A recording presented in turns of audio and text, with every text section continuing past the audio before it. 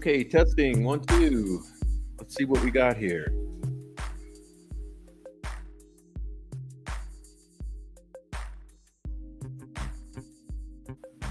Looks like we are working, so let me say hello to everyone. All right, so we got a bunch of folks in here. Hello to everyone and Merry Christmas. All right, so what we got here? Oh, man. Welcome to everyone. We got Aisha, Harry, or Asha, her baby daddy. Donnie Pitbull Kuntz, welcome. Say what? And Sarah. Christine Jeffrey from Australia, welcome. All right, KLL and Miss Johns Snow. K. We got EWTN Network. All right, Dory, welcome. Welcome, Bron. Four Pitts. Royal Wee. David Gray. Mino Dino. Valencia's mom, Merry Christmas. All right, it's a new day. Welcome in. And Corner Piece. Amy Mickey. Lauren Mooney. Catherine, Elizabeth Park. Woman Doin. Sweet Dude Shibby. Andrea Linder. You Can't Handle the Truth 1. Is that a mouthful? Welcome, everybody. Sweet and Salty says Merry Christmas. Rebecca Ann, 1965. Heather Brown. Jenny, 33. All right, Mino Dino being mean here. Chat will be way better than sitting with family tonight. Oh, stop that. Right. And yeah, I got one here a little.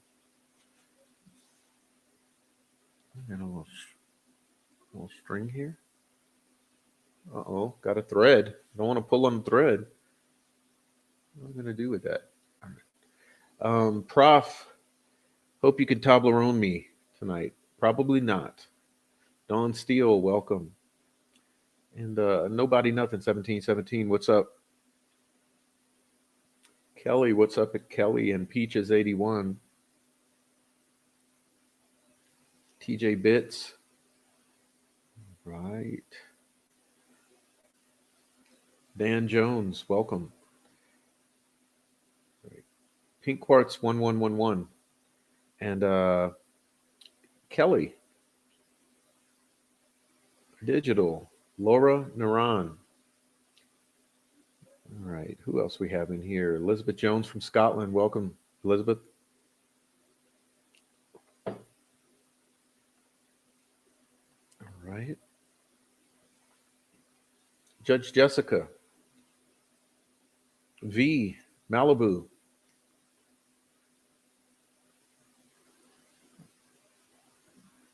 Don't dox me. Icy Cat. Welcome, everyone, okay? I can't even say this name. From Greece.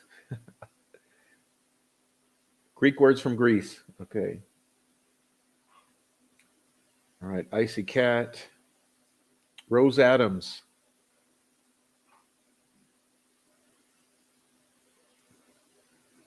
All right, everybody. So, welcome into. Whoa, it's getting near the end of the year, isn't it? Christmas already. This year will be done before you know it. We'll be into New Year, January, and I look forward to that. I look forward to January coming around because I always love the renewed energy of a new year. Right. Out of the shadows with Ginger. Welcome, first time commenting, long time listener. Well, welcome everyone, and I hope that everyone's having a wonderful Christmas. Uh, I had planned to do so much. Every single plan has fallen through. So I don't even know what I'm doing here. Um, yeah, it's a long story, but we'll leave it at that. What's up, Bonnie? All right. Now, all right.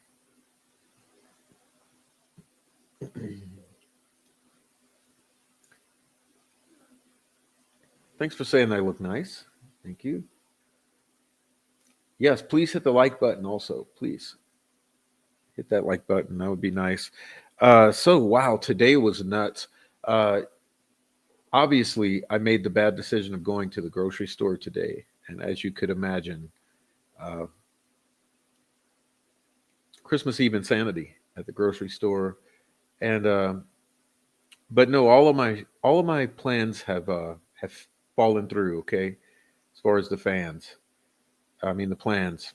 So we had I had several guests. I had several guests. I had that I wanted to line up and do some some end of the year stuff, but all of that has fallen through. It's been amazing how things will just fall through at the holidays. Uh, um, so it ends up being just me tonight, just me and you. So I thought, well, okay, well, instead of some discussion with our guests, what I'll do is I'll discuss with the chat here. So we'll just have a little one on one. That sounds good with me. I have no problem with that. What's up? Who's your daddy? All right, and Dennis McKean, what up? And V, all right, everyone coming in. Oh yeah, and if you're just lurking, obviously just join the chat. It's fine in the chat. We love you in the chat. What's up, Rose Adams? Sweet and salty. All right.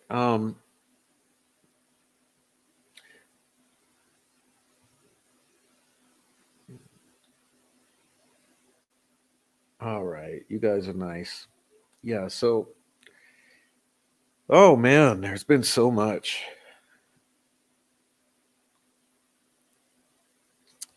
Okay, so let me do some checking on some things here. Let's see. First of all, go here and here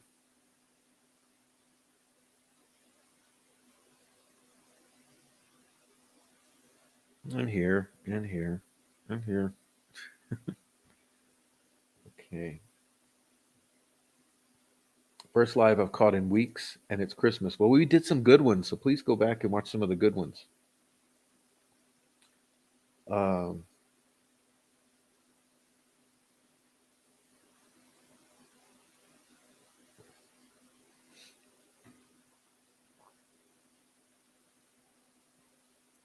all right, what am I doing here?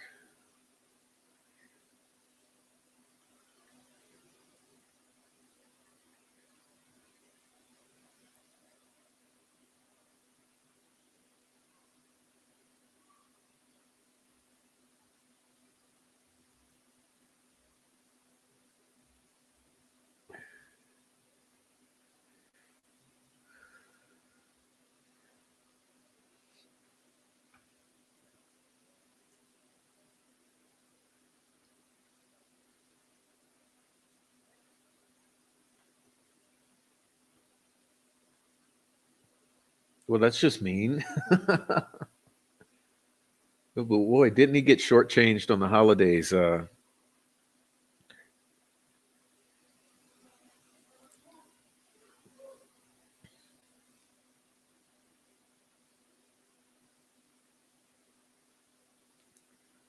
Well, here's what I'll do. Just give me a minute, and I'll read some things for you to get us started. And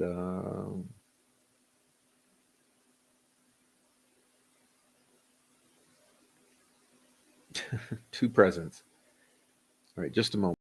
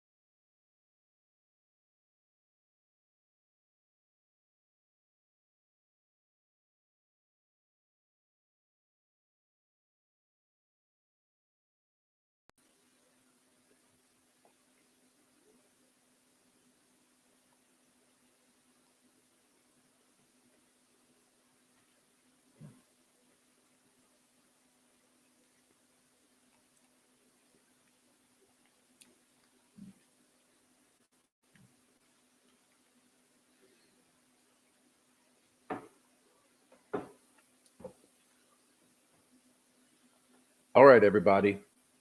That's better. Now, let me do some things. And first, like I said, if you're just lurking, go ahead and join the chat. It's really nice in the chat.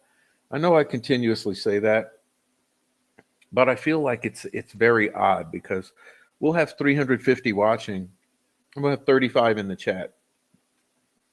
And I understand chatting's not for everyone, but hey, we'd love to hear from you. I mean, the chat is a function that's there and it's a nice function. So please join the chat. Okay. And as I've said many times before, if you happen to be on the replay, leave some comments down below. I know you guys like to talk. Okay. But here's what I want to do. I don't know how many of you guys know Joe Lewis. Okay, Joe Lewis. He's in the past 20 hours, he's he's been on a community posting tirade. Um, he's said so many things, and I'd like to read some of his Christmas messages. Okay, so this is my Merry Christmas to you, and it's also my Merry Christmas to Joe, and and I guess it'll be my Merry Christmas to Abby, Libby, and everyone in Delphi. Okay, and all you listeners. Yes, it's Crime Night. Crime Night, Joe Lewis. I'd like to read it for you. Some of them. Some of them. So, but thanks everyone for joining. I hope you have a wonderful Christmas season or holidays, and and that you prepare some really great meals tonight, and have a really great day tomorrow. How about that? Does that sound good to everybody? And also pray, because you should all be praying. We need it, and well, I'll leave it at that. So here we go. Yeah, everybody, please say Merry Christmas to Joe. I'm sure it may already be Christmas at Joe's house. Okay, he says this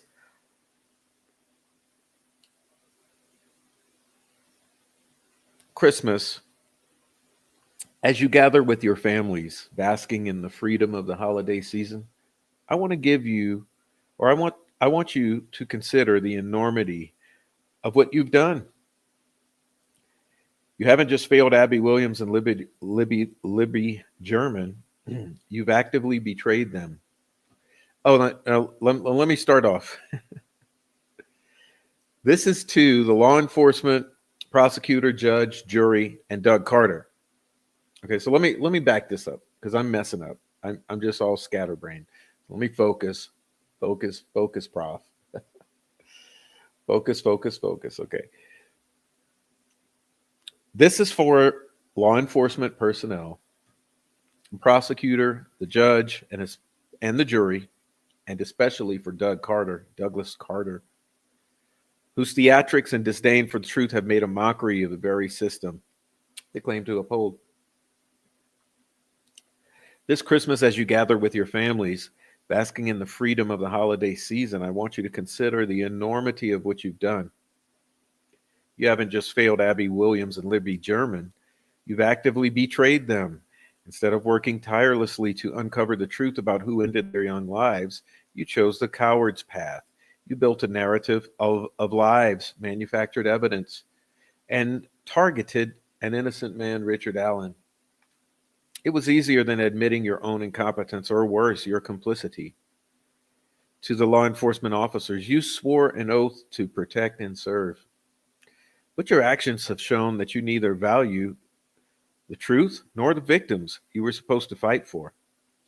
Your mishandling of the case, your refusal to follow promising leads, and your efforts to craft a false narrative or an insult to everything your badges are supposed to stand for.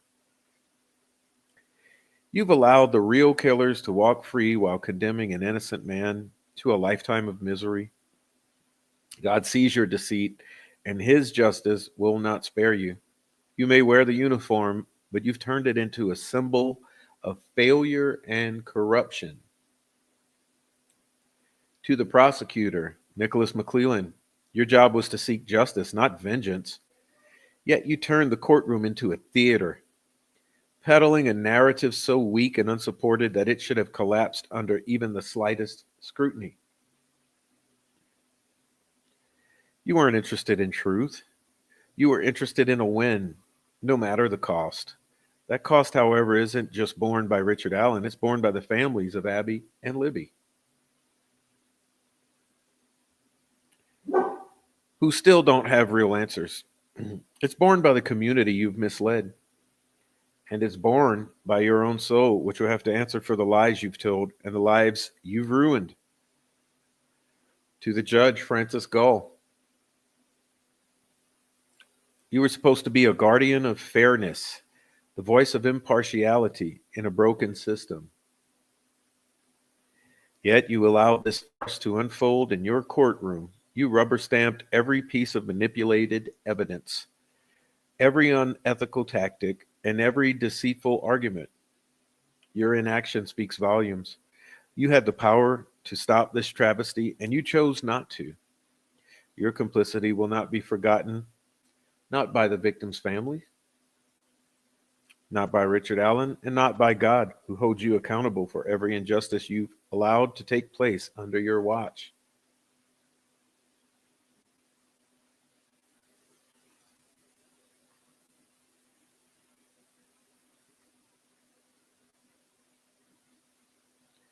To the jury,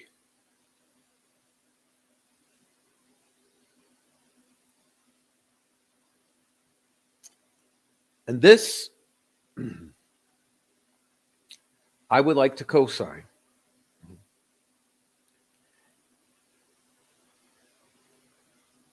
This is coming from me as well.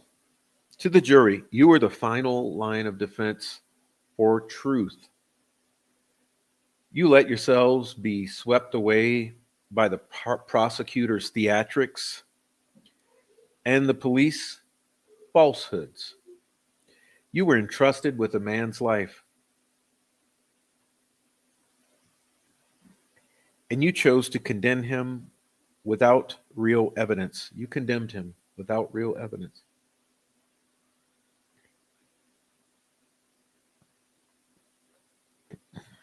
You let emotion and fear dictate your decision instead of facts.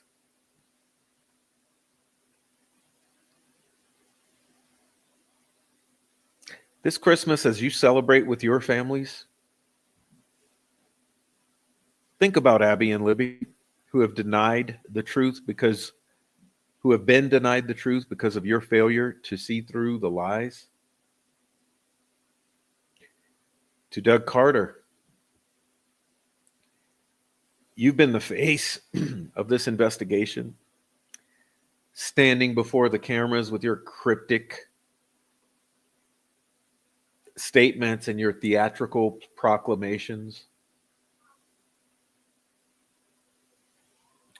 You've done more to craft a narrative than uncover the truth.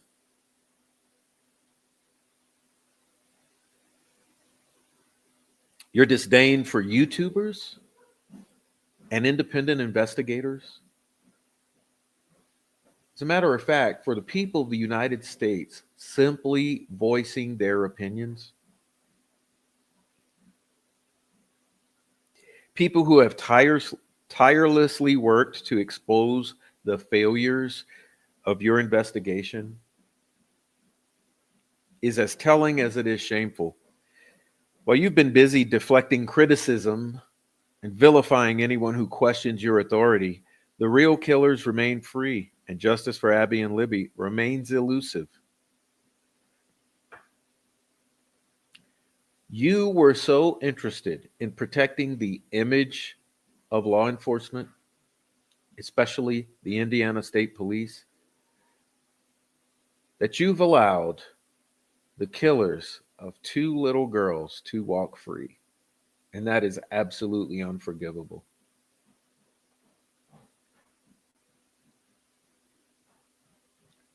You misled the public with every single press conference.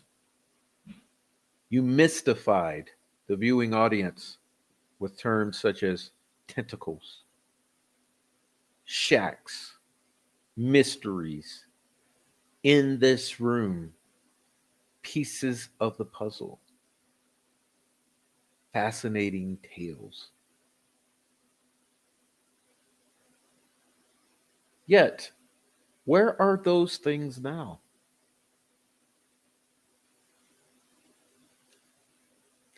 We've seen you come out to vigorously defend all of the ineptitude, collusion, and outright criminal behavior by law enforcement.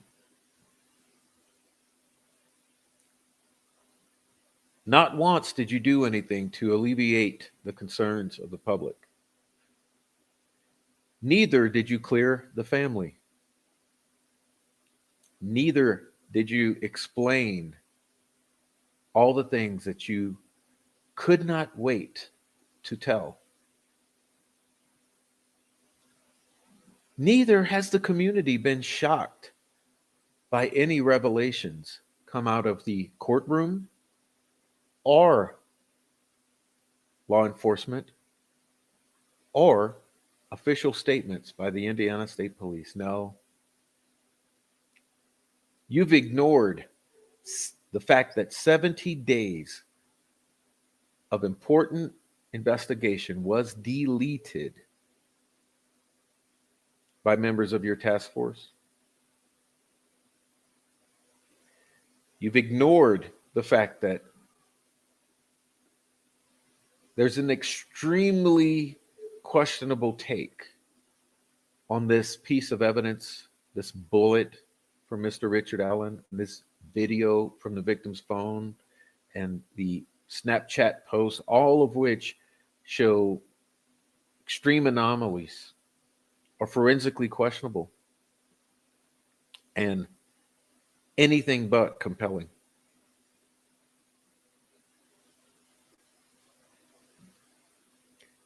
You dared to call Richard Allen a monster, ignoring the lack of evidence, the anything but compelling proof that he committed this crime.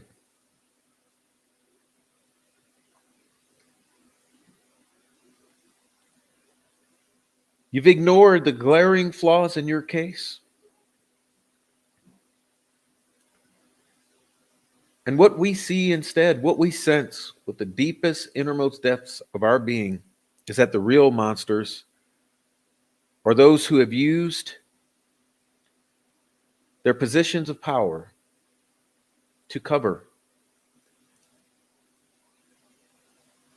to distract, to protect the realest monsters. They've suppressed justice and sacrificed A man who appears for all intents and purposes to be innocent. If not innocent,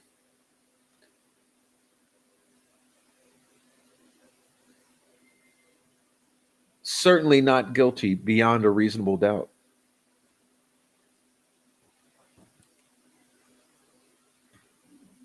God sees your arrogance, your lies, and your failures, and his justice will be swift and unrelenting. The experience of hell is real. You may believe you've won, all of you. You may believe you've buried the truth deep enough to escape its reach. But lies have a way of unraveling, piece by piece. And when they do, they expose the darkness at their core. The world will now know what you've done, and you'll have to answer not just to the people, but to God Almighty himself. And there's Jerry Holman, perhaps the most shameless and revolting of the entire group. A man who has made a mockery of his badge and the justice system itself. Your actions during this case have been nothing short of disgraceful. But one moment stands out as particularly vile, Jerry Holman. The way you winked and teased a defense investigator as if this entire trial, this entire life and death situation was nothing more than an egotistical game to you. What kind of person mocks a system meant to protect the innocent and punish the guilty? You've treated the suffering of Richard Allen and the families of Abby and Libby with outright contempt, utter contempt, reveling in your power to manipulate and deceive. That wink wasn't just a sign of your arrogance, but a reflection of your utter disregard for the very principles you swore to uphold. God saw that wink, Jerry, and he sees every smug, self-serving act you commit. His vengeance will wipe the smirk off your face, and you will finally understand what it means to be judged, not by a jury you've manipulated, but by a power far greater than your own. And then there's Tony Liggett, the man who stooped to unthinkable lows to secure his rise to power. Crafting a false probable cause affidavit, ensuring Richard Allen's wrongful conviction, a deceitful move conveniently aligned with your campaign for sheriff. Liggett, your actions represent the very worst of what law enforcement can become.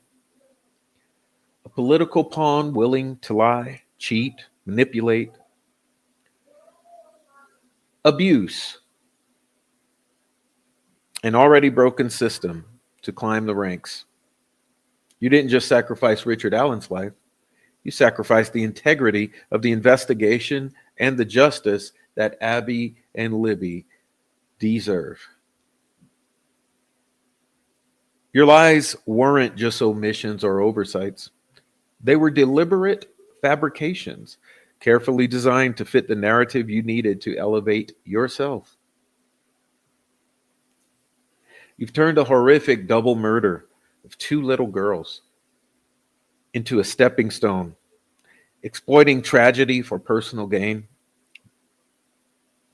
But God sees every word of that false affidavit, every underhanded deal, every ambition-driven decision you've made to twist this case into a political tool. When the truth comes to light, it won't just be your reputation that's destroyed. It will be your very soul that stands trial before God's judgment. No badge, no title, no position, no uniform. to shield you from the reckoning you so richly deserve.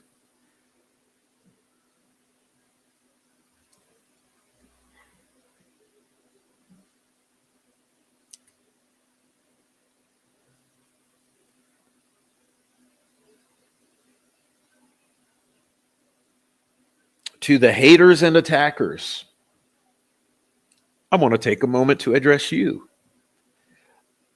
Though I know your words have been nothing but hateful, your intentions far from constructive. You've spent so much time trying to tear down what I've built, trying to discredit me, to spread lies and negativity in a desperate attempt to undermine the truth we've been fighting for. And while your efforts have been hurtful, I want you to know something. You've only made us stronger. For every nasty comment, every attack, every attempt to silence, you've only fueled our resolve. You've shown me the darkness in people, the lengths some will go to protect their own agendas, and the ways in which truth can be twisted and manipulated to serve lies. Your hatred only reinforces why the work we do is so important. Because when you attack the messengers, it only proves that the message is hitting a nerve. I want to thank you in a strange way for making it clear that what I'm doing matters.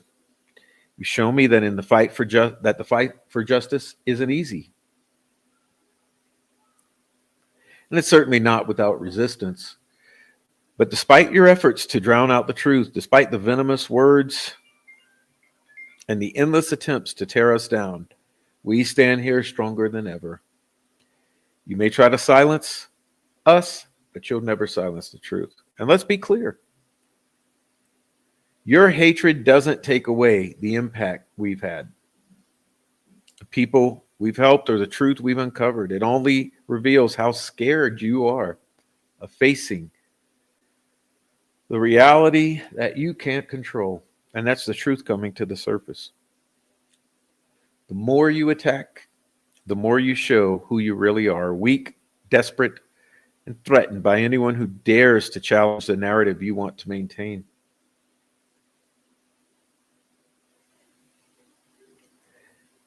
But here's one thing. I won't stoop to your level. I won't waste my time responding to the hate. I won't let your bitterness derail the mission I'm on. Instead, I will continue to rise, to share the truth, to challenge the lies, and stand tall in the face of everything you throw at me.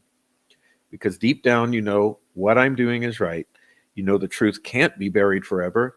And no matter how much you try to distract or derail, it always rises to the surface.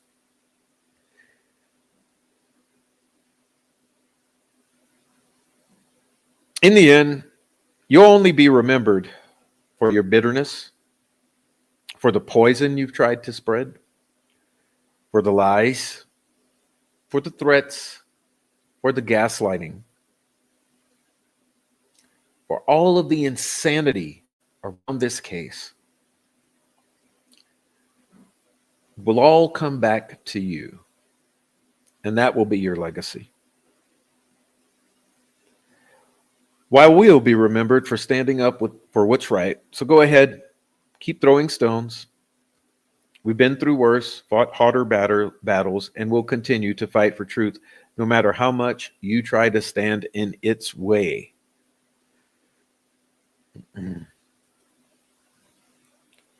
To the incredible channels dedicated to truth, like the Prof, Delphi After Dark, R&M, Raffi, Michelle After Dark, True Crime Design, Defense Diaries, and every other channel out there shedding light on the darkest corners of cases and uncovering the truth. I want to take a moment to acknowledge and express my deepest gratitude to each and every one of you. What you're doing isn't just creating content. It's movement. It's a fight against the system of corruption, against the silence and complicity that so many wish to maintain around the most important cases of our time. Your courage to speak out, to challenge narratives, and to demand justice is something that I deeply admire and wholeheartedly support. In a world where the truth is often buried beneath layers of lies, where the powerful get away with turning their backs on the innocent, you've all become beacons of light. You're not just sharing stories, you're amplifying the voices that have been silenced. You're bringing attention to those who have been forgotten. You're exposing the inconvenient truths that so many want to ignore. And in a time when the truth is under constant attack, your work is more important than ever. I've watched as each of you has dug deep into cases, not just sharing facts, but challenging the status quo, calling out corruption, and asking the hard questions that need to be asked. Whether it's examining the wrongful conviction of Richard Allen or digging into the other many mysteries and injustices that plague our society, you've all made it clear that you're not afraid to seek the truth, no matter how uncomfortable it might be for some. What you're doing is not easy. It's a tough road to walk. You've faced your share of critics, of attacks, and of people who want nothing more than to silence you.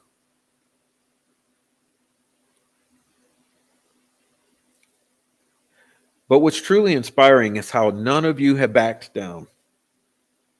You've stood firm in your belief that justice will only come when we demand it, and when we fight for the truth, no matter who stands in our way.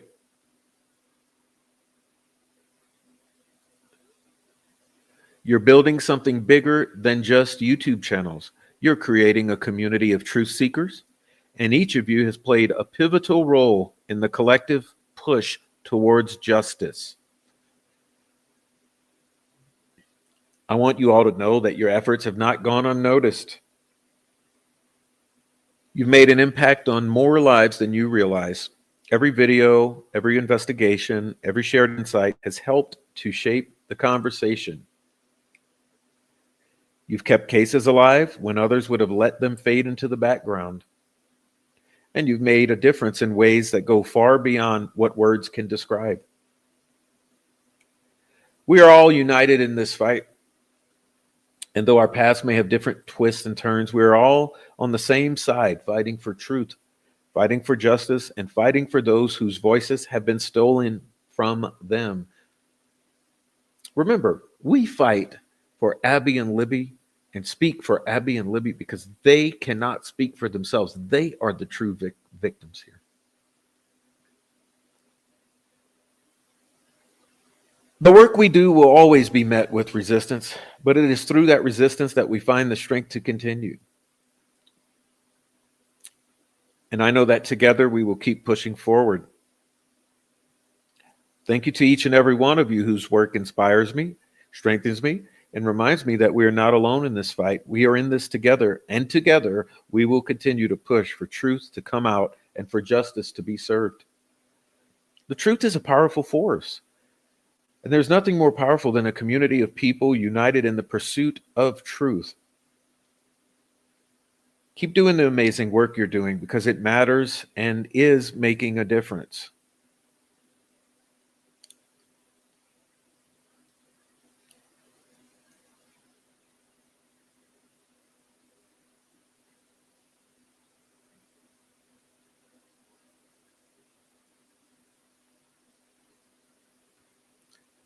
I've dedicated myself to uncovering the stories that many others want to hide, to shedding light on the cases and the individuals whose voices have been silenced by a broken system. From the horrific case of the Delphi murders to the wrongful convictions and countless injustices that plague our society. I've made it my mission to never let the truth be buried, no matter the cost. Every investigation, every video, every piece of content shared has been an effort to bring justice where it has been denied. But the battle is far from over. If anything, my journey is just beginning. I am more determined than ever to continue to fight, to dig deeper, and to bring truth to light. I'm committed to pushing the boundaries, asking the tough questions, and challenging the narratives that too many people are comfortable with. I will not allow the corruption, the lies, and the injustices to continue unchallenged. I refuse to sit quietly while innocent lives are destroyed, while powerful forces sweep the truth under the rug. What drives me is not fame or recognition, but the undeniable belief that justice is worth fighting for. It's about standing up for the victims who have been ignored and forgotten, and it's about making sure that their stories are told. It's about standing against the forces that want to keep us in the dark, ignorant, not knowing, and about lighting a fire, a flame that cannot be extinguished. I will continue to bring hard truths to the surface, to expose the corruption and the cover ups, and to demand that those responsible face the consequences of their actions. Every step of this journey has been filled with challenges, but it's those challenges that fuel my determination. I know that the road ahead will not be easy, but I will never shy away from a fight, especially when it's for what's right. So, to my supporters, fellow truth seekers, and to anyone who believes in justice, thank you for your unwavering support. The fight for truth does not stop here. We will never stop demanding accountability, and will never stop seeking the truth. The fight is far from over. It's only just beginning. To all those who have taken the time to email me over the years, I want to express my deepest gratitude. You are the true friends in this journey. The ones who have supported me, encouraged me, and stood by my side when I felt like the world was against us. Your emails have been a lifeline, not just in terms of information, but in the friendships and compassion you've shared. When I started this journey, I never could have imagined the incredible connections I would form with so many of you. Your kindness, your insights, your shared passion for truth and justice have meant more to me than I can ever truly put into words. You've taken the time not only to listen, but to engage, to offer your thoughts, your experiences, and your unwavering belief in what you're doing. I've received countless emails over the years, each one a reminder that there are people out there who understand the importance of this fight, who believe in the same values of truth and justice that I do. What makes your emails so meaningful to me is they remind me I am not alone in this journey. You have been my support system, offering your perspectives, your resources, and most importantly, your friendship in moments of doubt when I felt overwhelmed or uncertain. Your words have lifted me up and renewed my resolve. The relationships we built through these exchanges have become some of the most treasured connections I have. And I want you to know that I value each and every one of you. You made me feel seen, heard, and understood. You've shared your own stories, your own struggles, and your own truths, and together we built something powerful. You've shown me time and time again that in this fight for justice, we're not just individuals, we are a community. You are the ones who remind me that no matter how tough the road is, there are people out there who care, who want change, and who will never stop fighting for it. So, to all of you, thank you from the bottom of my heart. You're the real driving force behind everything I do. Your friendship, your trust, your dedication to the truth have made this journey not only possible, but meaningful. I'm also deeply honored to know each and every one of you, and I promise that as we continue this fight, I will carry the lessons you've shared with me and the strength you've given me every step of the way. You're more than just followers or supporters, you are friends. And I'll never forget the impact you've had on me. Thank you for being a part of this journey. You are truly appreciated. And I will always be grateful for the friendships you've offered.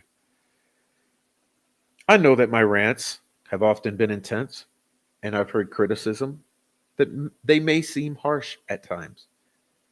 But let me be clear, every word, every passionate outburst, every moment of frustration has been merited and well deserved.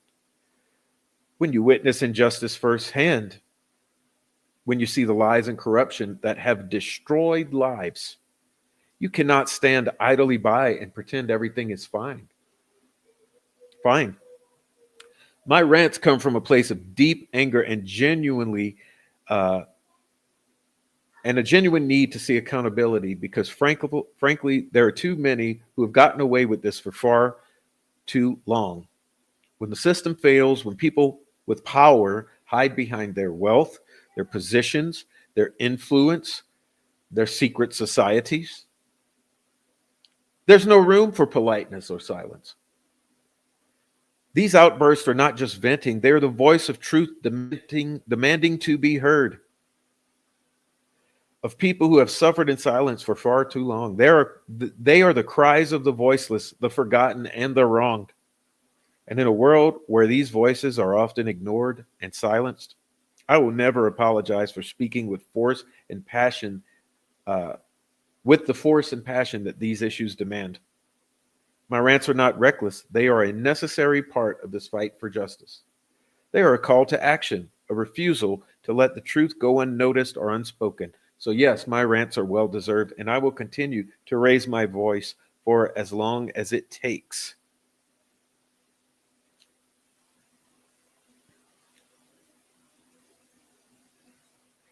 As I prepare to say goodbye to this chapter of my life, I can't help but feel overwhelmed with gratitude and emotion.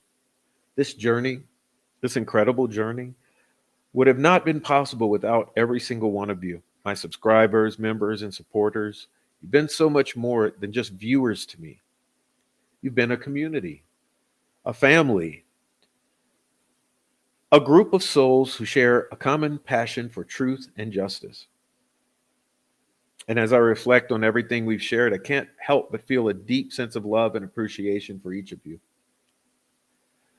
You've been there every step of the way through the highs and lows, lifting me up when I felt like I couldn't keep going. Your messages, your words of encouragement, your unwavering belief in the work we've done together has meant more to me than I can ever express. You've taught me as much as I've taught you.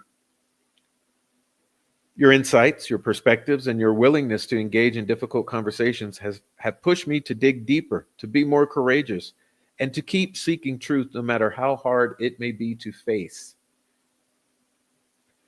There were days when I questioned if the work was worth it, when I wondered if anyone was really listening. But then I would read your comments, hear your stories, and feel your passion, and know that we were all in this together. It was never just about me, it was about us, the truth seekers, the believers in justice, the ones who refuse to let the powerful get away with silencing the innocent. I've seen the way you've shown up, not just for me, but for the victims we've discussed, for the families seeking answers, and for the ones who've been overlooked and forgotten. You've never been afraid to fight for what's right, to stand up against the darkness, and that courage has been nothing short of inspiring. You've helped turn this channel into something that has meant so much more than just a platform for videos. Together, we've created a space where the truth can be heard, where the powerless can find their voice, and where justice is never out of reach. I will carry all of this with me, the love, the passion, the tears, the struggles, the victories. I will carry each of you in my heart because you've been my strength. You've given me the courage to continue even when the path seemed impossible. And though this may be the end of this chapter, um, I know the truth and fight for justice will never fade. You've helped me see that even in the darkest times. There's always light. You are that light. I want you to know that every single one of you has made a difference. You've touched my life in ways I can never fully describe. You've changed me, and you've made this journey something I'll treasure forever. I'll never forget you. I'll always carry you with me. No matter where life takes me next, I will always stand for truth, just as you've stood beside me. From the bottom of my heart, thank you. Thank you for the unwavering support, your kindness, your belief in me, and most of all, your dedication to the truth. Now,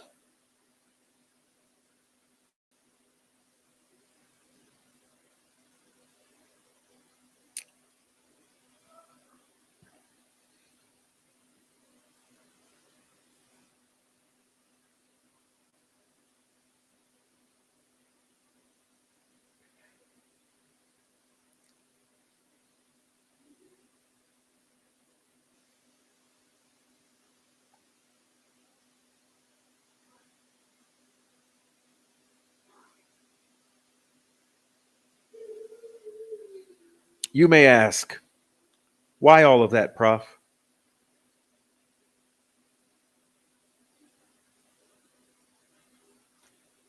Why all of that? Why is Joe Lewis saying that? All of that. Well, let me help you out. Okay. So I'd like you to know that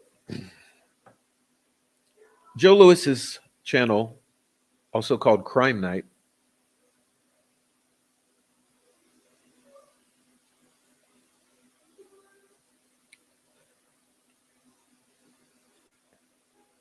his current channel started in September of 22, currently has 19.8 thousand subscribers, just shy of 20,000 subscribers.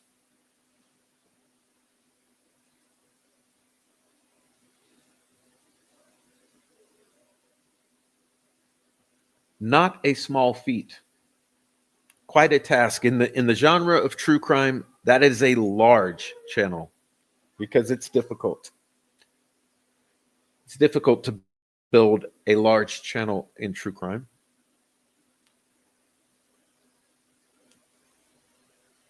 So Joe Lewis sitting at 20,000 subscribers. And because he was covering Madeleine McCann,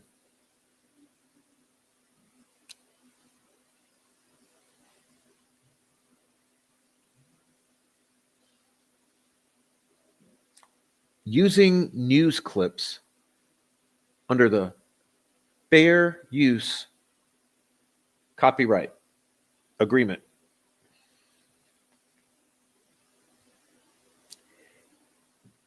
put him in a position to be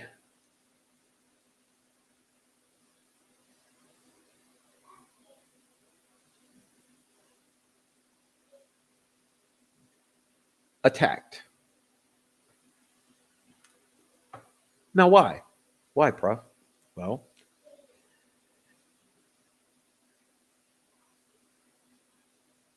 because a douchebag journalist named Mark Sonoko Noko, assistant news editor with The Guardian,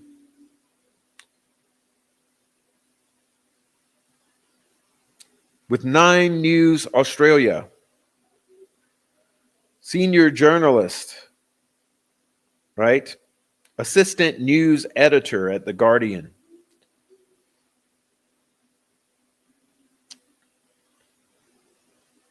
Gatekeeper. Chose to copyright strike his channel into oblivion. Now,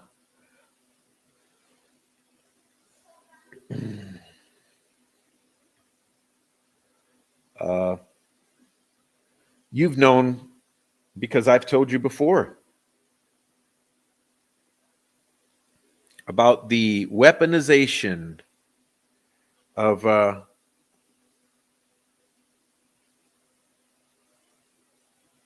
copyright strike system.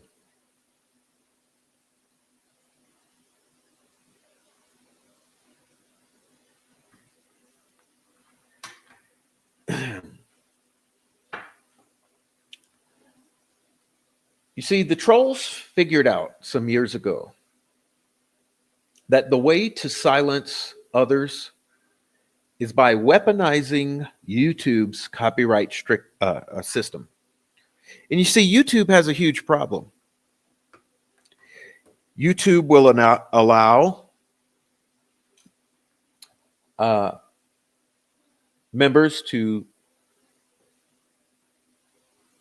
continuously send death threats, harassment, intimidation, doxing, cyber stalking, endlessly. They will. They will.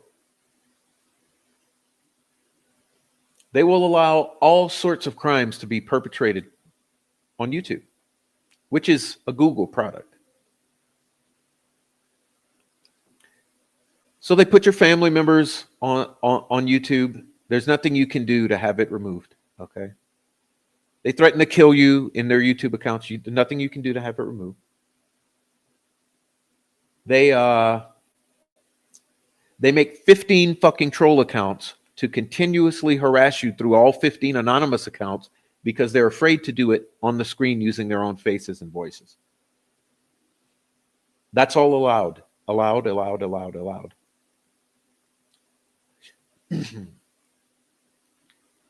But you put a single photo, a single quotation, a single screenshot, a single clip from their shows. One little nugget is all it takes. Remember this? Do you guys remember this? Do you remember Big Solves striking Joe Lewis for showing his book on Amazon? Okay, do you remember that? Joe Lewis was doing a stream. He went to Fig Solve's book on Amazon.com and showed the book on the Amazon website to show you the book. And while he was showing you, Fig Solves went and immediately filed a copyright strike and had the live stream taken down in real time. Do you remember that moment? Oh, trust me, I have it documented because I happen to have documented it the moment it happened. This was 5-6 months ago. Because Fig Solves did not like what Joe Lewis was saying. So that's how ridiculous it is that Joe Lewis could not show Fig Solve's book on Amazon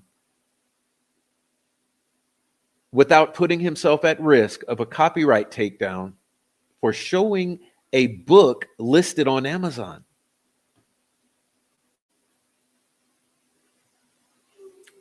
So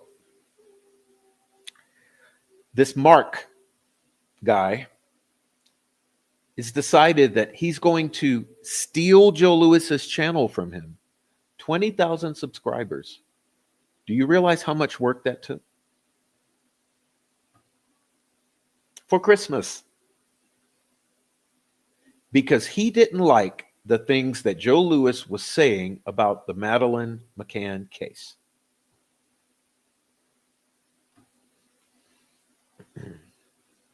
And anyway, that's how useless this whole thing is. And that's the reason that Joe is moving to Rumble and having his channel taken from him.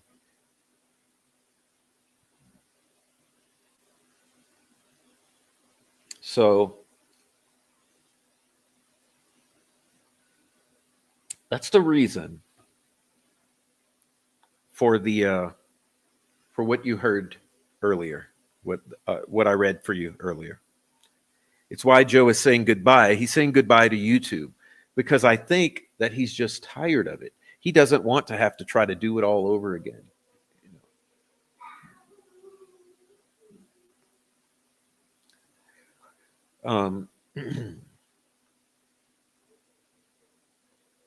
Yes. So what he will be on Rumble as Crime Knight. Okay.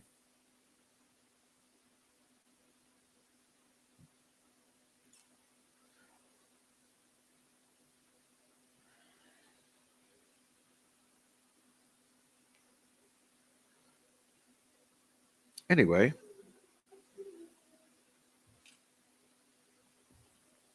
So that's the update on Joe Lewis, Crime Knight.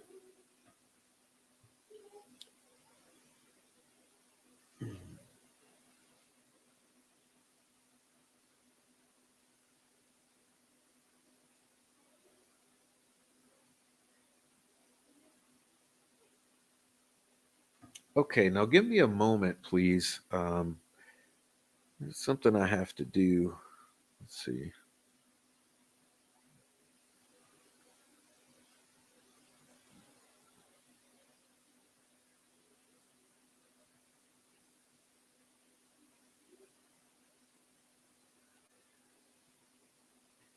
Okay, just looking at the chat. Okay, great, great. It's great to see everyone here on the chat. Okay, so just a moment. Please don't go anywhere. Just a moment. Don't go anywhere.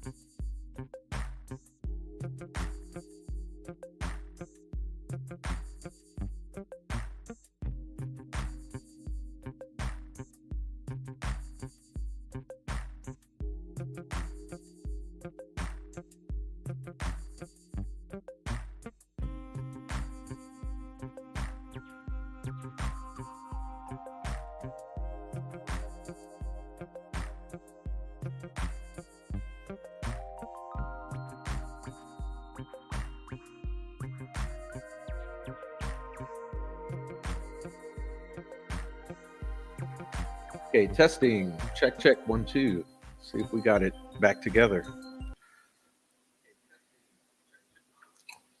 Sounds good. All right. Good to see everybody. Now, can we continue? All right. Who do we have here? So we're done with the reading. We're done with all of that. So let's see. We got Josh Womack. Welcome. Don't dox me, sweet dude Shibby, Ninja Warrior. Don't be hating. All right, Elizabeth Jones. 26 Dead Zombies, dude. Thierry, what's up? What's up, everyone coming in? Dorla, FPM, Captain America. Okay, welcome all of you who are coming in. Five Green Acres, Peaches 81, Stacy Stevens, Snarky Ass Angel, KBZ, Trial Junkie. Welcome, everybody. I need a little break there. I had to get a snack and some refresh on my drink. But good to see everyone. So, what else do we have going on? Let's talk with the chat. Should I put up a link for some people to join? Are you guys excited to talk about Christmas? Let's see. While I'm at it, let me say, please hit the thumbs up. Okay, please hit the thumbs up. Hit the like if you're coming in here. Please hit the like, and what else? Please hit the Cash App or the Buy Me a Coffee or the super chats, the support pathways. Please send some gifts, Christmas gifts to Prof and Little Prof. Please, please, if you're on the replay, leave a comment down below because without the comments, uh, it's boring for the replay. So here's the link for the joining the StreamYard. If any of you want to come and be a guest or talk to us, I'll tell you about what happened today. Oh, well, hey, thank you, L'Oreal. Thank you, L'Oreal, for the support. I really appreciate your super chat, L'Oreal. Um, so I'll tell you about today. So today, so I had three guests. You wouldn't believe this. Um, Sweet dude Shibby, I never said I was getting a new computer, but I am. But I never announced that that's what it was. But I don't have it. We're not setting it up for this yet. Wait till after January, or wait till January. Okay, it's not in. It's not in the. It's not on the stream yet. Um, thank you very much, L'Oreal. But let me see. What am I saying? Three guests. Okay, so I had three guests planned. Three guests, and two of the three fell through completely, and the third I haven't heard back from him. Let's see. I should message him. Let me see.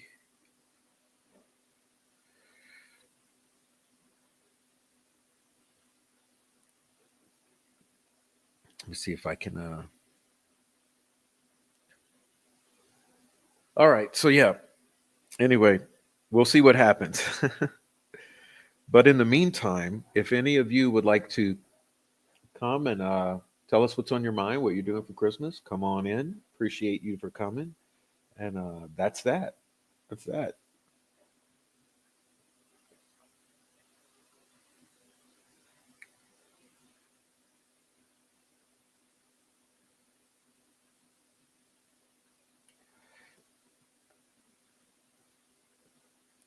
The reading was the reading was Mr. Joe Lewis on his community page. So that's all there for you. If you want to go read it yourself, I suggest you go over there and give him a word of encouragement anyway. Or go tell him hi, Merry Christmas, and all that stuff. Um, Pardon. All right, got a lot going on here. There you go.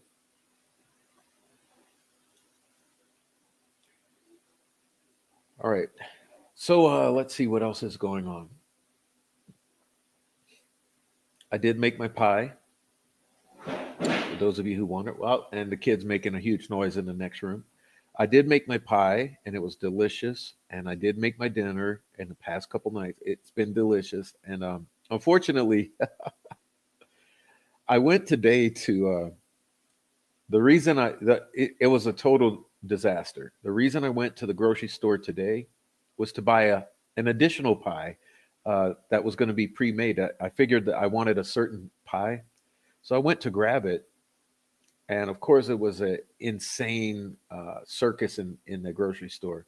And I went in there, and guess what? Not one pie. That not the one that I wanted. So I could not get the pie. I even went over to the freezer section and said, "Well, maybe they have the frozen ones, and I can just do it that way, less healthy, but I'll do it." They were out there as well, so I had to buy shells. So I'll have to make another pie tomorrow. So total disaster. So not only did I already made a pie, but I wanted a different pie for Christmas, and because they were out, I have to make that pie from scratch, which means it'll be better for me, better for my kid, better overall. But I'll have to go through the trouble. So I'll do that tomorrow, and we'll have it for dinner tomorrow. So that's the update on the pies, in case anyone asked or was wondering. Um,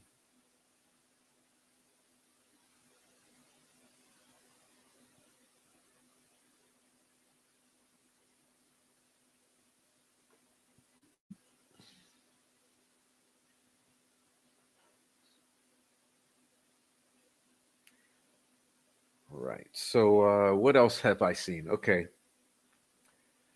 Ooh, I don't want to talk about that yet. Okay, we'll skip that. We'll skip that. And it's rough.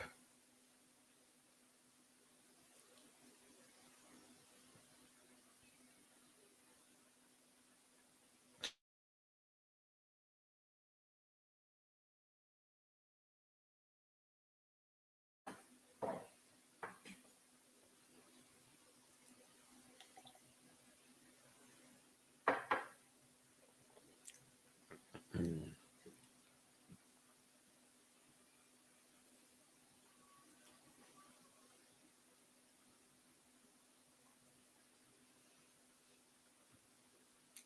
Oh yeah, locked out of emails accounts for 2 weeks. Someone doxed me bad, so now I have a new email and account. But Grizzly True Crime will know me anyway.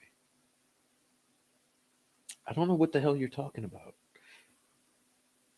I really don't. Are you happy though? Hopefully you're happy with everything.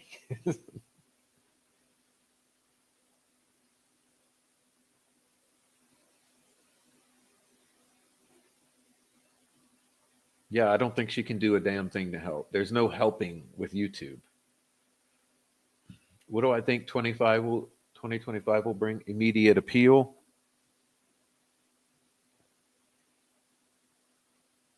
Okay. Oh yeah, Kayla. What's up, Kayla? Coming in with the heavy hitting. Yeah, Lauren Hidden True Crime sucks balls of trolls. So does Susan Hendricks. What is it with these? Let me ask you that. What is it with these people new to the case? Okay, coming in last minute, going over for the troll balls. What is it with that? Huh? Yeah, yeah. Now, if you guys want to talk some criticism, I'll say this: it's been insane. Okay, you remember how I've always said that Facebook is the absolute worst? Okay, so see, it's not Reddit. Reddit's actually okay. It's 50-50. The problem with Reddit is there's a lot of gatekeeping. A lot of the narrative controllers are on Reddit and they serve as Reddit mods. So there's gatekeeping on Reddit. But the absolute worst is Facebook. Because on Facebook, I cannot believe the things that I see. Okay. Often. So for instance, there's a huge thing with Facebook. Okay, I'll go through this. I'll say this much because I don't really get into drama, but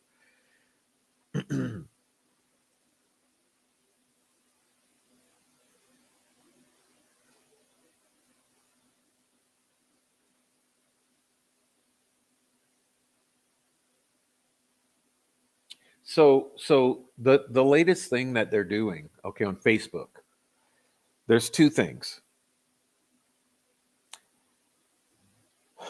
First, they are trying to blame Rick Allen's wife and daughter with knowing that he killed Abby Libby and covering for him this whole time, or trying to make them culpable for having knowledge that he was involved in the murders or somehow. So what do you think about that? What do you think about that? What do you think about these idiot old hags, these old wrinkly witches and bitches on Facebook who suddenly they want to make Richard Allen's wife and daughter somehow guilty of the crime? What do you think about that? You think that's rich?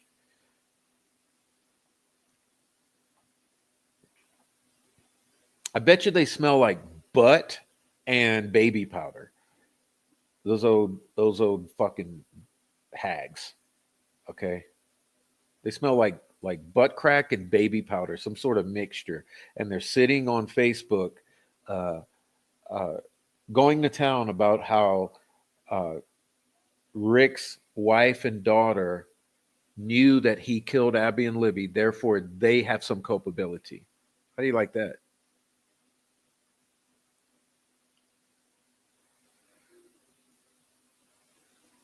All right. They also protect the family at all cost. Okay.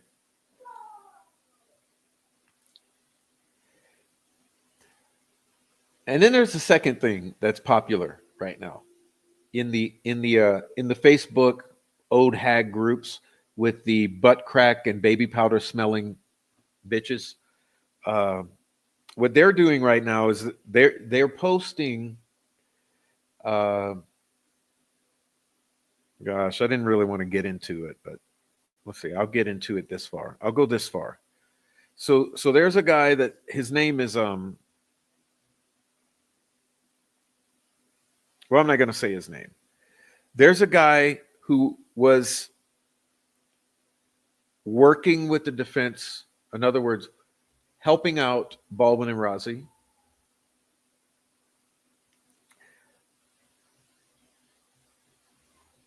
Let me show this. Okay, I'll do it this way. Just a moment.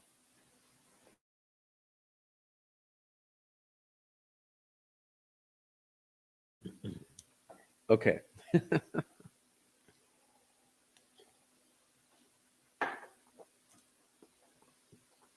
Okay.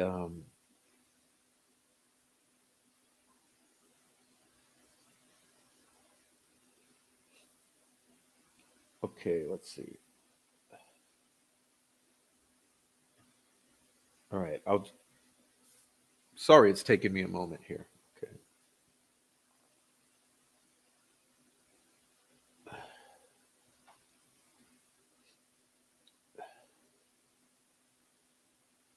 All right. Yeah. So she's comments are going to get ahead of me. So anyway, let me tell the story quickly. Okay. So there's a defense investigator who was gifted a framed photograph of the High Bridge. Um,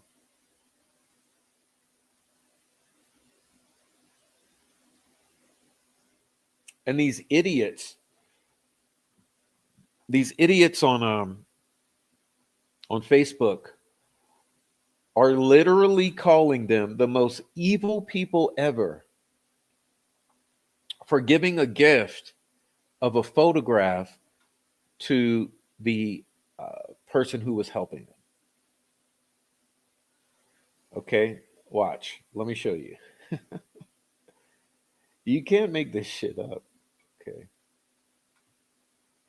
Okay, let me show you. Let me see. Let me see if you can see this.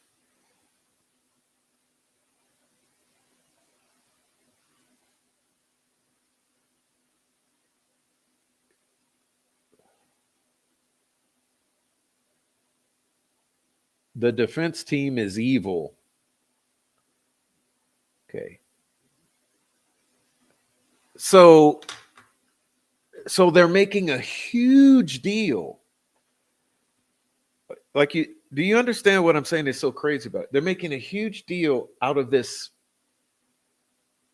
assigned photo being given as a gift.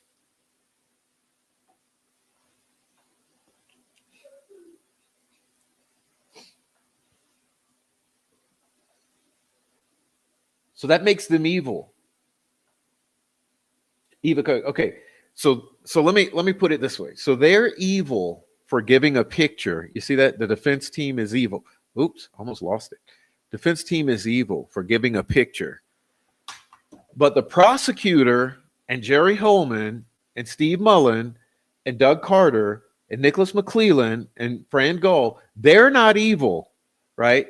For lying on a PCA, for omitting pertinent facts from a PCA, for railroading the person who they used that fraudulent PCA to attack,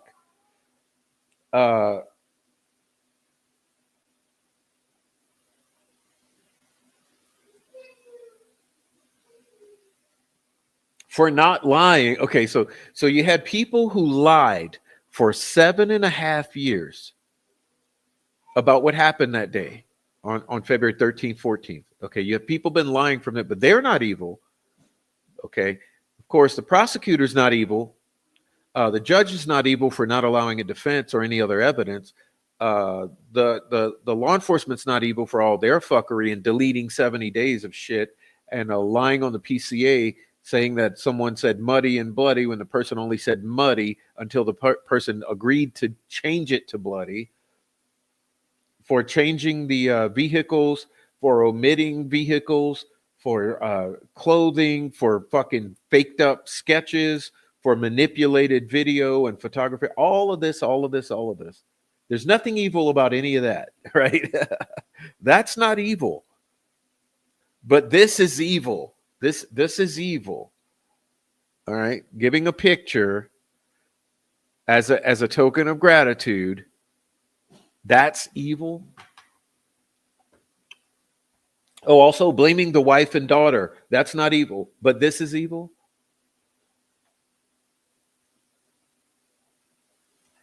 How about the troll farm who's been threatening to kill us on behalf of the state and the family, gang stalking us since the day we came onto YouTube?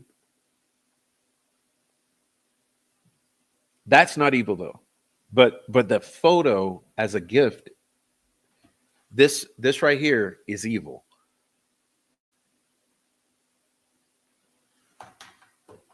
Yeah, it makes a lot of sense. Makes a lot of sense.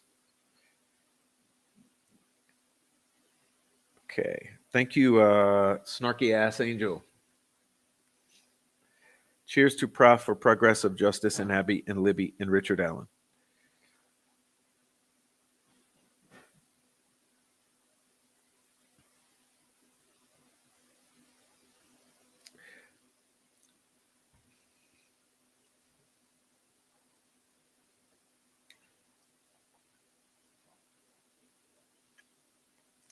Thank you for mentioning this.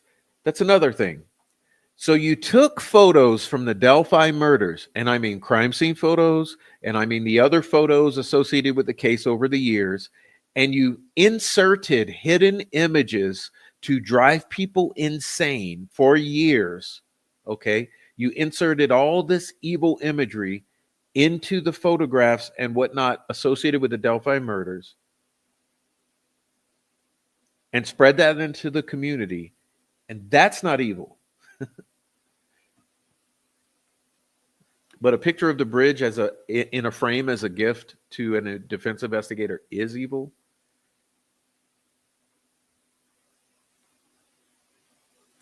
You lied about the murder of 2 little girls for 7.5 years. That's not evil, though. You stalked, harassed, and threatened half the fucking community for 7 years. That's not evil. How many people have you killed for this case? And yes, I do mean Greg Ferenczi, and I do mean Stephanie Thompson, and I mean Blaine Nelson, and I mean Emily Ann, and I mean others. How many have you killed around this case? But that's not evil.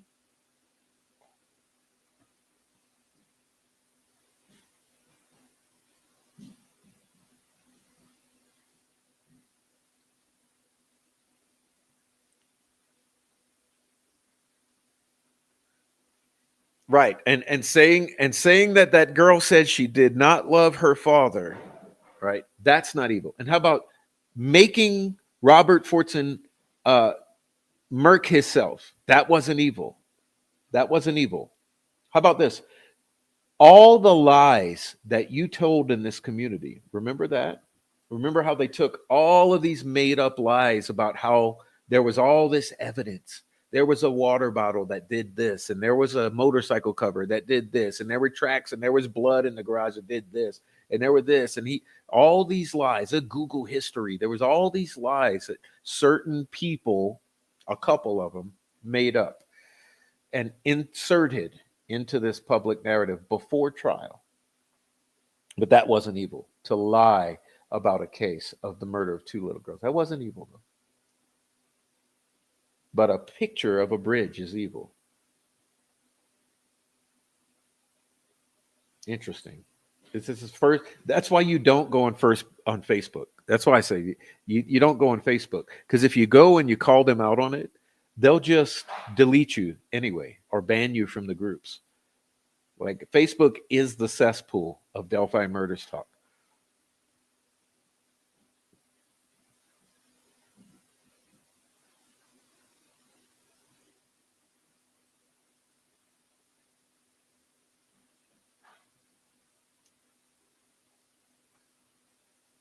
Okay.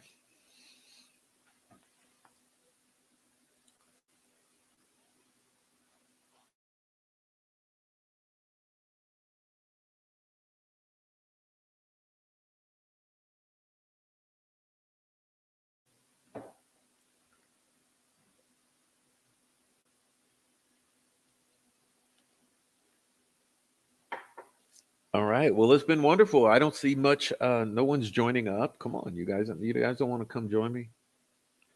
My show totally fell apart today. Okay.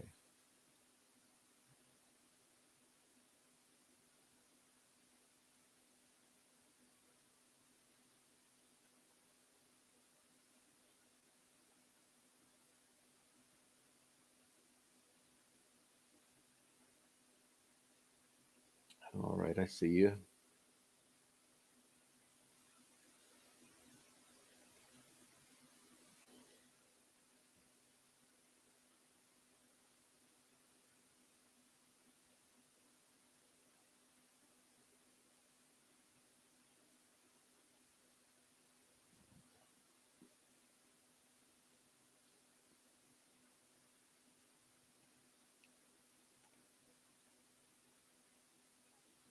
Okay. So that covers all I wanted to cover.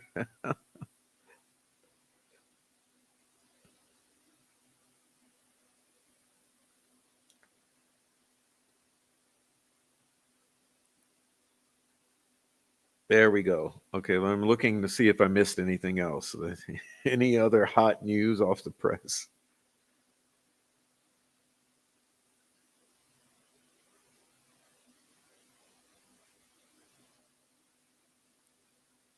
No, I have. Okay. So I'll just talk. So there's some interesting things. I mean, it's just nonstop entertainment. It really is. The gaslight is just so off the charts. Um, oh, let me see.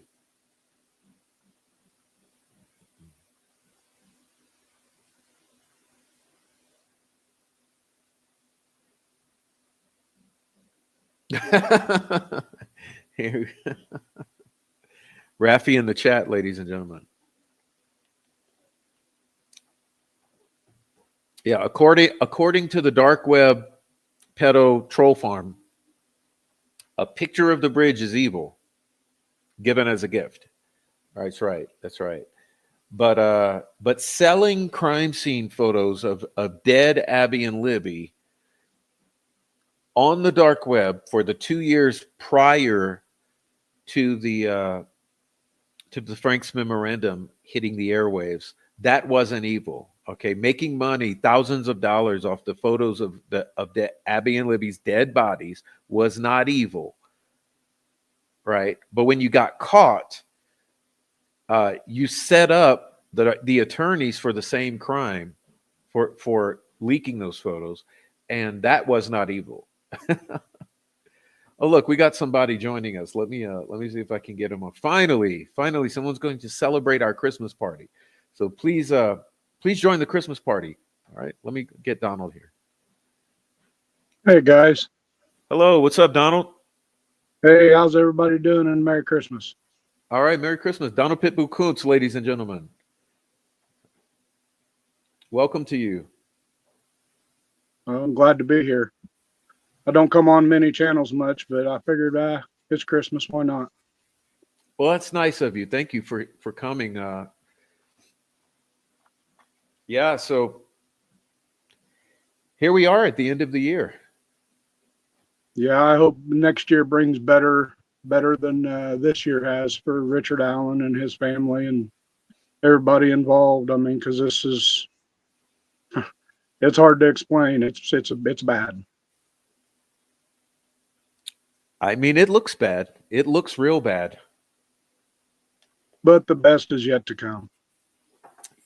Yeah, I'll be the first to admit that I don't know what happened out there on that day, and I think only the people who were out there and did it would know what happened. But from the outside looking in, it looks real bad. Yeah, on the outside it does, but there's people out there that know, and they're still out there. That's for sure. That's what it feels like to me. And look, oh, we got someone else. Let me ask you this. How did you feel? Because I might have seen you in the show, I'm not sure, but when we reviewed Doug Carter's press conference, how did you feel about the way that press conference came across after the sentencing? That was I would have to say that was probably one of the worst I've ever seen in my life.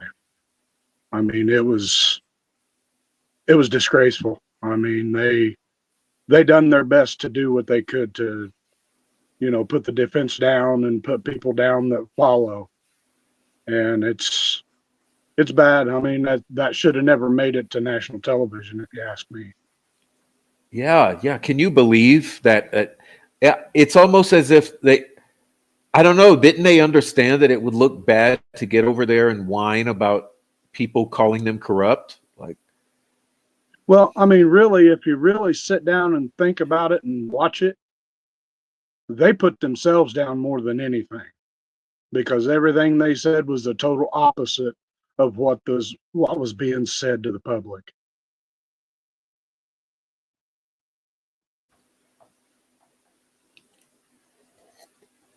Yeah, what's up, Carbon? Carbon, come in the chat.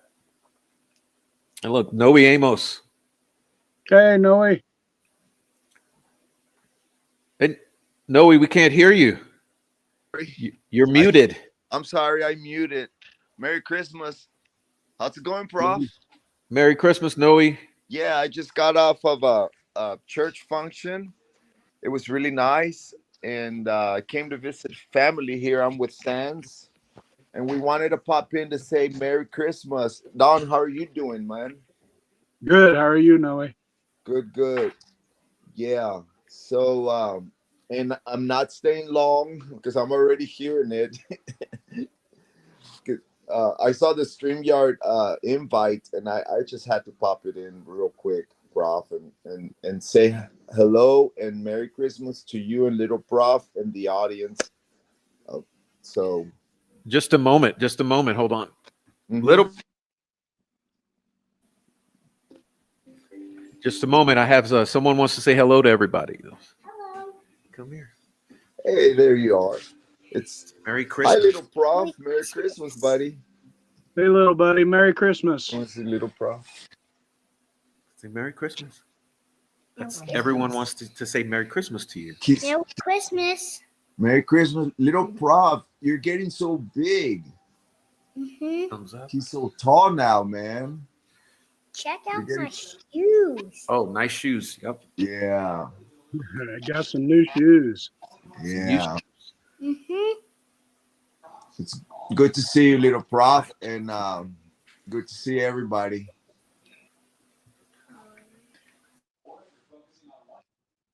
Goodbye. I should have bought my teddy. Enjoy Christmas tomorrow, little Prof. But yeah, man, we're gonna watch a movie. Like I said, I came over to Sam's house and we're gonna watch a movie. But I wanted to say hello, Prof, and I'm doing good over here, man. Say hi. Hi. Okay, and bye-bye. Bye. So Teddy says bye. Bye. Bye, little buddy. Okay. Hey, Don, Merry Christmas to you, man. Merry Christmas to you too, Prof. Merry Christmas, Prof. I'm out of Okay, here. Merry okay, Christmas. brother? Well, we'll see you. Bye-bye. All right, thank you, Noe. All right, y'all. Thank you for saying hello to Noe in the chat and to Little Prof. Okay, so he's getting back to his movie, and so no, I could not believe that instead of focusing around Abby, Libby, and maybe explaining some of the things that seem to be demanding an explanation, it was all about cover your own ass, make excuses, shame the defense, and shame the YouTubers or anyone speaking out criticizing them.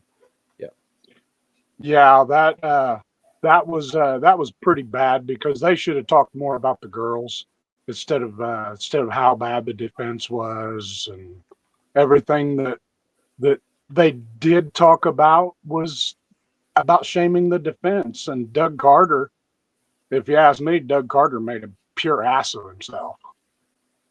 That was uncalled for. Yeah, and Donnie, you and I don't know each other very well because you've only been around a few months. But going back, if you would have been around a year ago, I was Doug Carter's biggest supporter. Okay. Yes. Oh, I believe that. Yes. But like I said, I've been around this for quite a few years. I didn't really come around your channel till later, but I'm glad I found it, and I found it through Rick Snay, I believe. Yeah. So a year ago, I was here and I was saying, well, Doug Carter, he really wants to catch those motherfuckers, and he's running some 5D chess, and he's setting them all up. It's a sting operation. He's going to take down Carroll County. That's where I was thinking a year or two ago, like an idiot.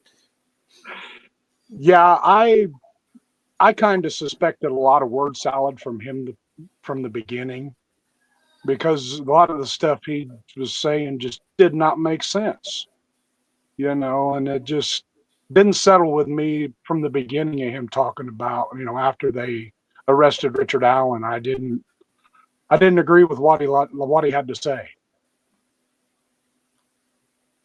Yeah.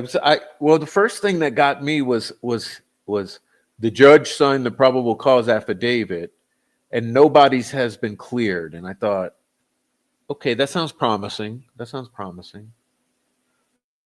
Yeah, I didn't really care for that, because the simple fact, it didn't make sense in a lot of ways what he was saying even back then.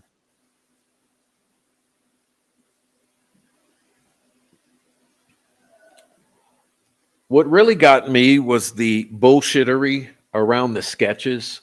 I mean, I think if I'd go back and look at what was the biggest red flag, it still goes back to the sketches to me, as far as from law enforcement. Yeah. Yeah, I have to agree with you. I have to agree with you on that because the sketches made no sense at all. And they look, you know, they didn't look anything like him, at all. Neither of them look like Rick Allen. And then the whole conflict about, I don't know, dude. It's been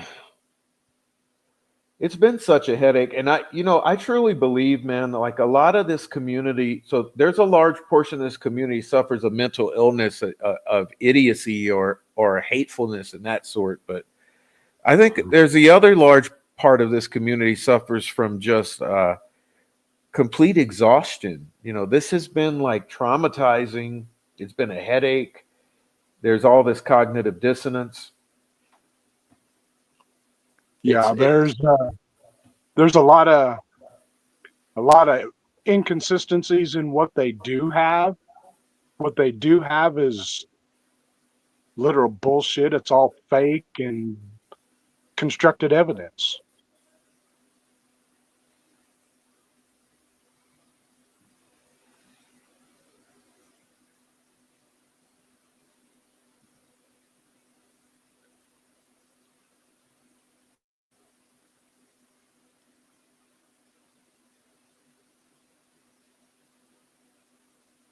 I think it's interesting that Indiana law enforcement doesn't care what their investigation looks like to legit law enforcement.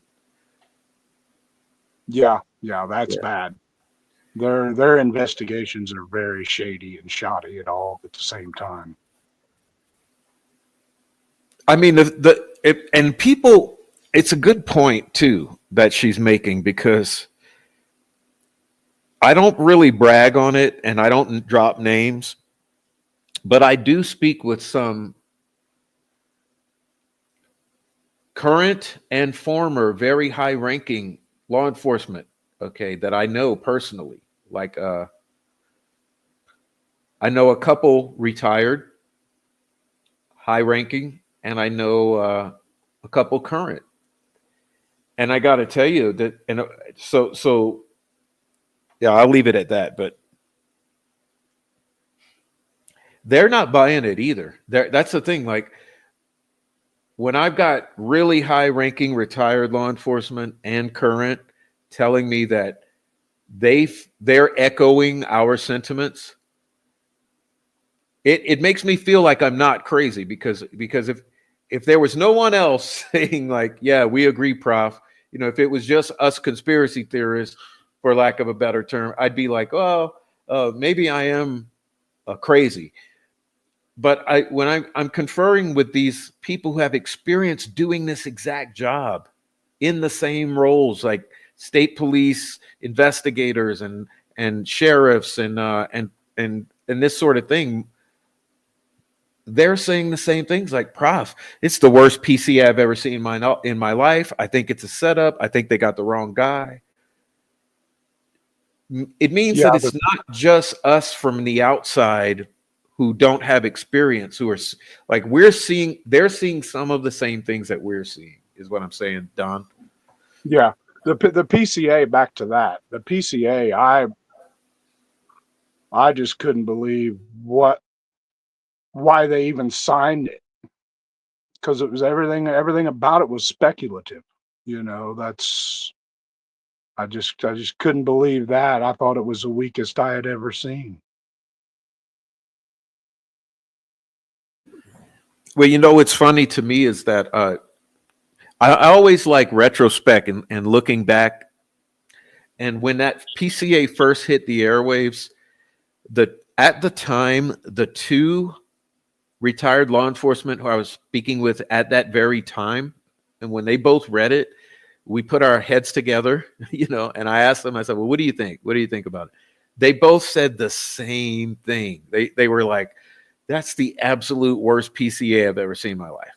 Like, and that's before we knew that there were misrepresentations of statements and twisting of some of the shit. That's before we even knew the facts about it. Yeah, and the way, that brings me to the point of the 137-page document. That was I knew from the beginning that come from a pretty reliable source because of the way it's the way it's worded. It was pretty much picked right from the FBI. That speaks mountains. That tells me exactly why the FBI was kicked right out of the situation, was because of the simple fact they wasn't following the narrative. They Well, was on the right narrative, and that they was on the right narrative, so they had to go. yeah. Well, say that again, Donnie, because you got me confused. You said that it was when you first read it. What about it in reference to the FBI? It sounded more like an FBI document to me. That it was done professionally. It wasn't done just picking it out of the tree. It was done by a professional and true agents. You know what I mean?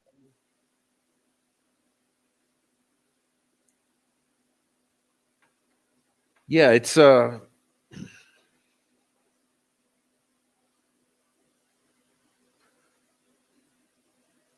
don't know.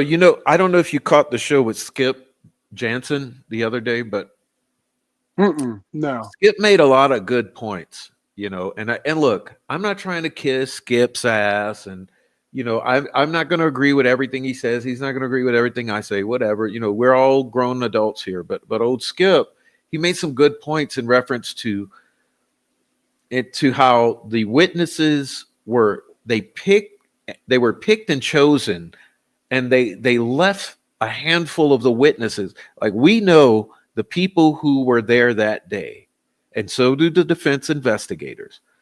Half of the people there that day were left out as if they didn't even exist, because they had to pick and choose just these few that they could twist and mold into some sort of scenario to fit this narrative. And those are the ones that they stuck in that PCA. And at the expense of the truth, because if they had utilized all 10 of the witnesses and really laid it out as to who saw what and when and who was driving what and where and what the times were, it would have never worked that Rick Allen is the only one who's possible to have been there, and that would immediately raised beyond a reasonable doubt, because as far as I'm concerned, there's already enough reasonable doubt. And that's something that Laura here is saying, that she's surprised about the jury. Well, I'm astonished at the jury, because I already believe there was reasonable doubt. But if they had included those other witnesses, there would have been no way. And I guess that's the thing that I've noticed about what McClellan pulled off with the aid of the judge, is they pulled off bamboozling the jury into this direction, I think. And that's best case scenario. Yeah, I think, to be truthfully honest about the whole jury deal, I think the jury was tampered with. There's too many reasons for them to be tampered with, because of the simple fact, you know, Mullen was a bailiff. How does a detective become a bailiff? I don't understand that. That's bad juju right there. Conflict of interest to me. Well, I mean, somebody was talking to the jury, because we know that the jury. So one of the trolls came out in the middle of trial and said, or in the middle of deliberations, let me be clear. One of the trolls came out and said, the jury is asking to review XYZ. Now, you tell me, Donnie, how would anyone know what the fuck the jury was requesting to review if the jury was sequestered? I see your point exactly there, because the simple fact is, you know, nobody should have known that. That was information that should have been known inside the courts. And, you know, it just, like I said, it's just the way everything went down. They're set up for appeals everywhere in this case. Well, honestly, that's what I think. But honestly, the other night, must have been night before, I was laying in bed, and you know how you get into that meditative state right before you pass out. Yeah. So I'm laying there thinking, and I'm thinking about appeals and all of this, and it's like this cloud of sadness and doubt, this dark cloud raised over me, and I started to think, well, hold on, this is Indiana. Like, just like I was foolish when it came to Doug Carter and the state police being some sort of white knights in this situation, wouldn't I also be equally as foolish to believe in the appeals court at this process, or at this point in the appeals process? Like, I started to think in this very bad way. You know, I thought, well, they might have just as much as a grip over this whole appeals process and these appeals court judges or whatever. So I in that moment, I kind of went into that state, and I just started thinking this whole thing could already be wrapped up, where they already know, yes, it'll go to appeals, and those people will be equally crooked as well, and they're just going to go ahead and rubber stamp this shit, and it's all going to be done. Because I believe the whole thing with this is that they want it buried, done. You know, because then no one looks into the cartel, no one looks into the gangs, no one looks into the corruption on the state level and higher. Like, they let everything go. The shit's dead and buried. And I'm not optimistic. I gotta admit, I mean, because the doubt that they've instilled in me about the whole process is immense at this point. It looks like it's a cover up from the Delphi Police Department all the way on up. Yeah, it goes as high as you can go in Indiana. 100%. It goes as high as it can go. And I live 40 minutes from Delphi. And I'll tell you right now, it's not only corruption in Delphi, it's corruption statewide. You know, statewide it's bad. You know, I hate to admit that I live in Indiana, but I do.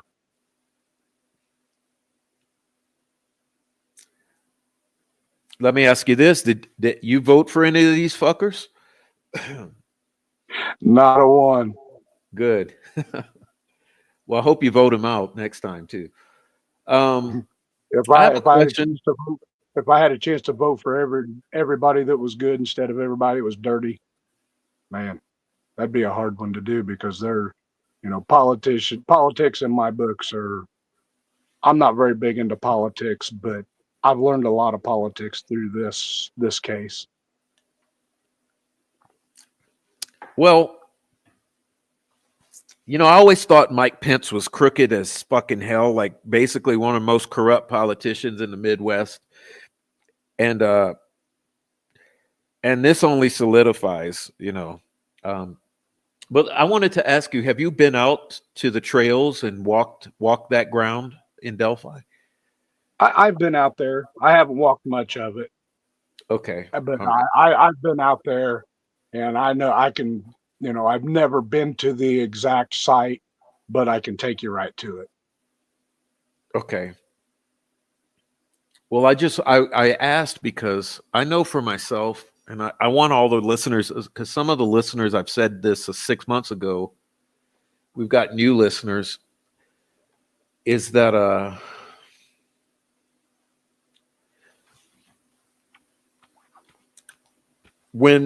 I'm pretty big on first impressions and gut instinct at this point, you know, in my life, and have been for 20, 30 years really, but I always trust my gut. and my first impressions. I always feel the vibe. I'm the type when I go in a situation, I kind of feel the vibe first thing, and that's kind of a safety mechanism. But so my first impression when I first went out there to walk to the high bridge and those trails around the area, it was just so it was a very obvious thing because the first impression was hell no. And I gotta tell you that, Donnie, like, so I get out there and I made sure that I would arrive at the right time, like about noon, because I wanted to be out there in the middle of the day from noon to 4 or whatever. I wanted to be out there at the same time of day.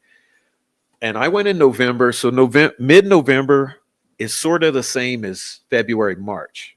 Yeah, In it's that there's similar. no leaves on the trees, there's a lot of brown on the ground. So anyway, I get out there, and about the time I'm just near the high bridge. I'm just, I'd walked that long trail, and about the time I hit that high bridge, I'm looking around and it's hitting me like a 2x4 over the head. And it's just, hell no, absolutely not. You're dealing with broad daylight. Okay. Wide open, broad daylight, middle of the day. There's other people around because you never know that there's turns and stuff. You don't know who's turning a corner. It's the middle of the day. It's whatever, 40 degrees. You got people out. You got people here. We got people behind you. And I'm thinking, this is not what it seems like on television. This is not the most secluded place in the world that there's no one else out there. There were people around, and I could hear voices, and people would pass me with dogs, and yeah, so that place is not. It's not as often the distance as what they make it sound. I mean, you can walk straight 2 towns from there in just a few minutes. I mean, you're in the edge of town in a matter of minutes. Yeah, true. Even Robert Ive said that. Yep, in a matter of minutes. And that's what struck me as I'm out there, and it's just hitting me like, absolutely no way. There's no way. Like, okay, I could see things going awry in different scenarios, but not this scenario they're wanting us to believe. As far as a pervert, okay, so if I'm a pervert, I'm out there, I want to find some little girls. I'm not going to do it where there's the potential that others could be around and see me or hear one of the girls scream, or if one of the girls runs, she might get to someone else. I might only catch one, and then the other one gets to another citizen, and I'm done. Yeah, and really, you think about it, there's houses close right there. They're houses. There's a house, like you're saying. When you get across that bridge, that's that Weber house is right there. Yeah, the Weber house is. I mean, you couldn't throw a baseball and hit it, but you could see the Weber house from where that's at. I'm about positive of that. Yeah, and even that Mears home and the barn and all the shop, there's always activity. When I parked there were several men in and out of that zone, and I thought, well, you would know they could hear a scream because it's just on the other side of the wood line. And so I guess what I'm saying is I could see some things happening. Like I could see this. If it was a planned thing, I could see someone saying, I'm going to park my car under that bridge on that private driveway. And maybe I could see, if I have an assistant, maybe if I have some help, maybe we can kidnap 2 girls. If they're in the perfect spot at the perfect opportune moment, we might be able to kidnap them and throw them in that vehicle and get the hell out of there. But this whole thing, the way they've spun it with Rick Allen wants to do some sort of assault on these girls, and it just on the whim, he decides these are the 2 and this is the moment and I'm going to take it. It doesn't sit right with me. It seems like the least plausible thing, like You know, you would get I caught. right, and I've always had questions about it because the simple fact, you know, when I seen the picture of Abby on the bridge, before I even knew it was fake, I thought it was fake. Because if you look at the size of her feet to the size of the ties, that's two totally different deals right there. Her feet wasn't that big to the ties. True. Doesn't it look odd on the feet? Now, see, I'll say this. Clearly, I've been speaking with people who have some knowledge of things. And I know that no one's going to like me saying this, but I got to tell you, Donnie, and all the listeners, I don't have a lot of confidence in the defense investigators. I don't. I really don't. You got to think what they were given was already censored. Okay. They didn't get the entire results of the investigation for 7 years. Okay. They got, it was just like the witnesses they got. The discovery they got was picked and chosen, and it was scrambled, and it was redacted, and it was already decided that this is going to be what it is. You don't know what was hidden from the defense investigator. So even though I love them, and I think their hearts are in the right place, they are operating on limited information as well. And so yes, I have to somewhat agree with that, but they yet again somewhat disagree because Kathy Shank was the one that prepared those documents for the defense. She picked and chose. She put a bunch of different things in a bunch of different places, and they had to go through and investigate what they had to figure out what was going on. And they had, they had papers that was, should have been in files that was, 10 files ahead. She was monopolizing it for them, and it made it real rough on them, which I've got to have total respect for them because they really put a lot into it and figured out a lot of stuff with what limited sources they had. They put it together, I think, awesomely well. no, that's what I do mean. They've done the best with what they have, but no, you're absolutely right. I think it was all intentional because you know how they hid or they attempted to hide the identity of, say, Horan, who was the geofencing guy, and then they tried to hide the Turco, who was the Odinism guy, and they tried to hide all these people. They tried to hide the professor at Purdue. That's right. That's the Turco, and they tried to hide. And I think the manner in which Shank put together that discovery in a disorganized fashion, I think that was another part of the layers of deception. They tried to make it confusing, disorganized. One of the parties said that, Prof, that discovery was arranged like if you took confetti and threw it up in the air and let it fall down. And I believe that. And it's sad that it has to go that way. But it's with the way this case started, what could we expect? It's hard to beat an organized shit show. Yeah. And that's exactly what that was. Yep, totally. And I guess the reason I'm bringing that up is to come back around to this, like you're saying about this. I have zero confidence in all of that discovery that was handed over. So in other words, with the metadata that's attached, with the timelines, with the, trying to say that, oh, well, this is not photoshopped and this is not a manipulated. How do you know?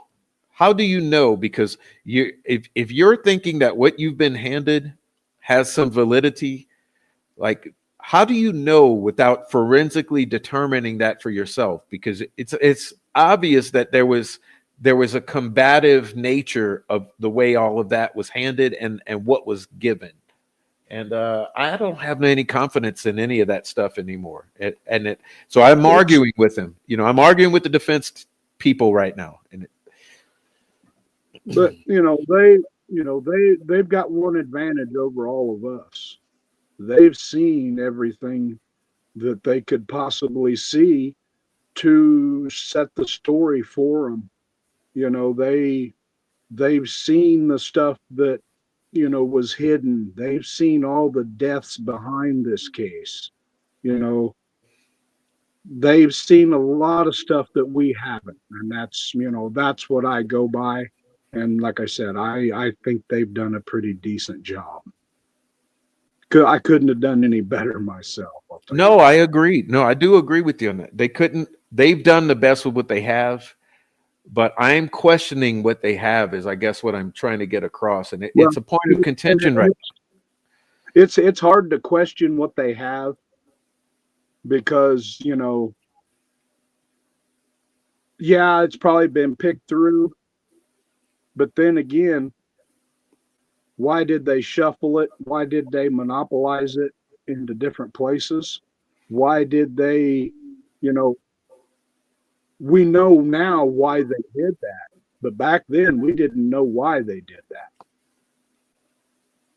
Mm-hmm.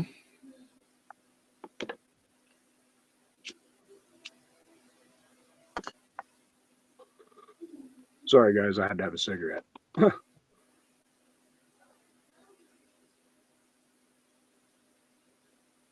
I'm just looking at the chat here, trying to find a good one to put up here. Let's see.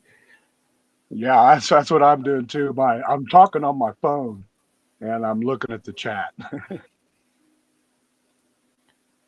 I see we might have a troll in here. Let's see. We got a troll, but let me confront the troll head on, like I like to do. So let's see. Drake Smith. Okay, what are you talking about, Drake? Let's see who you are first of all. Drake Smith says, "What exactly is your point? Do you think he didn't do it? More perpetrators? Not sure what you're trying to point to." Yes, yes, and yes. I'll tell you, the perpetrators are still out there, buddy. Yes, I'll tell you straight up, the perpetrators are still out there, and the people that organized all this shit is still out there. So, hey, I don't know what the hell you're talking about. there you go. That's about what I have to say too. Okay.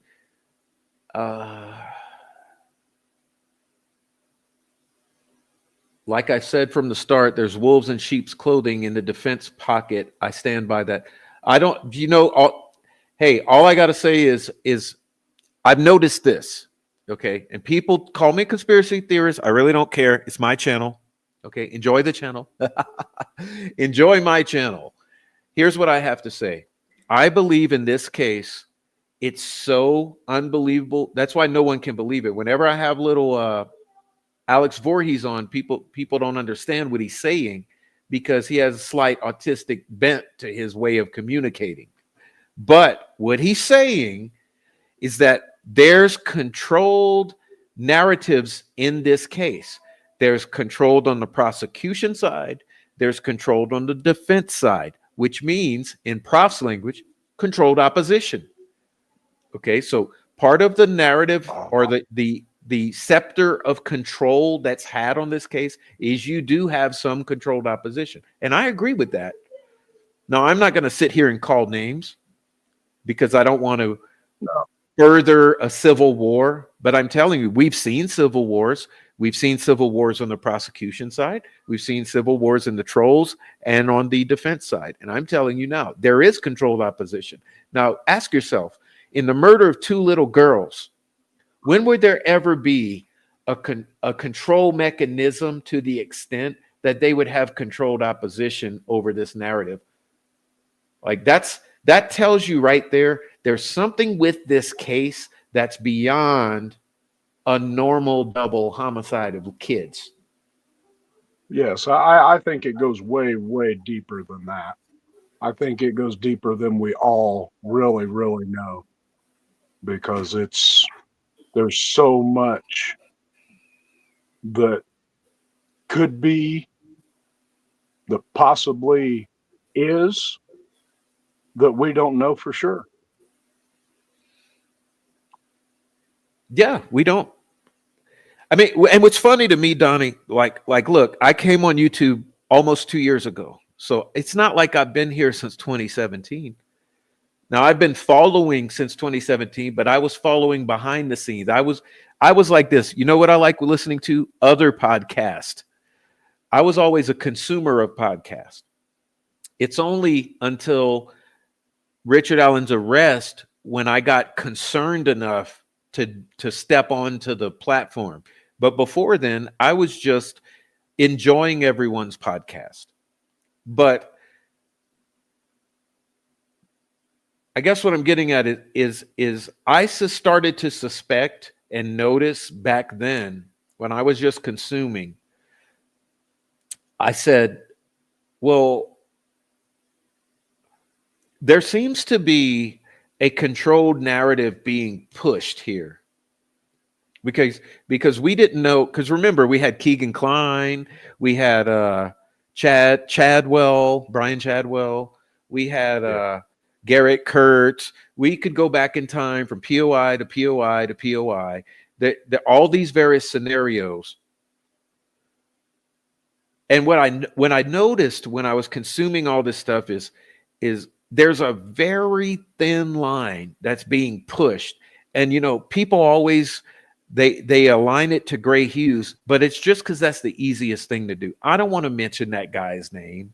I don't want to beat up on the guy, whatever. I have my channel, like I said, everyone has theirs. I don't care. But what I'm getting at is what I noticed is that line that gray hue spins, that seems to be like the generic narrative that's been pushed real hard all these years, even before we knew. Remember the whole thing with, oh, this is bridge guy. Obviously he sees the girls, and obviously he follows them off the end of the bridge, and obviously he chases them across the creek. Like that whole scenario with that narrative point, that's been pushed so hard since 2017. And I always wondered about that because I thought, I don't know that that's what happened. That's a limited scenario or picture to try to paint about what might have happened to these girls. It's very specific. There's a lot of brains into the scenario of this that all the scenarios that has been put out. There's a lot of different people with a lot of different scenarios, and they just take the best scenario and put it together. That's the way I feel about it. See, I had always been pretty stuck with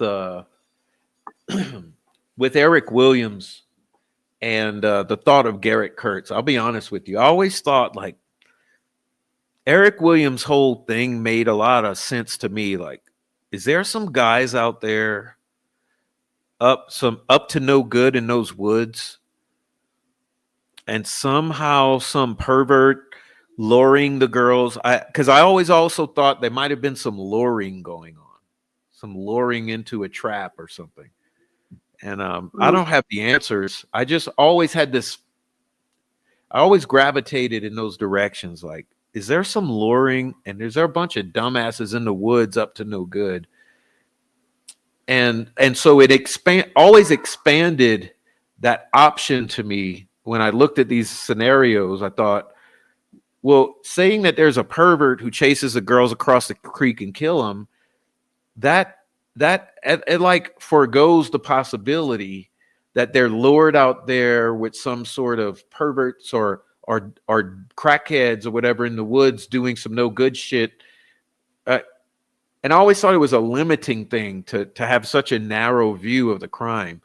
And so I guess that's why it's led me to be how I am today, where I still can't exclude any of those scenarios, but I'm not buying what the state's saying about Richard Allen.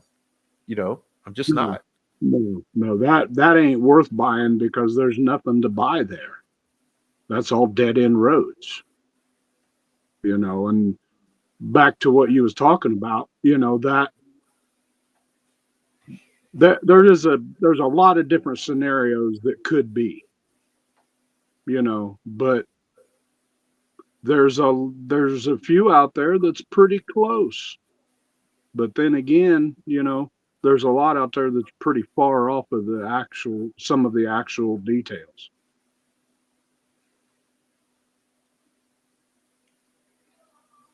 And I start to think also, Donnie, of the lies, because I was thinking this morning about it too. I was thinking, okay, Keegan Kline, and I was thinking, wow, like all these people that went after Tony Klein and Keegan Kline, and then I thought, well, we know that Anthony Schatz was communicating with one or both of these girls, and then I thought, well, and they were supposed to rendezvous or meet up with this Anthony Schatz that day. And then I thought of Noe. Noe came in earlier, and when Noe got out of prison, Noe told me, he said, Prof, Keegan told us that him and his dad were there that day, and that his dad came back to the car bloody and said we had fun, but that he only helped move the bodies. See, I didn't think that scenario would hold water because Keegan was known to be a liar. I only live a few miles from Peru, and I spent a lot of time in Peru, and I never come across him, but I just always heard he was just a little weasel, just wanted everything that he couldn't have. Yeah, I guess. Well, that's where I was going. Is what bothered me thinking about that. I was thinking, who in the hell, like this? Like what? I'm just built different, because in my world, you would never have me, especially if I was not involved whatsoever, putting myself in that situation. And how in the hell, if it's not true, is Keegan sitting in jail, running his mouth, bogarting about, oh yeah, man, me and my dad, we were out there. Yeah, we did this and that, and my dad did this, but all I did was this, and yeah, well, that's what fucks up with Delphi. It's I guess the amount of information in this case has driven people insane because of shit like that, Yeah, that to me. That was just one another way to kind of use him as like a builder to try to build something from what he was given them. But I just don't think he was a smart kid, but he wasn't that smart. Yeah, I mean, did he honestly think he was going to get some plea deal credit with bullshit lies? I mean, if they were lies that he was trying to tell the investigators, I mean, it's bewildering to me. It's mind-boggling.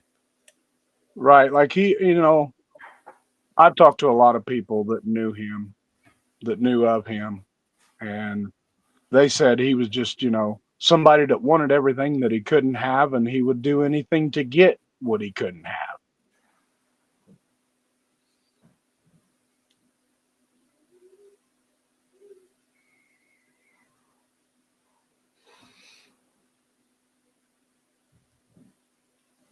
Okay, so someone says,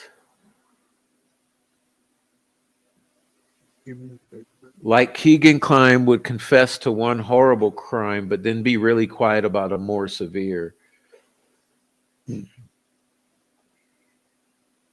Well, you got to consider at that point in time, he had women paying a lot of attention to him. Oh yeah, but true. He drove them in with what he was saying, and they was giving him money. And sure, you're going to say anything you want to say to get money when you're in there and can't do nothing.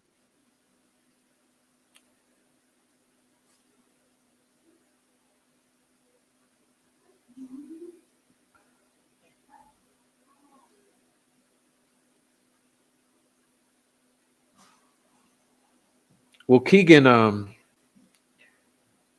clearly loved that attention. I mean, and people see that's where I have a little problem with people with these murderers. They send them money, like they're doing it to Kohlberger. They're doing it to this guy that shot the guy in New York. You know, they did it with Keegan. There's that sick, twisted element that falls in love or obsession with these murderers and these criminals, and to try to get stuff out of them, they try to finesse them with gifts and commissary and conversations, you know. But there's a fine line there, and it's. I think a lot of that Keegan stuff was that, and you know, we know who those people were. It's like you fed the beast, man. Yeah, they basically bought the information that was no good. You know, the information that they got was, I mean, it's proven that Klein's a liar. You know, Keegan is the biggest liar there is. You know, it brings to mind something that I haven't really talked a lot on the channel about, but it's something I've personally experienced, and a bunch of us on this case have. And the funny thing is, I thought about it today, and I was trying to do some research in Google on it, but there's limited information online about it. But it's something we call info farming. Right. So what we've experienced in this case is a whole bunch of info farming. And primarily what we've experienced is this. So as males, it's come in the form most often of females. And they'll come and befriend you and reach out to you and contact you, and then try to get to the private messaging, and then try to get to the phone calls, and try to get to like daily phone calls or daily contact. And they befriend you.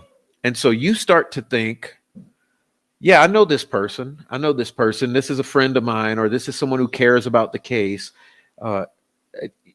In the rare exception, there might be nudes involved or something. It's not always the case, so I don't even like mentioning it. It's the 10% of it might be like of the sexual finessing, but most of it is just 90% of it is just like another person who's interested in the case, just happens to be female. And what they'll do, they start this line of communication with you, and they'll goes on for months and months and months, and to a year or two.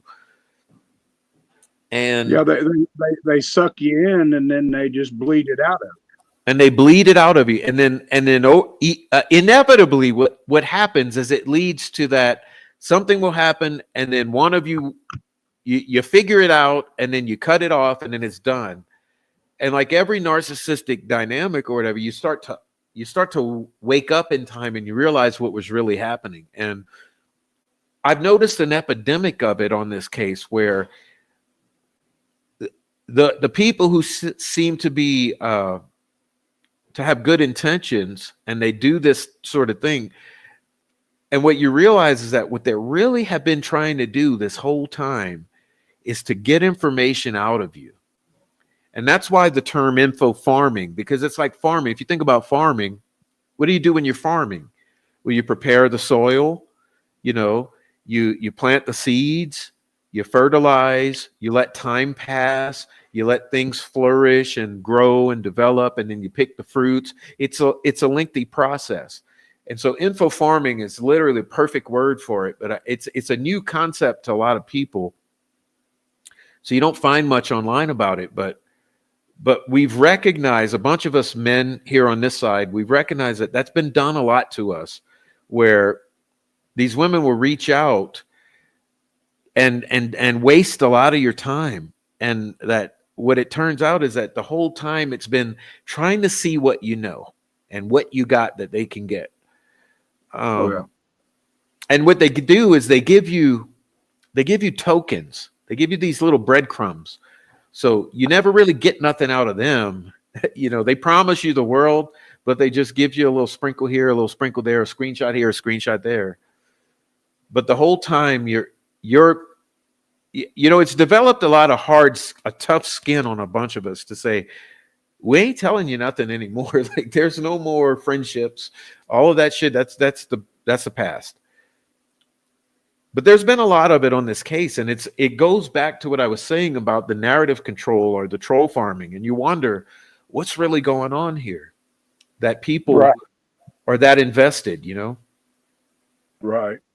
Yeah, there's a, I would call that using people for the information, but not giving information back, you know.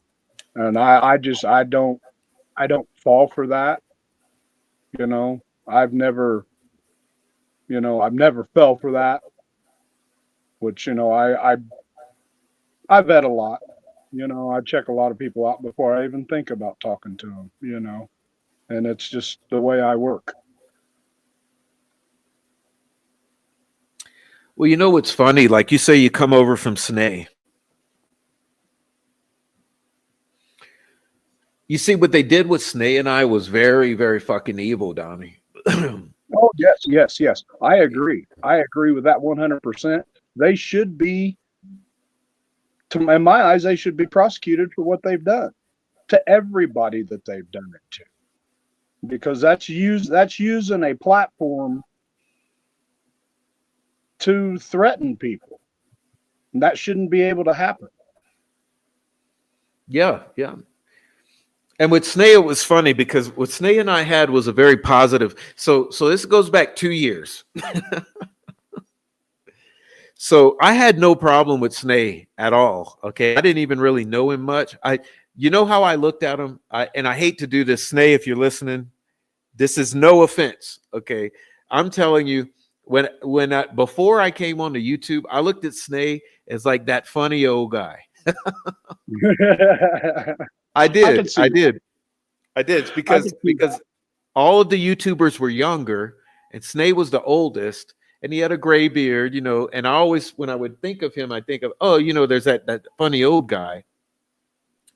But one day, I was on the stream and I was just bullshitting, and I was joking. I try to be funny at times for the comedic relief because it's such a heavy matter that that I like relaxing at times or getting a laugh or whatever. It's no big deal. So one day, Snay was basically responding to something one of the females in the group was saying, who at the time, it was a complicated situation because I wasn't realized she was info farming me, you know. So Right. so this girl was info farming me, and Snay was being mean to her. So I said, I know what I'm gonna do. The next time I go on a stream, I'm gonna say gay Snay because it rhymes and it's funny, and it's gonna be my little snipe at him for harassing this chick, you know. Right. So I'm on the stream and I say blah blah blah gay Snay. Well, what happened as a result of that, it had nothing to do with Snay. He didn't give a shit. But it's one of the instigators, one of these people behind the scenes who causes all the fucking trouble and all the disinformation. He took that little clip and he went to Snay and said, hey, Snay, here's Prof's address, name, phone number. Here's his kids. Here's his house. Here's all his shit. 27 pages on Prof. Gay Snay. And see what that did is that sent Snay off on a year-long tirade. Yep. Where that son of a bitch was behind the scenes. He was a man behind the curtain. You know what I mean? He was pulling all the levers and knobs. And Snay was being used. Yep. Yep. And Snay was actually being used to get to you, and you was being used to get to Snay. We're put against each other, and several of us. And what I started to notice as I started to figure people out, I looked at the situation. I said, you know what? I don't really mind this Snay. You know, I started to look at his channel and I said, I agree with him on 90% except politics. Okay. So me and Snay's politics are a little different. And I thought, well, but we don't talk politics. So I thought, as far as Delphi goes, I don't disagree with Snay that much. And I thought, you know what? I need to talk to him, see what the fuck the issue is with him. Yep. So the funniest thing was they had Snay and I so insanely mad at each other that when I finally decided that I wanted to have a one-on-one with him, it took him a good month or two before he was even willing to give me a phone call, because he was so it was a month, I mean, it was a year of traumatizing him and me.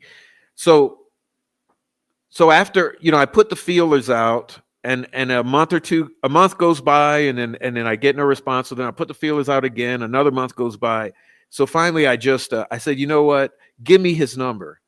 And then the person gave me his number, and I text him out of the blue. I just cold text him, and I said, look, Stay, I want to talk. I'm sorry for whatever you think may have happened, but I want to talk. And then the first time we talked, I said, look, man, as far as anything that's ever happened, that's water under the bridge. I'm done with that. I want to talk like first time, and the funniest thing happened with him is he said, Prof, you're full of shit. You've been texting me for a while. I said, no, I haven't. He said, no, Prof, fuck you. You've been texting me. You said if I told you this and that and the other, that you would remove the video about my daughter, blah, blah, blah.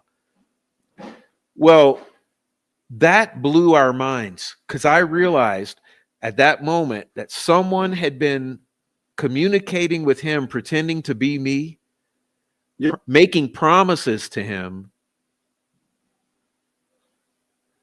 And of course, because I was not involved in that communication, I had no clue that he was expecting me to remove a video that was not too nice. So Right. Snay was getting angrier and angrier at me every day, thinking that I was failing to keep up my word. Well, that's the sort of thing I'm saying, that's the type of insane shit that goes on behind the scenes. So finally, I realized what was going on. He realized what was going on, and we got to talk like human beings. And all it took was a couple conversations and our true intentions to come through, where I realized that Snay was never mad at me to begin with. It never had anything to do with me. And then he realized that I was no threat to him in the first place. So that's what I mean about this community, how you just wouldn't understand. Like, the people who are consuming this or just watching on the outside, you don't understand the delirious or the just the evil shit that goes down, where people are playing each other off of each other behind the scenes, and we're here none the wiser. It's like I said, I had one person that I've known for a long time, and I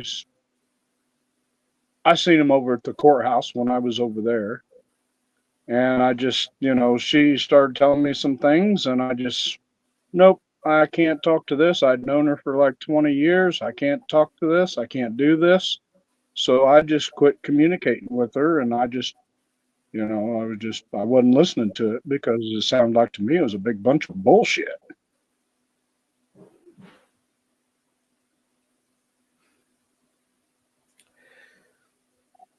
Well, I gotta say that something I saw today was insane. Was do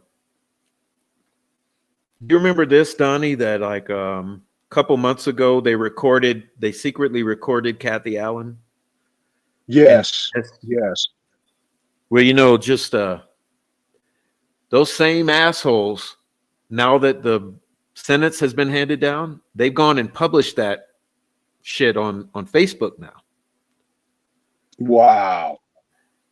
And what you see now is they were lying the whole fucking time, because everything they said was in that recording. Guess what's in that recording? It ain't that. Nope. She don't say nothing about her marriage. She don't say nothing about not trusting Rick or not loving Rick or not. It's pure fucking evil, Donnie. That's all I gotta say, because we are human beings. Like, the thing is, until you've lost people you've loved, or until you've been in hard situations, you don't value another fucking person. And you assholes out there doing this shit, you prove that you do not value other human beings. And that's the bottom line. Hey, I can vouch for that because, I'm kind of cold inside, because, my mom's side of the family done something to me quite a few years ago, and I haven't talked to my mother or that side of the family in probably 5 or 6 years. And that's, some of the worst people in your life that can hurt you.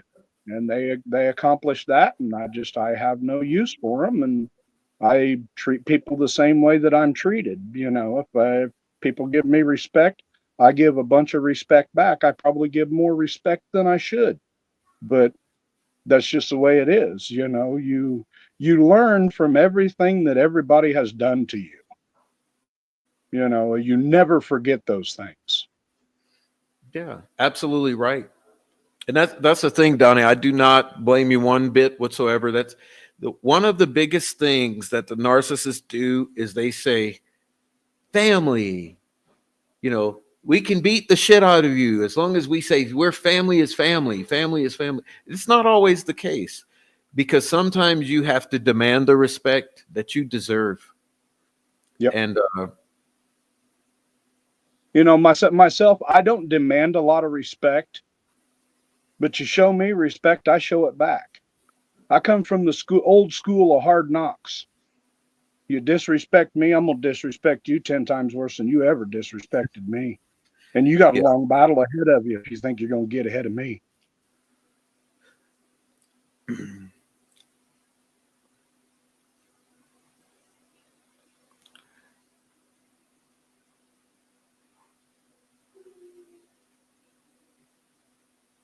I mean, I don't take no crap. I'll call crap in a minute.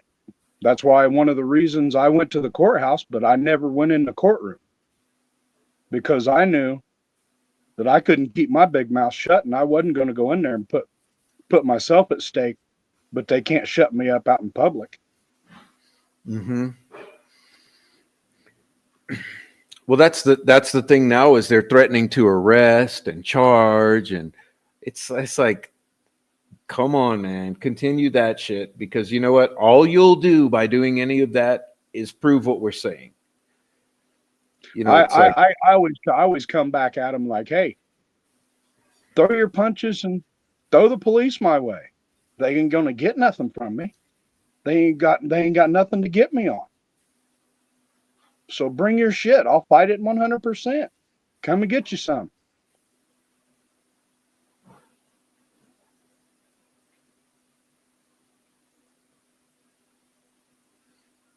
Let's see if I can.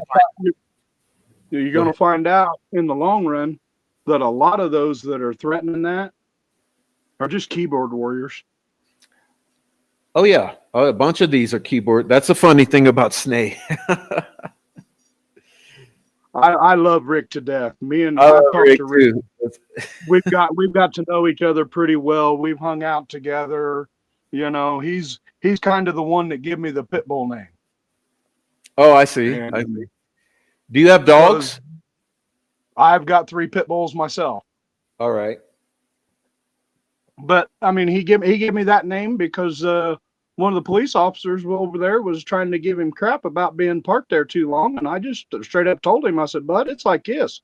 He just pulled back here 20 minutes ago, and that cop told me I didn't have nothing in it. And I said, I've got all there is in it. I was his witness, but seeing he pulled in here 20 to 25 minutes ago, and you ain't gonna shut me up, son." And he didn't like the son comment, but I didn't back down either, because I wasn't, they ain't pushing nobody around me, because I'm gonna speak up and stick up for people. They're dirty over there. They're as dirty as they can get, and I'm gonna stick up for what's right. Well, I mean, sending YouTubers to threaten to arrest us and sue us and all of that. You're already on a press conference. You're whining about YouTubers being mean to you, and you're the state police of Indiana. Right. Shit. I I said it on my show that my mind was blown. I cannot believe that. Like, where's the integrity there? Even if you don't like what the YouTubers are saying, can't you just understand that you're representing the Indiana State Police? You can stand up there with pride and say, this is what we stand for. This is what we believe. You don't have to try to smear the defense attorneys or the YouTubers for having a different opinion or criticizing your bullshit, which there's enough bullshit to fill Santa's sack 10 times over. You know,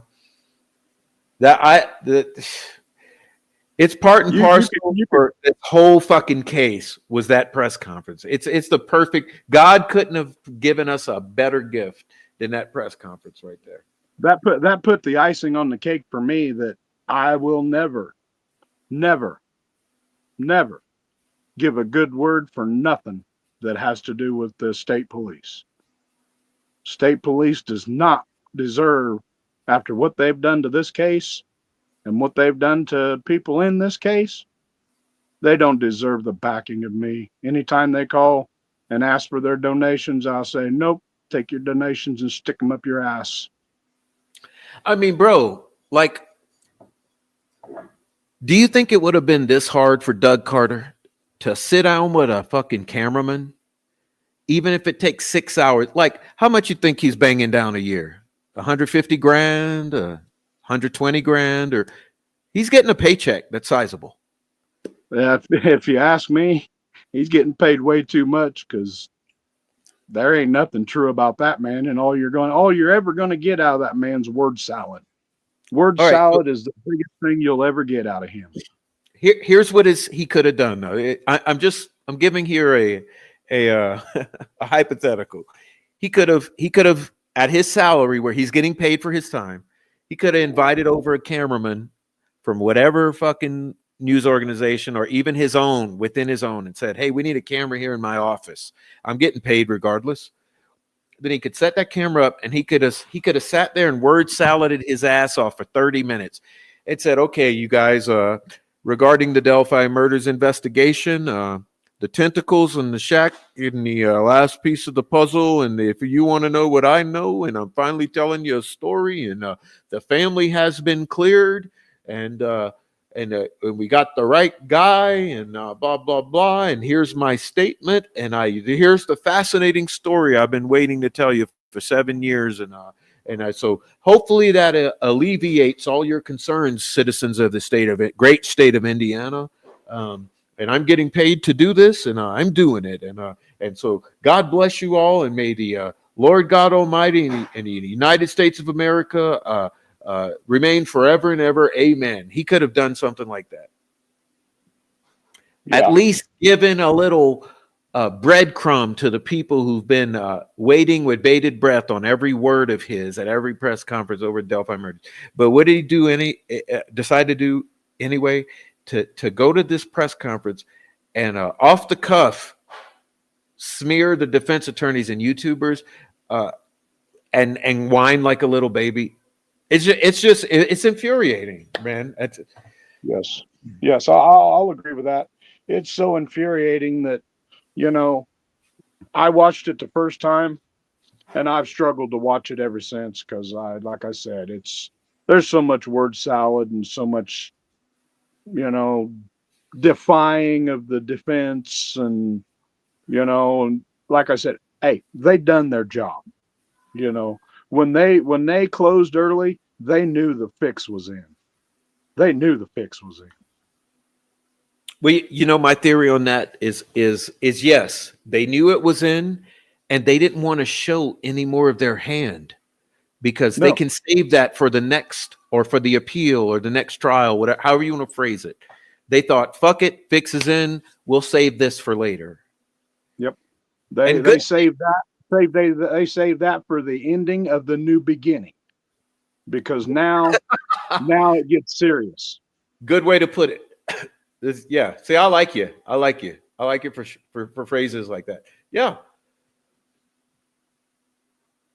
Because there was no getting any further with this setup. I mean, that woman single-handedly handed the verdict to Nick McClelland that he desired.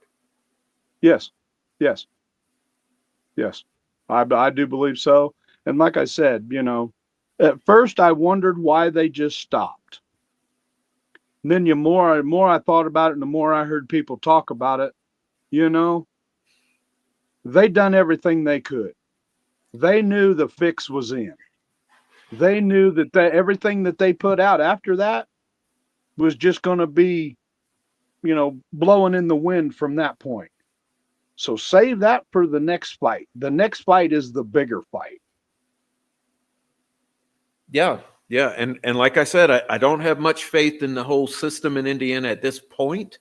I mean, honestly, I'm sort of conspiracy theorist. So I'm thinking, you know what it looks like to me? It looks like the Masons got full fucking control of this situation. Like they got Doug Carter, Nick McClellan, Mike Patty, Bob, Bob, Bob, Bob, Bob, Bob, Bob. They got everybody under control. So it looks to me like they got full control. So do they have full control of the appeals appellate court? I don't know, but at least Well, the defense was smart enough to save some possible surprises for the future. yes, I think they have, because there's been a lot of discovery come up even after the trial.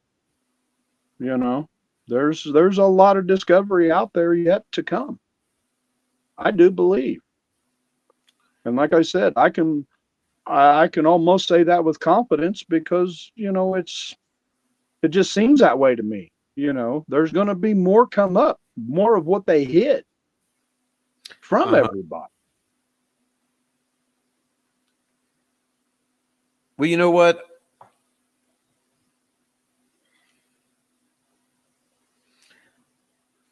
I'll say this. I think that the defense got it right and wrong the first time. Hey, Jake Brooks, I see you back there. Just hold on a second, please. Because, and I think Rick and I and some of the, I think a bunch of us all agree on this, that I think when you look at the 136 pages of the Frank's memorandum, it's only a piece of the puzzle to this whole thing.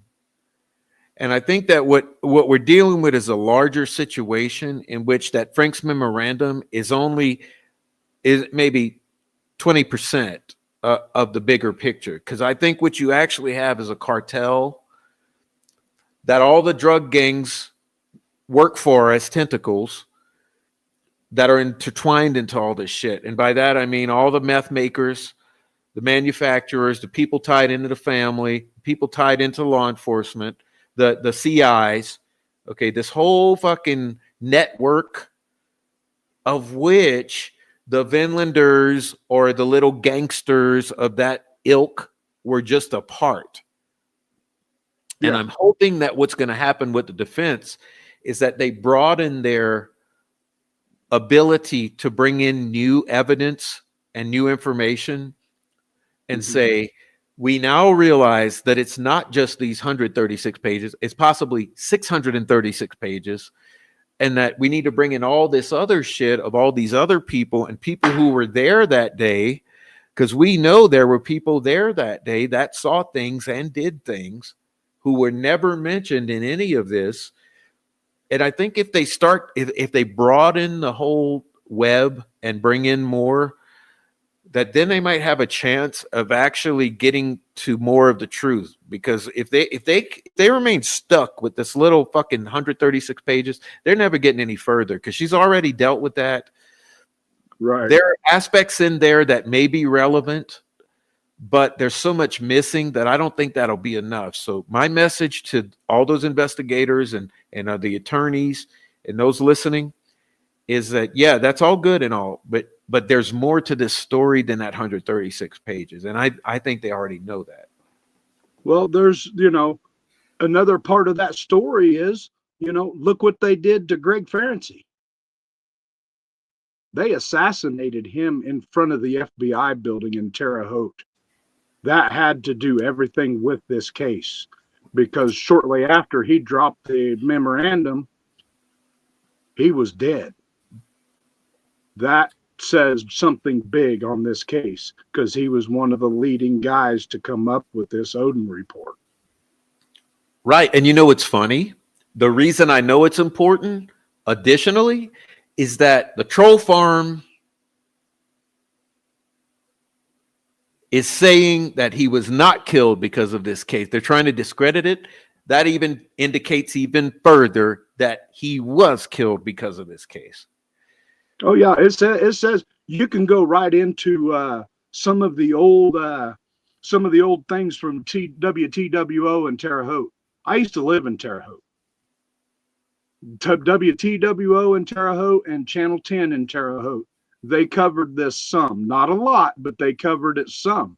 And they said right on there that Ferenczi was, a special agent, and special agents know about this stuff, or they wouldn't be the special agent that they are.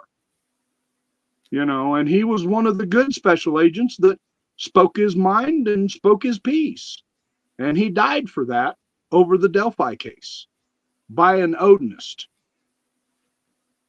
Yeah, and I've been criticizing lately who they're now, what it appears like is they're trying to let him off scot fucking free like they did with Mitch Westerman. Now, Mitch Westerman did their bidding.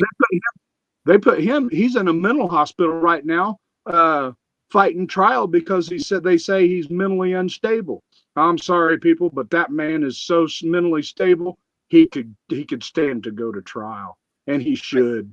He was mentally unstable enough to run for mayor and almost win it. Yeah, right. Yeah, run for mayor and run for other positions in Terre Haute that, he didn't make it. But if he had brains enough to do that, he's got brains enough to go to trial. Yeah, thank you. Thank you very much. Hey, what's up, Jake Brooks? Welcome to the show, Jake. Prof, Don, Merry Christmas to you. Everyone in the chat. Merry Christmas to you too, Merry Christmas, brother. Yeah. It's tough to be in good spirits. Hey, I'm sorry, Jake. Hold on a minute. Can you try that again? Maybe you're cutting in and out. Let's see. Test. There Good. you go. It's all yours, Jake. We've been rambling on forever. No, thanks for having me on, and thanks for having the courage to continue along these lines.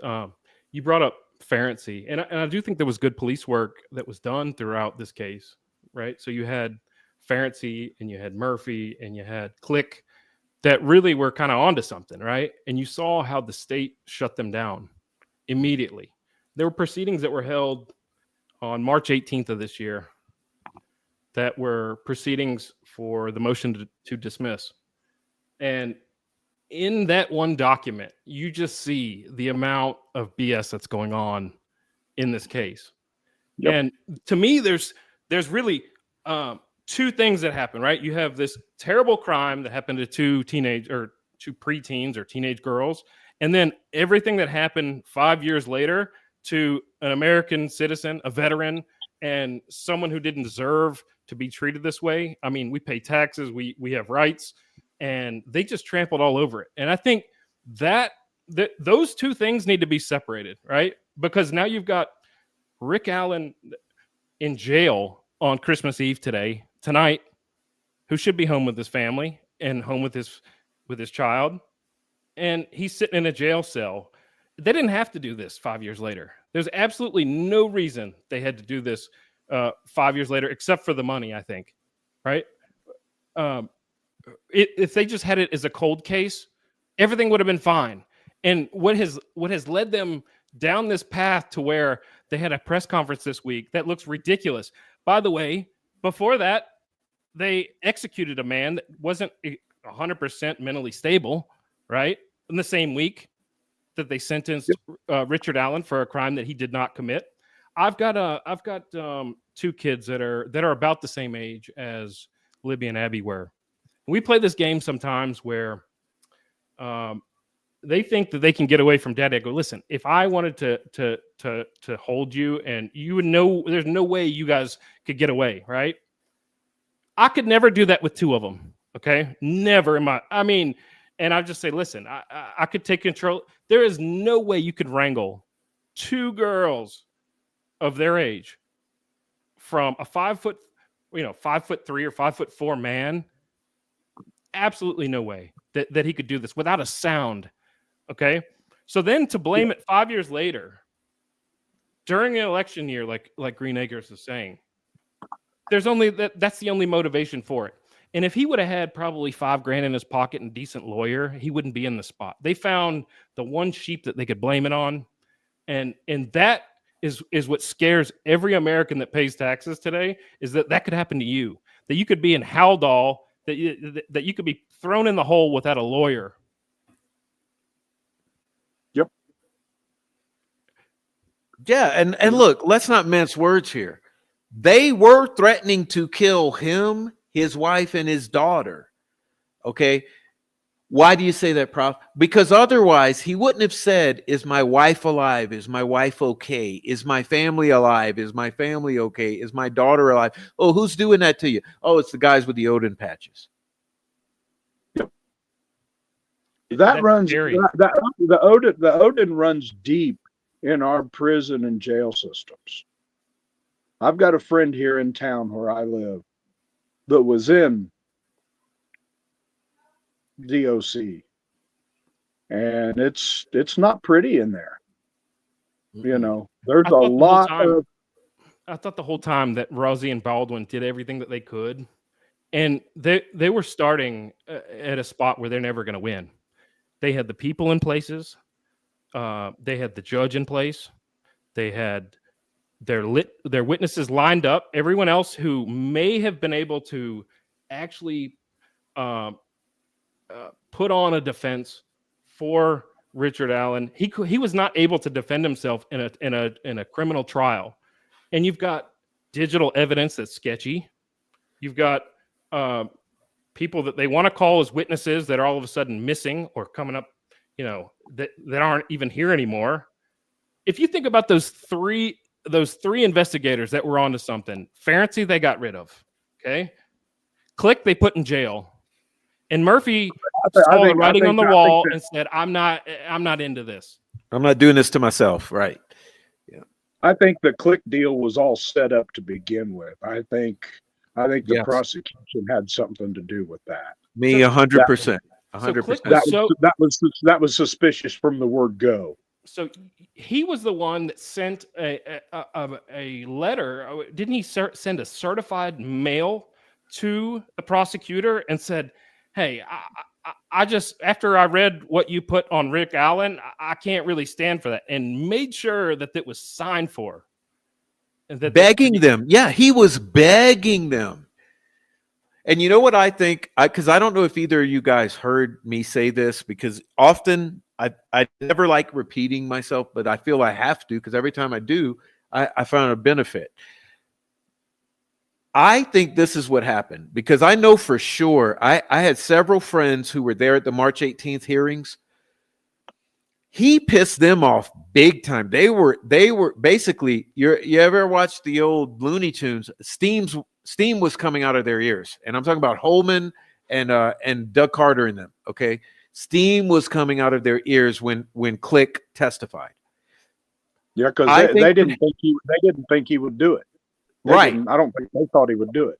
Yeah, and if you look at that, and with what I think happened afterwards is that they put together a secret panel to say, you know what? Let's put some boots on the ground and go to every single one of his clients out in the community that he ever served when he was in his former job, and let's dig some fucking dirt up on him and see if we could put together a case to charge him. And that's exactly what they did, because by April 4th, I believe it was, which was only like a couple weeks, they had already gotten enough dirt together that he was recommended for some sort of investigation. And hello, Merry Christmas, motherfuckers. Right. I agree completely. And if you look at his direct examination on the motion to dismiss, the one I'm talking about, March 18th, 2024, this year, they said, well, what actually happened afterwards? Well, everything that I said basically got shut down after Ferenczi was taken out. Yeah, immediately. Yep. So that's where that ended. It was insane. And man, I've got a little story I want to share with with everybody about, let's call it a club, a gang, a clique. Let's just say one of those things that I would say I'm still a member of, right? The first night that you're partaking in these things, they had this little tiny pig, this little tiny little oink, this little thing running around. It was maybe the size of a poodle. Okay, on the first night, and throughout the whole time that you're prospecting or whatever you want to call it, okay, this little pig starts to grow up a little bit. Okay, and it gets bigger, and next thing you know, it's 10 pounds and 15 pounds. And you go away for Thanksgiving and Christmas. Next thing you know, this thing is huge. All right. You're in a spot in an organization like that where secrecy is absolutely optimal. Okay. You're not saying anything to anybody ever. All right.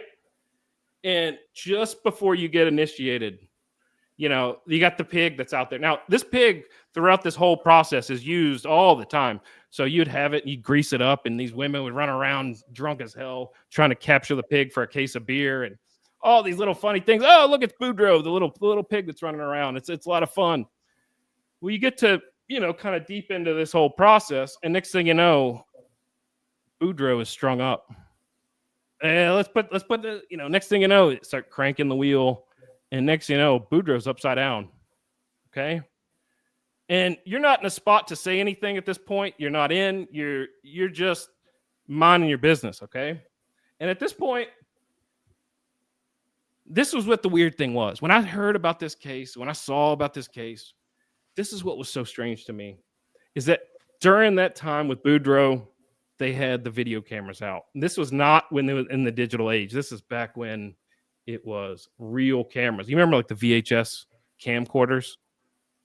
They were filming it. Okay. Next thing you know, another crank goes up, and she's got, Boudreaux's got one leg up. Oh, he got two legs up. Next thing you know, Boudreaux is completely hanging. Okay. You following me? This guy pulls out what it looked like a buck knife and shaves off part of his arm. And what you see and what you heard for the next 10 minutes was the most vile thing that I've ever seen. And it was nasty. It was wet. It was gross. And I will say, we ate that food. Okay. All right. Next thing you know, we're putting it into the ground, and you're cooking it. But the real dark and twisted ones that were there, they got a kick out of all this. That we're eating the meat at the party afterwards, after the Valhalla, right? That party, and you mix that kind of thing from 30 years ago with some meth twisted sickos. I think that's what you have here. And you've got that same culture where no one's going to say anything. The ones that are in aren't going to say anything. And you're going to do everything you can to make sure that it's covered. Okay. And I see those parallels where if you kind of wanted to morph those kind of things in, that you have what you have right here. And the fact that they're not going to solve the crime should have been the end of it. They don't have to solve the crime. You don't have to take a veteran and throw him in jail and drug him to the point to where he's saying anything he can and torture him to the point where, now we've got it on tape. Now you're guilty. And he's facing a life sentence, 130 years. This is what we're proud of. This is criminal justice. This is what we stand for in America these days. This is where the passion comes from on my side, is that you shouldn't be in the hole without an attorney. And I would love for you, Prof, at some point to go back over the direct examination of Todd Click, and also the direct examination of Mullins, who was the police chief at the time. Oh, I will.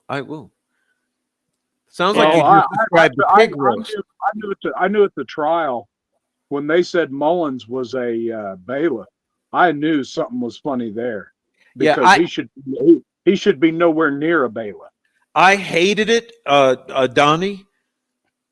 When I heard that, it was one of those good old boy moments in my brain It's like my head exploded. I said, "Are you fucking kidding me? There's no one else in this county that they can find to babysit that jury but Mullins." Yeah. Like, but just come on, dude. That was to me, that was their direct connection to the jury. So It's like they do everything out in the open to rub it in your fucking faces. Like, this is what we're doing. Hope you enjoy it. We're expressing our power here. okay, so then you get charged with this crime, this heinous crime that a 5'3" man could not have committed in broad daylight with dozens of people that are confirmed to be there that day in broad daylight, without a trace, without a sound, without anybody seeing anything. This 5'3" man that's had heart surgery is going to be able to wrangle 2 teenagers against their will, without a sound. Forget about it. That's what you want us to believe? That's what you want us to believe. Yeah. And that's a funny thing, Jake. The sound that was heard was at 2 a.m. 2 a.m. And yes, it was horrific fucking screams. And that's no doubt about that. There is absolutely no doubt about that whatsoever. Why haven't they released a 911 call for that? They won't. I bet they won't. Look what they did to Flora. They've covered Flora up 100%. So to me, there's 2 crimes there's 2, like, to me, in my mind, there's really, like, it's like a separation between, number one, you've got two kids that lost their life in an absolutely terrible way by some sickos. And by the way, in the court proceedings, the only confirmed DNA that they had was someone from the ISP. Someone that they know.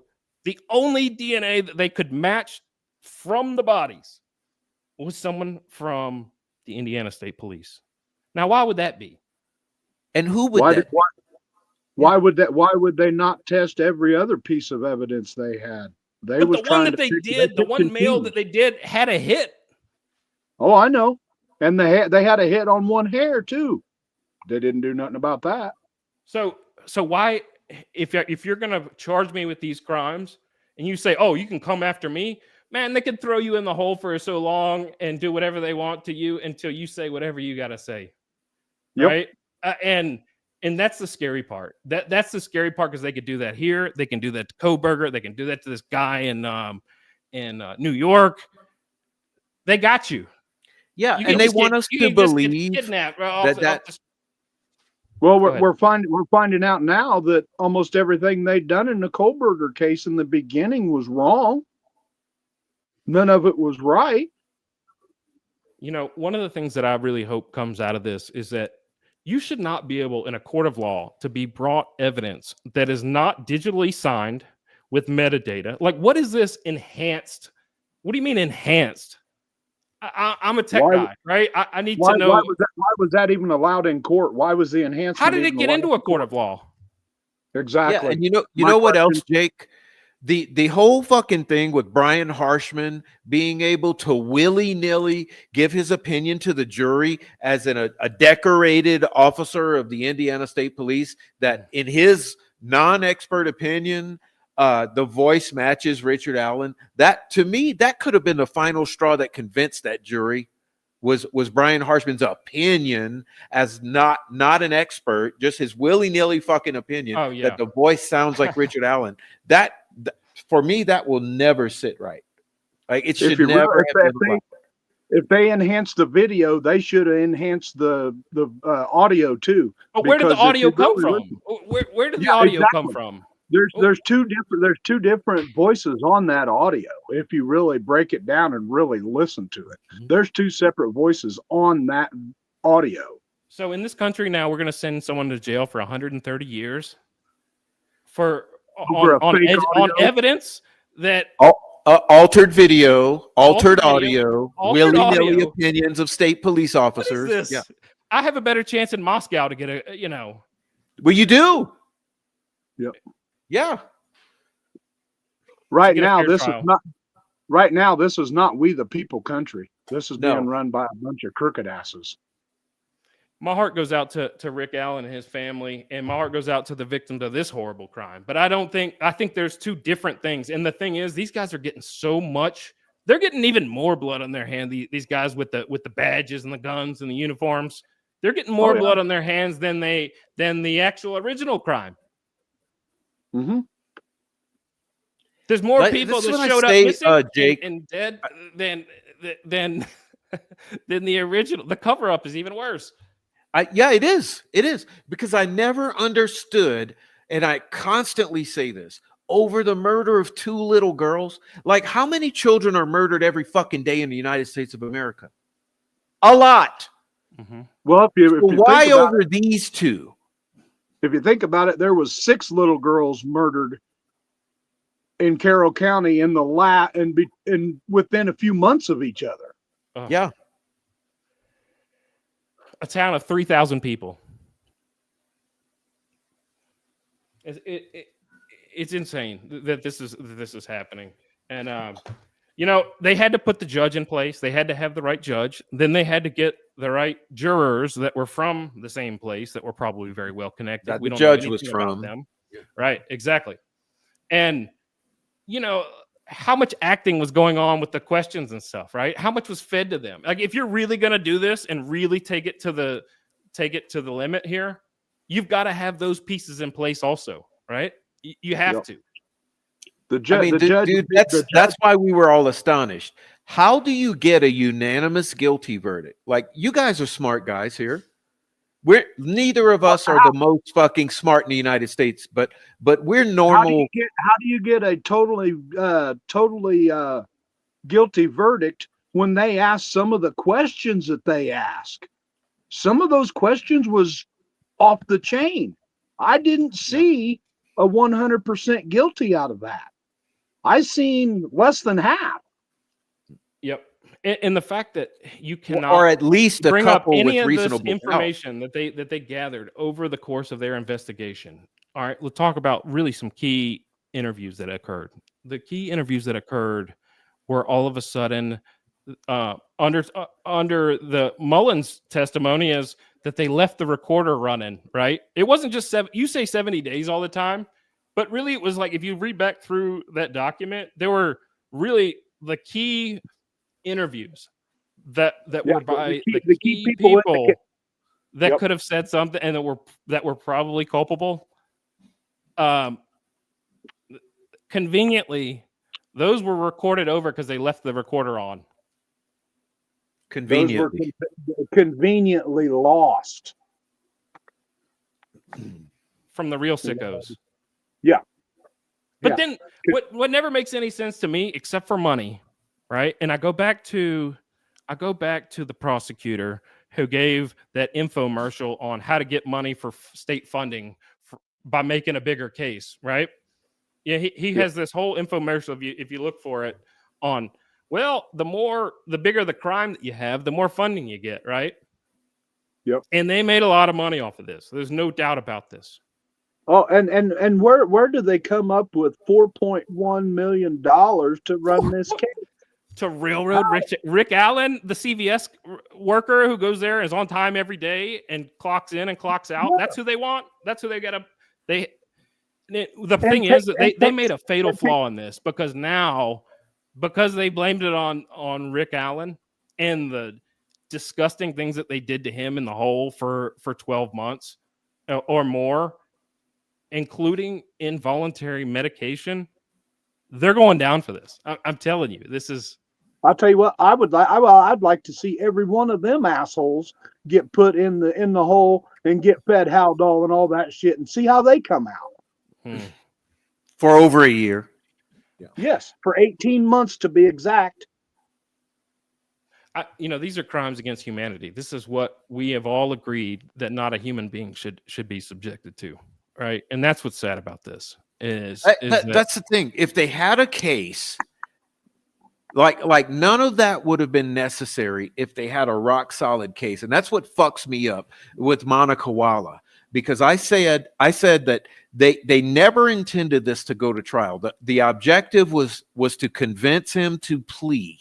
Okay. And that's clear because of what the trolls were doing out here, alleging that he was definitely 1,000% going to plea and they were going to make it happen. Okay. Yeah. Well, he was bullheaded. He refused to plea. And so in the process of trying to force him into that position, of backing him into that corner, they ended up getting these confessions out of him by the Haldol and the death threats and the putting him in the hole. Absolutely. And it's those confessions are what triggered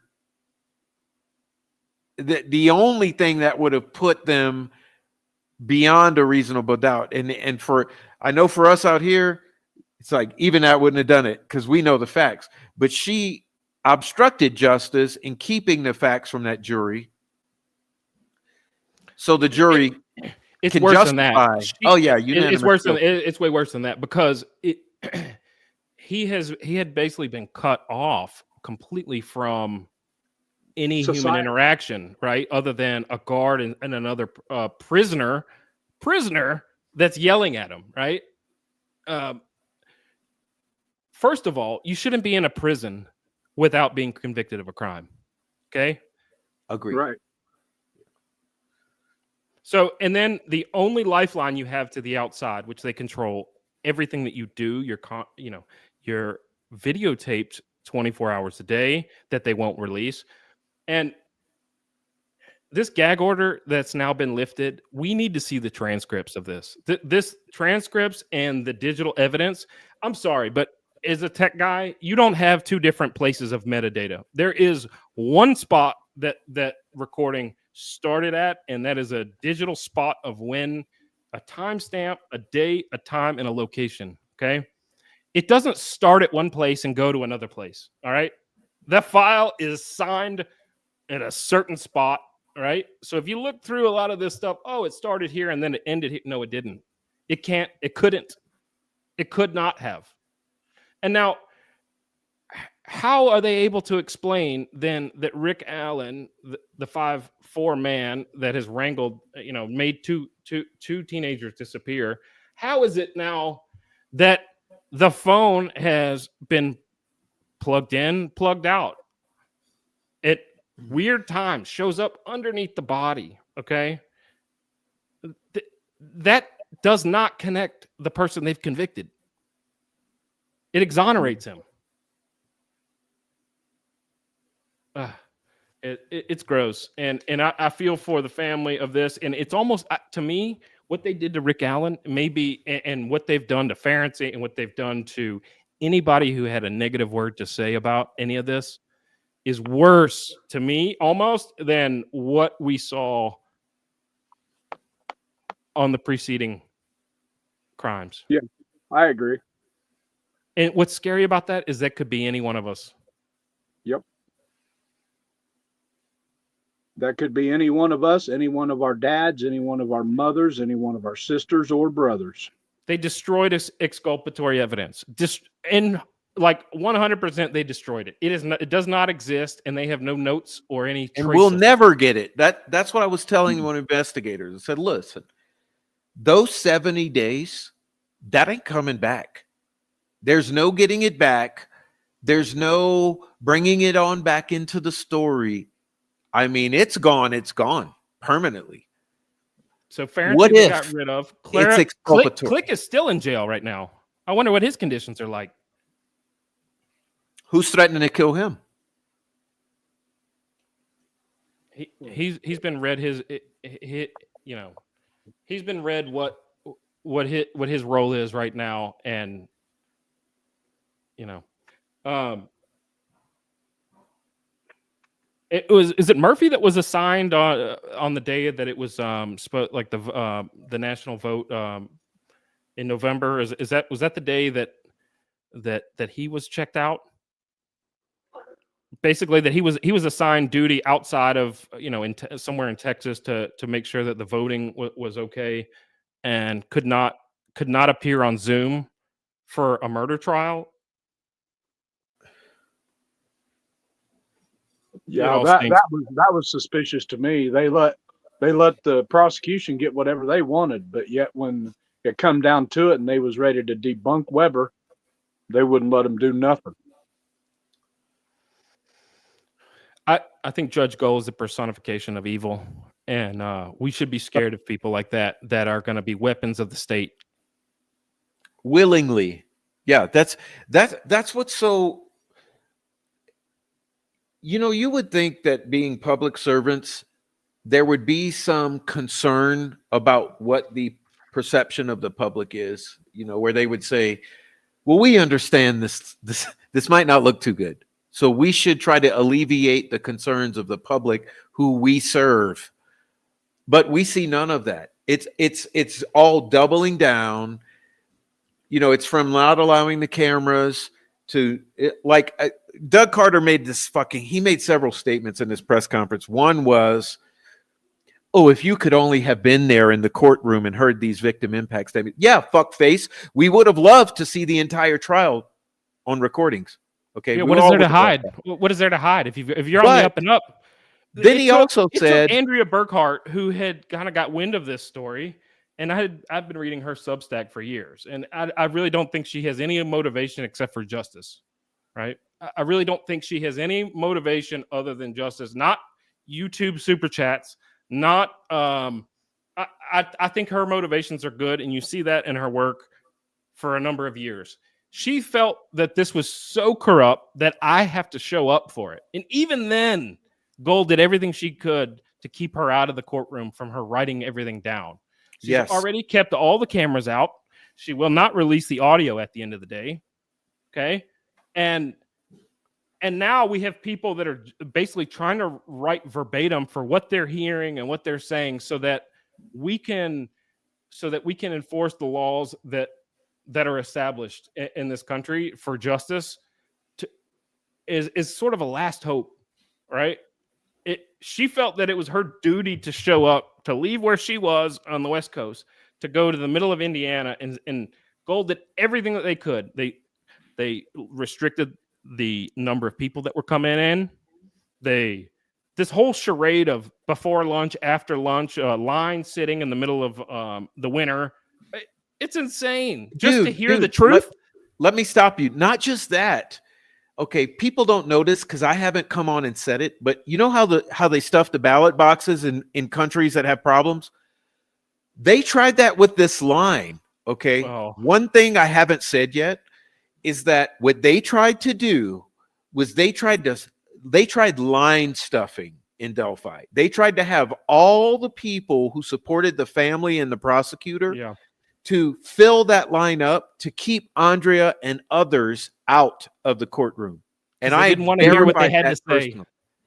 You want to know the good thing, though?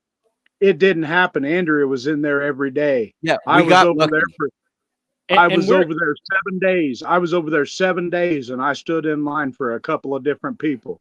And I'll tell you what, I'd do it again. Thank you. Yeah. And another thing about the transcripts is that Doug, I was saying that Doug referenced that you should have been in a courtroom so you could have heard this. Yeah. What else he referenced was you should get the transcripts for this, that, and the other. Question here, motherfuckers. Shouldn't those transcripts be provided in full, free of charge to the people of the state of Indiana because you obstructed transparency? Yeah. But no, you're going to cause part of that people to have to 4.1 pay million for those minute by minute. Oh, it's ridiculous. Yep. And like I said, they didn't want you to see it. That is monopolizing for the money. That's Carroll County for you. They're going to monopolize anything to get money. This is what can happen.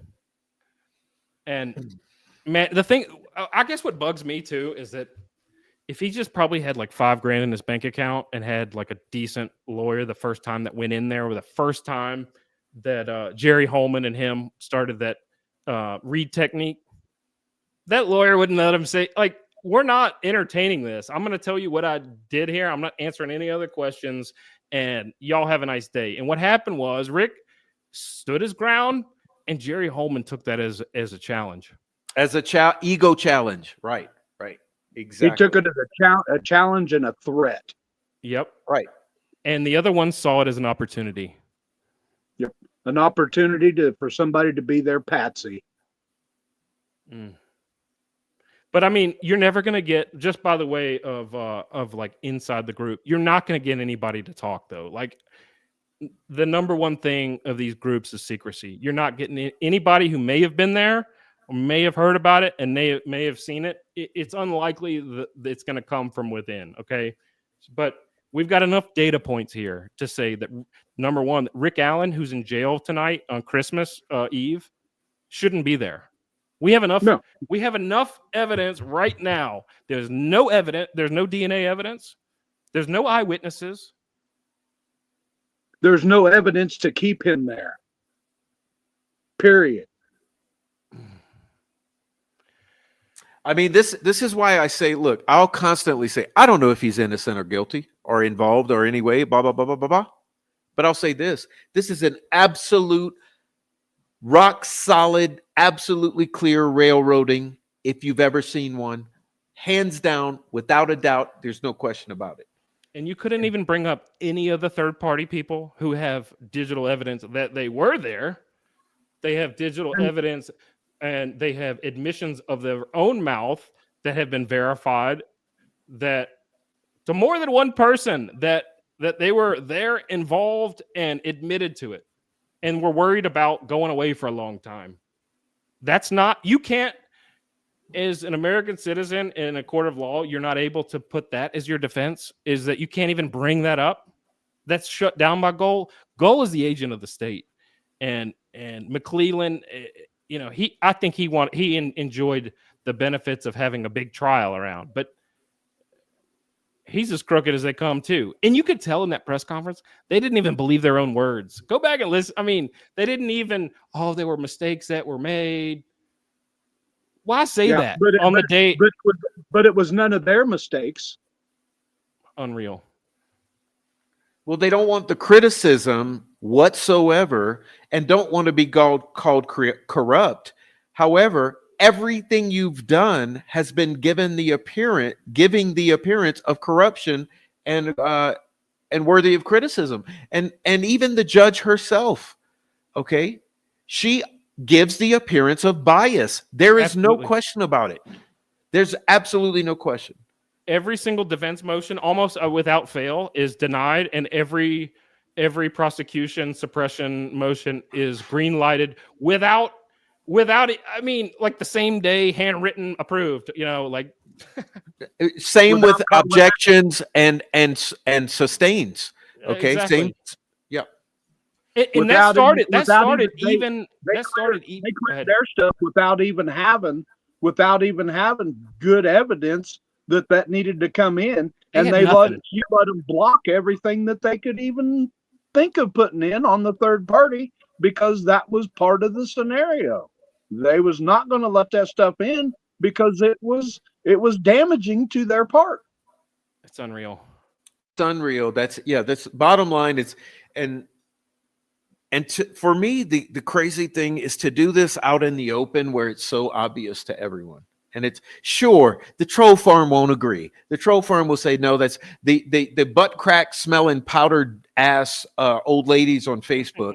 Of course, they're not going to agree. They say Rick Allen is guilty and Kathy is a bitch. And okay, fine. There's that percentage.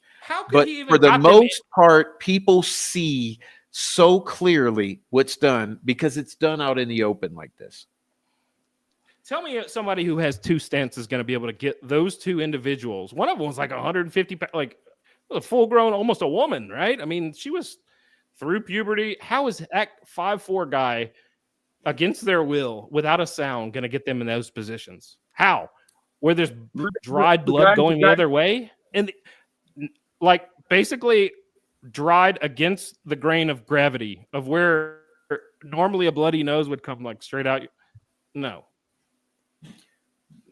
It's a travesty. Like, to me, there's two separate parts of it. Number one, you have to solve the first part of it. And the first part of it, they've mucked up so much of the original crime that you really can't ever get. It's going to be hard to get to that point. It's going to be hard to get to that point. But what we do know is what happened to Richard Allen. From the time that he was taken by law enforcement. And for 2 days, they don't even know. They don't even have any paperwork for where he was. Where was he for 48 hours? The first 48 hours. Well, there's Where is he? there's questions about his arraignment, because there are questions about whether he was even arraigned Where and was whether he? he had representation at that point. I mean, He was taken into custody on the 26th and not arraigned till the 28th. Where was he at in those 48 hours? Where did they have him? That's the question. And and you see where they ended up, right? To me, if you look at and Prof, I know you visited this place. I haven't actually been there, but when you visit, if you look at the map, right, it does look like there's an access road over there by the cemetery, and it's only a couple hundred yards down to where they were, right? So if you had, if you had a powwow that you needed to, you set up the perimeter, right, and you've got to bring them back at some point, right? The whole thing about the Odin, though, is the only thing that kind of like strikes me a little bit is like, okay, did they actually set that up for somebody else, right? Like it was so ornate that you wouldn't leave it that way, elaborate on that. Okay, to make it make sense.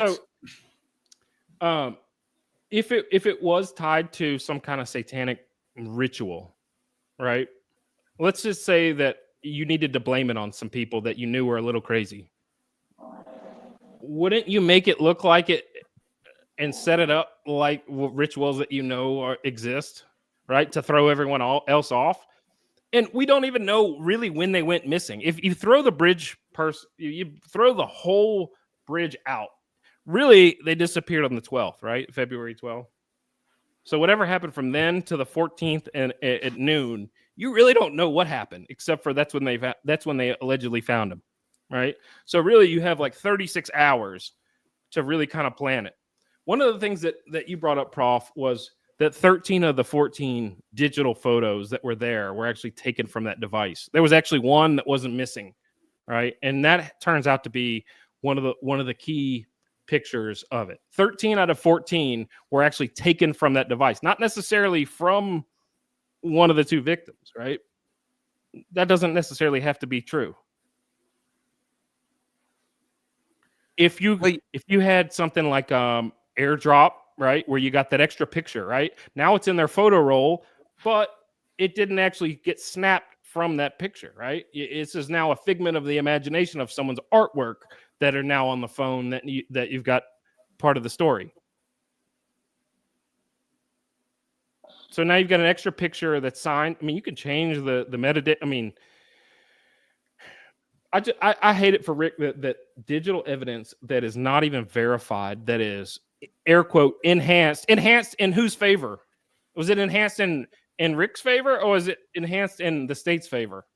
The audio, the video. It was enhanced in the state's favor. They tried to make it seem like the audio comes from the guy that's allegedly at the other end of the bridge. Oh my and God. Anyone who knows audio knows it's an impossibility. Sound works different. I've said this before. Sound travels differently than light. Okay, light travels as a standing wave. It's immediate and at the light speed. Sound dissipates at an exponential ratio. So every time you double your distance in proximity with sound, it falls off exponentially. So there's no way you're capturing audio from 300 feet away. It ain't happening. I need to see okay, so when I look at the Indiana State Police, so first of all, they scrubbed the Delphi website from the Indiana State Police website. But if you did download those original bridge guy images, you'll see that Photoshop CS6 was used to make that file of bridge guy, the original file, and it was on the 16th, Yes. days later. I verify that. Yes. So now you've got digital evidence that you're sending a guy to prison for 130 years that we don't even know where it came from. We know that it came from a computer that was running CS6 2 days after the crime. But now we're talking about that the jury saw 43 seconds of a video. Why not show us that? If we really want to find the killers, why don't we want to see that? I'm It still doesn't- waiting for it. If it doesn't include the crime and it only includes either the victims or the perpetrators, why is that such forbidden fruit? Well, Jake, I've said this. I've said even if it does show another man in the distance, who's to fucking say that man had anything to do with the crime? It doesn't. Yeah, they enhanced that video so much that, you know, it, and even if yeah, that's the key word, enhanced. You know, but it just, you know, how does the person sound so close, but yet so far away?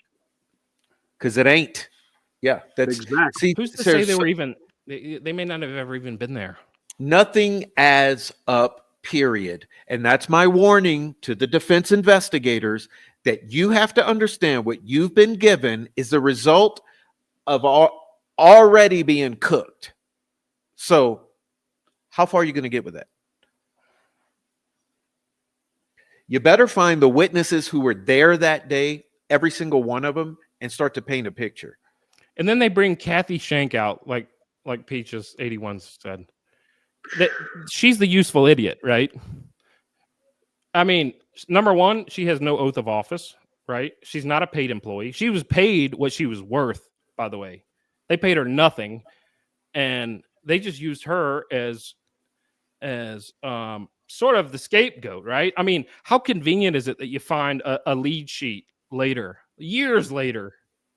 Oh, here, Liggett, you may want to see this.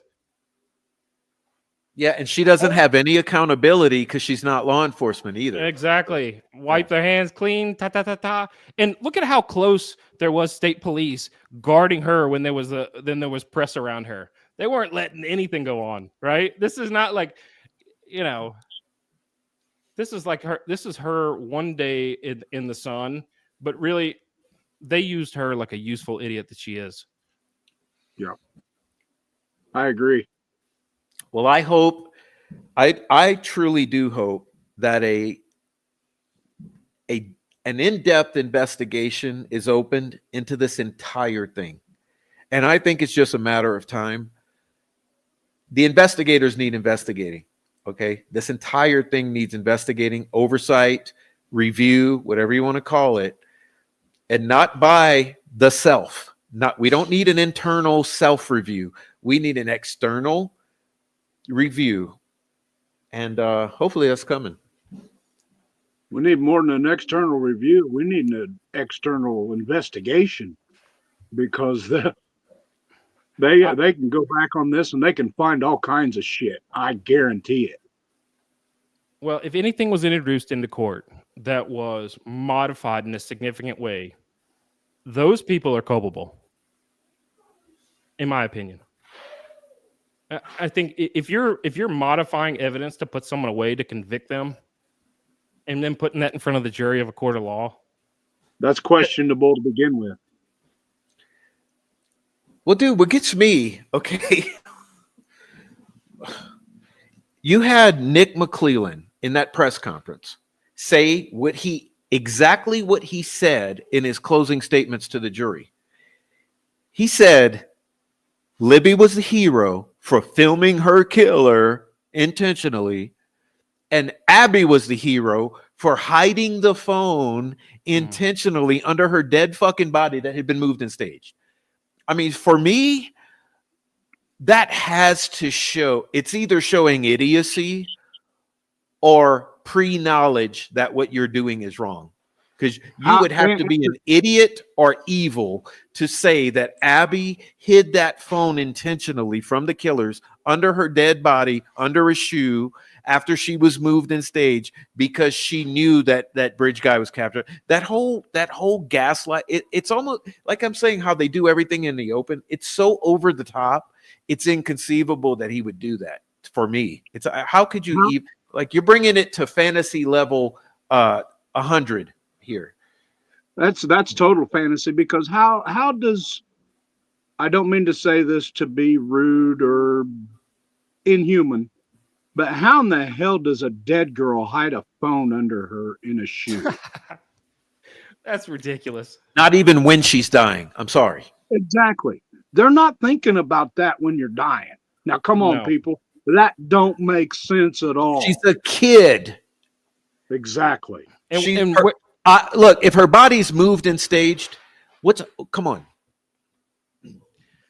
Yep. yeah, Well, like I and said, why exactly in the middle of the night where they have a headphone jack going in and out? Between the time Rick apparently did all this to the time that they were found, right? And it's hours.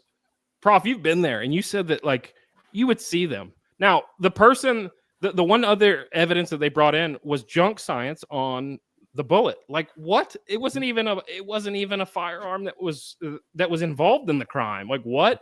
They've never seen or introduced anything that kind of weapon was used. Nothing other than a rusty bullet that's there. Now tell me, you don't think they have one in their pocket and one over here?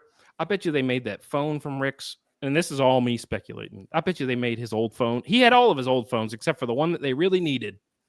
You don't think on the first search warrant they made that one go away? That would be a good one to just throw in your make sure it's destroyed, right? The one that would exonerate him and put him back on the couch that Kathy saw him and begged him to go into the police station to say, hey, make a report that you were there so that maybe there's some people that you saw that were connected, right? When he was home in the afternoon that day. he was at home asleep on the couch at 5:30 in the afternoon. And his wife saw him there and told him to go back in, right? That's the only time. Yep. That's the only reason he went back in there is that he felt that there was a duty. A veteran served in our armed forces. Yep. Fought for our country. Never did anything. The railroading on that to me, and then all of the people who said any bad words about it, all of a sudden either shut up or become, missing. And even the Ferenczi thing is public. Like now, the Ferenczi thing, you throw a Molotov cocktail in his window of his, so he runs out of the building, and then you snipe him as soon as he comes out. That's the country we live in today. That's what happens to you. Shot him in the Look, head. the only reason we know it's him is because one of those guys was lucky enough to put a bullet in his stupid ass, and he had to go to the hospital to save himself. Because had they missed, we possibly would have never known, and it'd be one of these huge mysteries. But so they're fucked. So that now they got to declare him unfit for trial. Questions need to be answered. And that's the thing about this case, that they were naive to think this would go away, because people are not going to rest. We got FBI agents watch this show. Okay. You think they're going to let one of their own be murdered and not have it dealt with? So far, they've turned a blind eye. It shut Click down immediately. If you look at that 3/18/2024 motion to dismiss, when he's on direct examination, they said, what happened afterwards? And he said, well, everything that we had brought forward to the prosecution was pretty much put to bed after Ferenczi was taken out. In the line of duty, by the way. Yeah, he was on the fucking clock.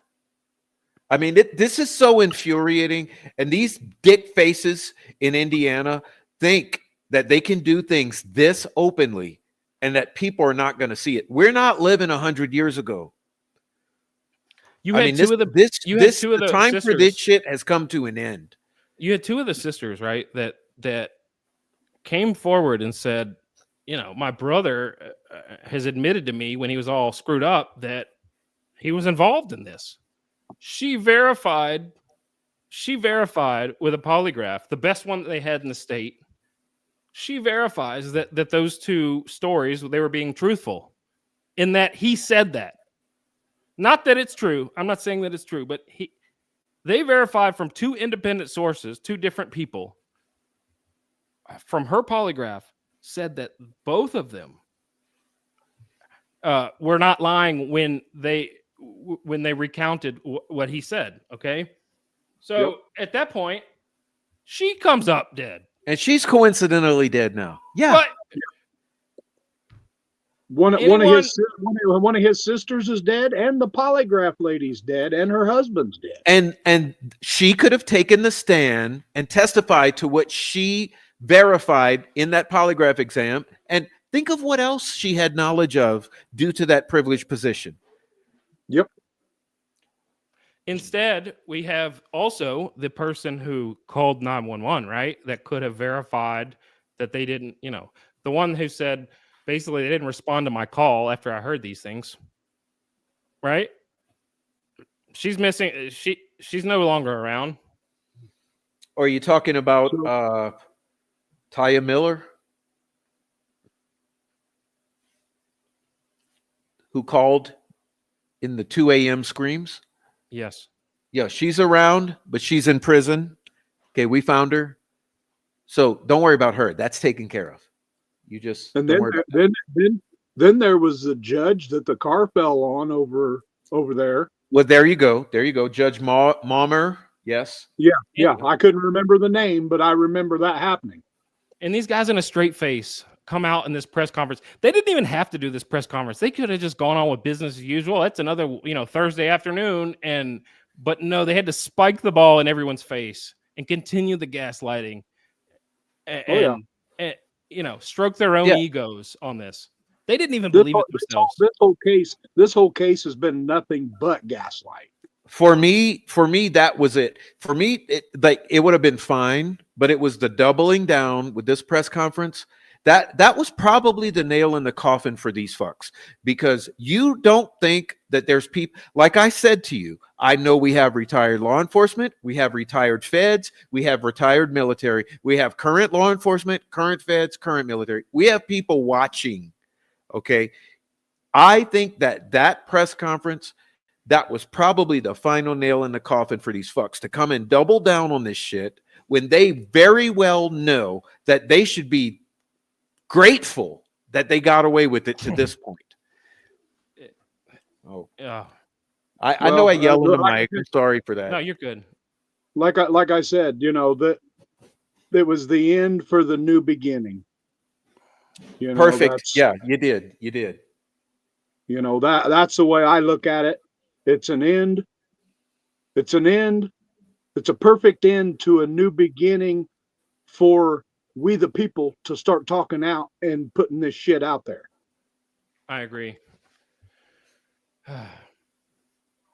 Yeah, it's and look, Donnie, I really do appreciate you coming on, because I'm glad to meet you and talk to you. You've been awesome in the chat, but having you here, it's just a whole other level. So I appreciate you coming. And it's good to have local perspective too. I mean, I'm not in a small town, but those kind of things, I mean, they think they can get away with it because for the last 40 years, they have. It's gone their way. They've never had any resistance.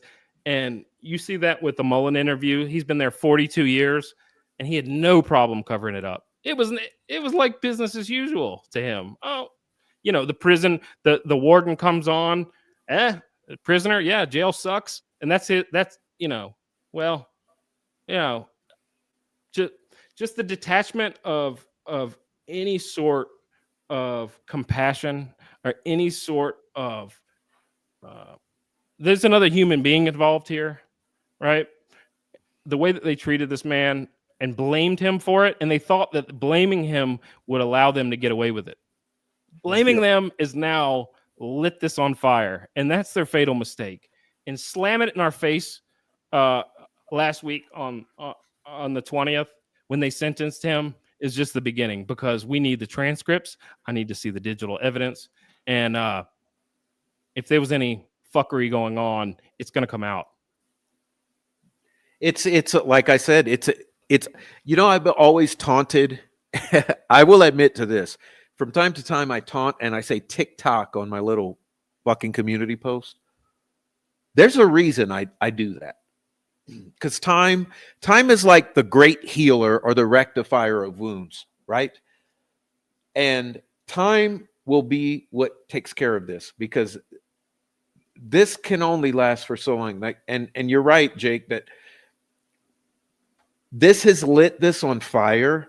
I assert They never meant this to go to trial. The big fucking problem here was that Rick wasn't easy to break as far as convincing him to take a plea deal. So they lit this shit on fire. No matter what, even look, it doesn't even really matter what happens to him, because whether his appeal is denied or he's given a new trial, whatever happens, the cat's already out of the bag. People are not going to stop looking. And just since this trial started, I've already said we've had triple the number of people come into the community.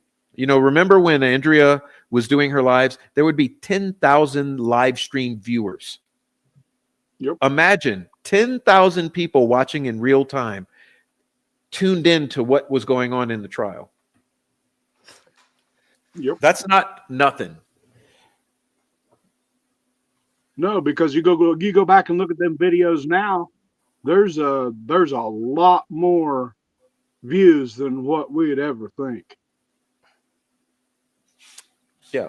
People are tuned in, and people are going to keep. And look, we think of all the things. That's why I constantly try to address the new viewers. Think of all the things that we've already been through. I know both of you have probably been watching this for years. Think of the new people coming in who are coming in first time.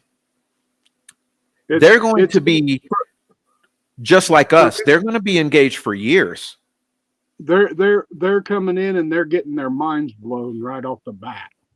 They're getting overloaded right off the bat, and I'm telling you, there's more people coming our way.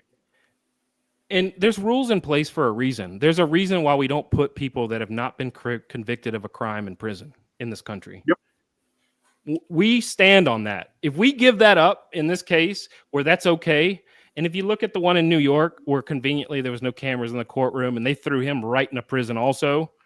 Yep. That's how we're going to do business these days. We just need a good scapegoat.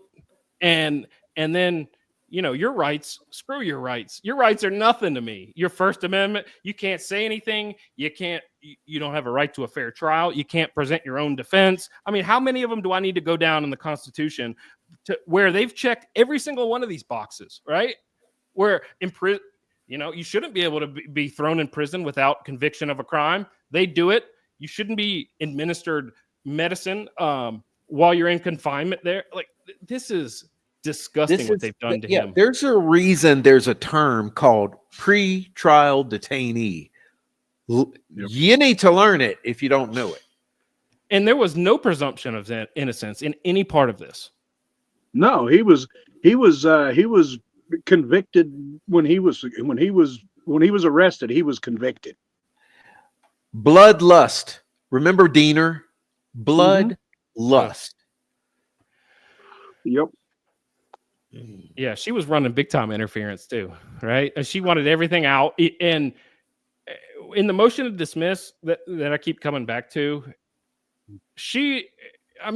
Baldwin was fighting his ass off trying to get some of this stuff admissible, right? He was I would say that the court appointed lawyers for him, they took that challenge on and they knew they were in a losing battle from the very jump. And they tried everything that they could. But when you've got everything stacked against you, you're not going to win. And I think when they figured out that I can't have a third party defense, I can't bring up any of these people that we know that we have very good points, at least their admissions and what they've said verified, and not being in, that is, you have the right to bring whatever defense you want to say I didn't commit these crimes. And Gull took that away from an American citizen and veteran Richard Allen. On Christmas Eve, he's going to be spending in back to the Department of Corrections. It's sad. But thanks for having me on. I know I haven't been vocal. I'm in the chat every once in a while, but Prof, thanks for being one of our heroes and being brave enough to be able to keep this in the forefront. And it's a great community with really good people. A lot of people that don't have friends and want to be on the other side, and they're just as sick and twisted as they come. And what I really hope though is that these people that are basically shills and state actors weren't also involved in creating some of this evidence that sent him to jail. Now, if it comes out that some of these people were actually involved, and we know they use the narrative, right? The narrative that is out there was also shared by the prosecution. But if they were actually involved in modifying any evidence, they should go down for that. Well, that takes me back to the bullet. I think the bullet was planted. It smells like it. You know, I don't see the point of the bullet even being there. Why would he have a bullet? Why would he have a gun when he has a knife?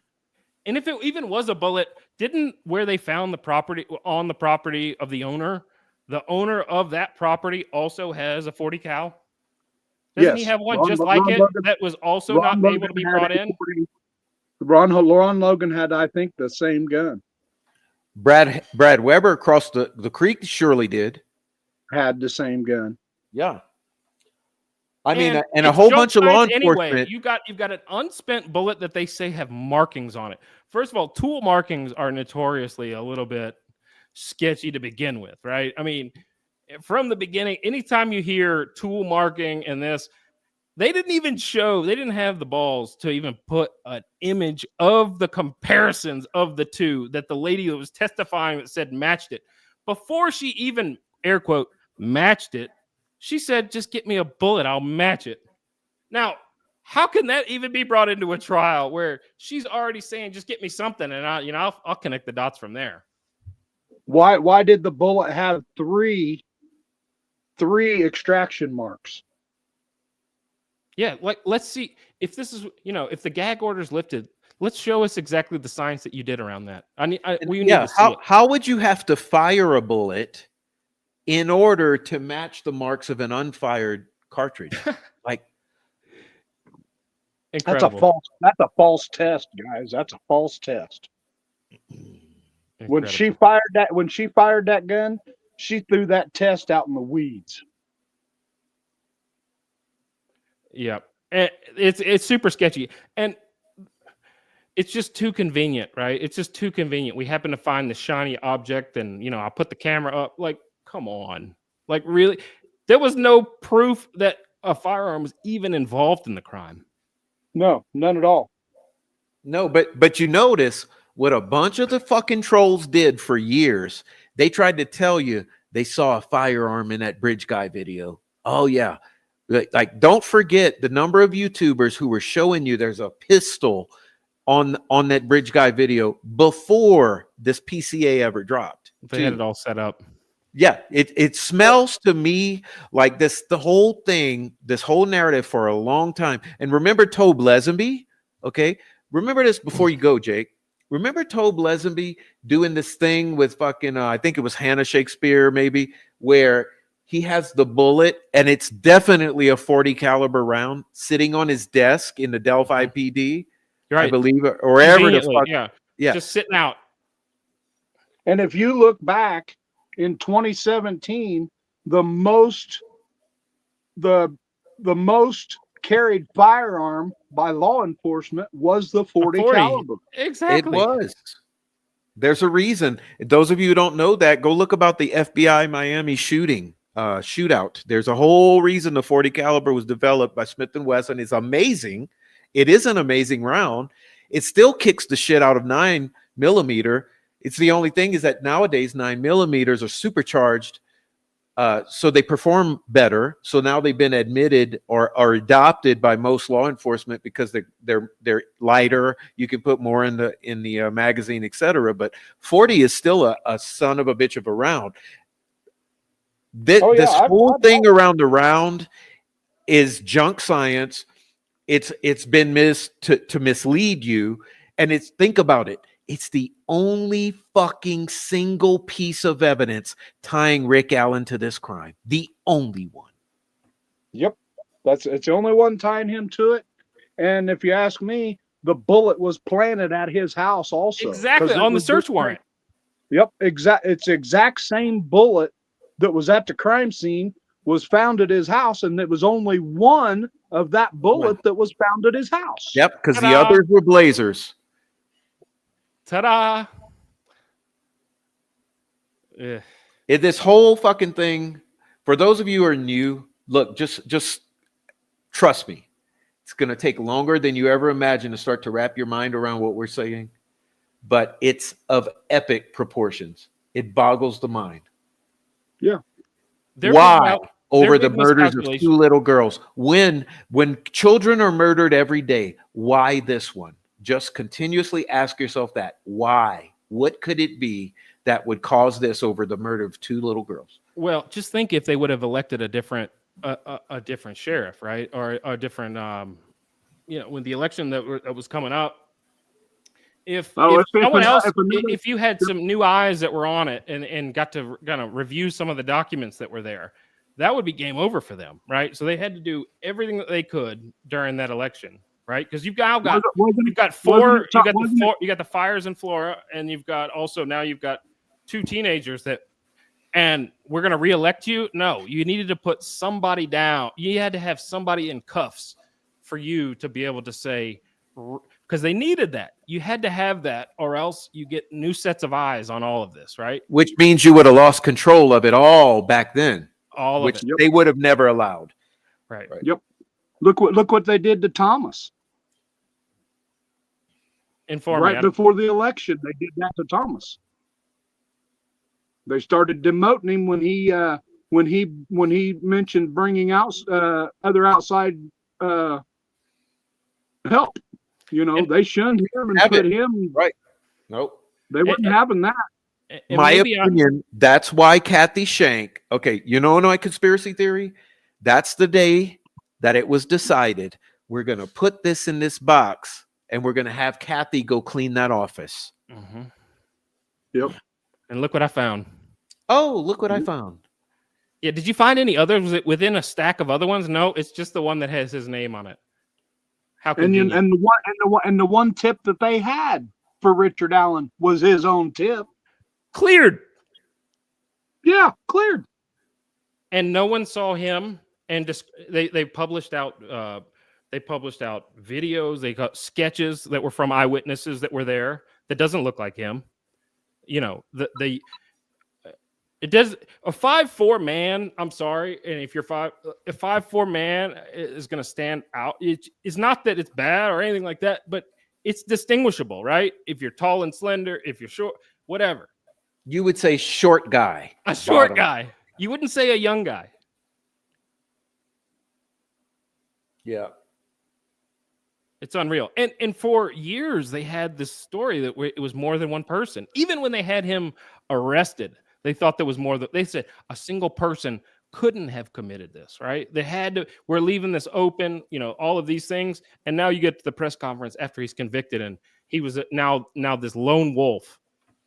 We got a one-man wolf pack here, Rick Allen.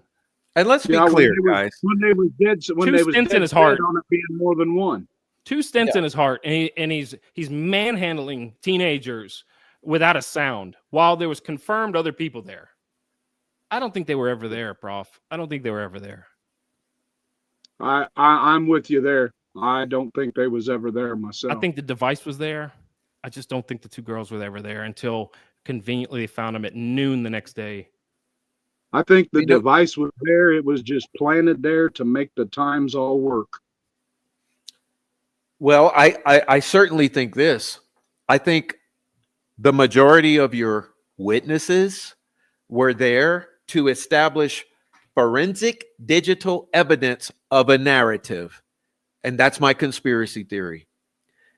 So you start with looking at those witnesses and say, why in the fuck were you there taking pictures and sending text? But that hasn't been done yet. What was on the SD card that McCain had? There's also, there was one other thing that had that case. Oh, sorry. Go ahead. No, sorry. But they never even mentioned the SD card that they had from I think it was McCain. They never even mentioned that, but they took it for evidence.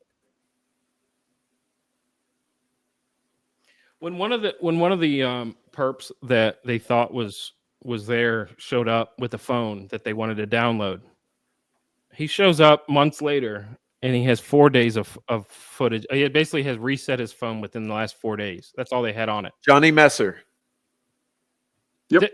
Shows up as, and that's all you have. brand new And- phone. You're telling me that's not combative? right? See, Well, that's why the very- Frank's memorandum matters. Despite, did you see how Doug Carter tried to pull at that press conference and say, "Did you read the dossier? I mean, what in the hell? The defense is evil. They killed Robert Ford." You know, dude, because in that defense memorandum for the Franks hearing, they said, yes, I think it was Messer, or was it Westfall? I can't even remember, because they've all done stupid shit like that. There's a lot to look into, y'all. There is. And there's also another phone that was turned into the defense that the defense had possession of that was from a female individual that maybe future shows will have, right? That was turned in, right? And That was, I think that was Johnny Messer's phone, maybe. Taylor Hornady. Maybe. Oh yeah, the Goldilocks. Yeah. Yeah, the Yeah. Goldilocks phone. Yeah, she there you said, go. I think there's People to rehab is evidence on on it. this phone that you may be interested in, and that the state didn't want any part of it. They didn't want to look at it. They didn't want to investigate it. They didn't even want to extract it. And it ends up in the defense's hands. They have no way of getting it in. Yeah, Right. true. And they Well, wouldn't thank you, even guys.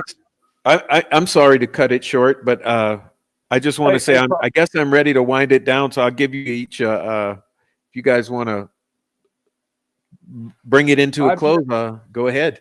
I've just got one thing to ask, Prof. Yeah. I've got a friend in Kokomo. Her niece went missing a few months ago, or a few weeks ago, I should say. They haven't seen the poor girl. Haven't seen nothing of her. I'll put a picture on my screen real quick and show you a picture of her.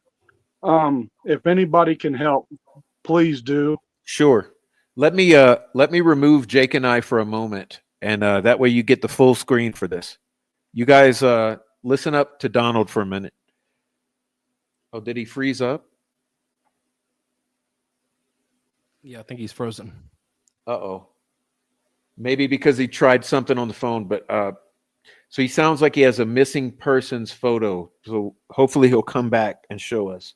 Yeah, sometimes when you click off of that with StreamYard, it can Yeah, pause. there you. I am. I'm back. Oh, there you are. This oh, I can't take a picture of it. But her name is May Dively. She is a young lady. She's like 13 or 14 years old. She disappeared. The family has not heard or seen of her since. And like I said, her aunt's name is Rochelle. She is a good friend of mine, and it gets me kind of hard because I knew this little girl. And Can you spell her name for us, Donnie? Mae Dively, Diveley. And what's the location she went missing? Kokomo. Oh, wow. I'm looking for something here. See if I can find any. I don't see anything yet on the internet, but There is a picture of her right there on my screen right now. oh, here we go. Okay, hold on now, Jakes.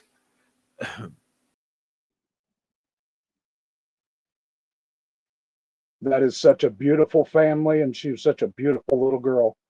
And we need a lot of help to try to find her. You know, her aunt is a very, very close friend of mine, and I'll do anything in the world for her, and I want to help find May for them. And I appreciate everybody doing what they can.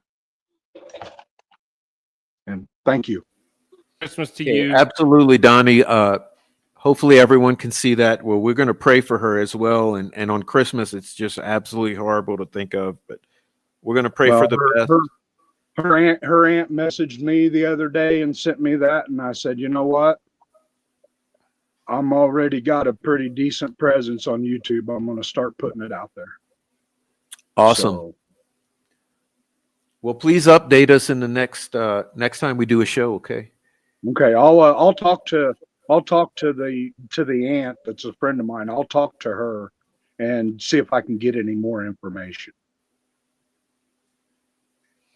All right. Thank you. And Jake, anything before we get out of here?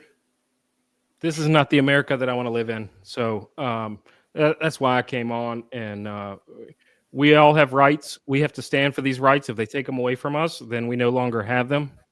So you, this kangaroo court that they and publicity that they've put out is this goofy narrative that they have is disgusting to me. And I appreciate you continuing that candle and being out there and shining the light on this, that they don't want any light shined on. So thanks for having me on and for the discussion. I appreciate it. And just keep going. You got my support. Thank you, Jake. And thank you, Donnie. And, I sent you a message. Please email me her information, and okay, I'll make a big post to, about it. I'll get more information. I will get a hold of her aunt here. I'll probably do it after Christmas. I'll get a hold of her and I will get information to you as I can. Okay. God bless, Donnie. Love you. And Prof, thank you very much for having me on. And thanks to everybody for listening. I just want to, I'm like Prof, I don't have a channel, but I'm on many other channels. And, I just want to encourage everybody, let's keep the good fight going. Richard Allen is innocent. He shouldn't be there. He should be at home with his family. And like I said, everybody have a Merry Christmas, and thank you, everybody. Okay. God bless, Donnie. Love you. Bye-bye. All right. Merry Christmas, Donnie, and Merry Christmas to Jake. I really do appreciate their presence here tonight. That was an amazing surprise. Okay. A pleasant surprise. See, sometimes things work out for a reason. And I am so glad to have them on because their voices have not been heard enough. So that was amazing. And I do appreciate their presence. And for all of you out there, I do have a call to action. This is what I need you to do. Okay. Those of you who are able, because everyone's not able. Okay. If this is not your thing, don't do it. If it is your thing, do it. We need to send in Freedom of Information request to the court in the trial of Richard Allen. You send in your request for evidence. What we need is this. We need every exhibit in the trial against Richard Allen. Every single admitted exhibit in the trial for Richard Allen. Okay? One by one. That's what we need. We need Freedom of Information Act request submitted to the court for evidence in the Richard Allen case. Every single admitted exhibit. You go in and you fill them out, and or you send those emails, and you say, "We need it." Okay, we need it. We need every single exhibit. There's no question. Okay, and guess what? Every single exhibit belongs to the public. If you happen to reside in the state of Indiana, that is your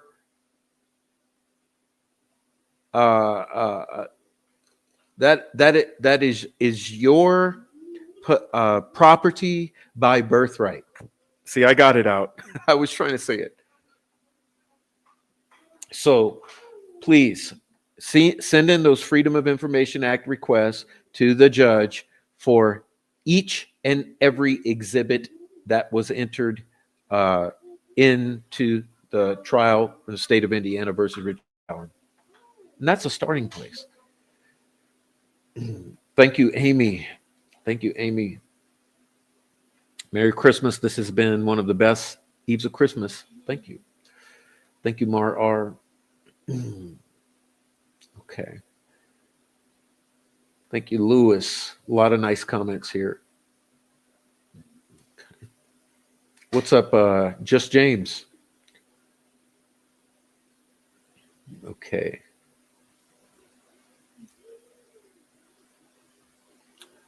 All right, so that covers it for tonight. That was an amazing Christmas hangout.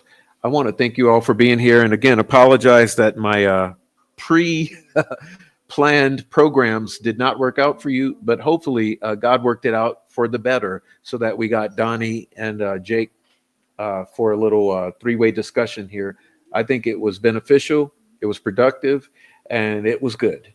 So. Go love the people you're with for Christmas. Absolutely. And that's what I'm going to do. I'm going to get off early. I'm going to do some more food, some hanging out, some movie watching, and some phone calling before it gets too late. Okay. Yeah. And God bless Amber Boyles with the Marathon gas station. We will not forget her either. She's not often mentioned, but we do think about her. Okay. Okay. So I love you guys. I appreciate it so much. I want to thank you all for being here. Again, and to reflect Joe Lewis, as I read at the beginning, this is your community. Okay. Yes, it's my channel, and I'm a tyrant on this channel. I run this channel like a dictatorship, and I do so willingly and with a lot of bravado. This is my little corner of the YouTube universe, and that's fine because there's all kind of corners. Okay, so go find the dictator you love the most and watch his channel or her channel. But that being said, this community here is beyond this dictatorship. Okay, this is your community, and you just visit here while you're here, and I'm fine with that. I love that so many of you are brave enough to join the chat from the Lurker crew and express yourself in the chat, because that is valuable. Where would we be without those of you expressing yourselves in the chat? It would look like I'm just here talking to myself, but we know that only 10% come in this chat and express themselves. So that just shows that that this is bigger than it appears. And like I said, imagine Andrea Burkhart would have 10,000 people watching in real time for up-to-date, accurate information on the Delphi murders trial against Richard Allen for 4 to 6 hours at a time. Yes. So that means there's interest, and there will continue to be interest. Okay. So I'd like to dedicate this show again tonight to the wonderful creators out there who continuously brave the insane farm for the elbow room to come out here and speak their mind and give their opinions and their views and try to speak loudly for truth and transparency above all in these murders of children's cases that we care about.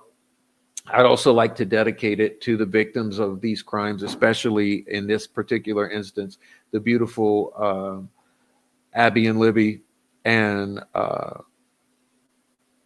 the poor victims of the Flora fire who, in whatever way it transpired, lost their lives, and to their mothers, because we do love all their mothers, and we want to pray for them and their mothers on this holiday season so that they feel the outreaching of our spirits.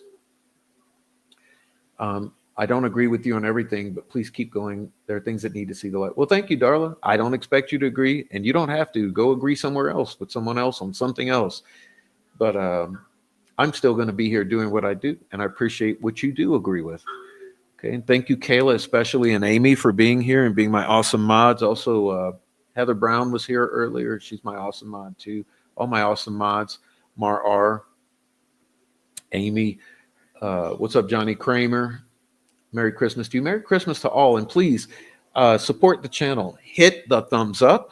Okay, we got the thumbs up. You hit the like. It helps the channel. Leave a comment down below. It helps the channel, especially on the replays.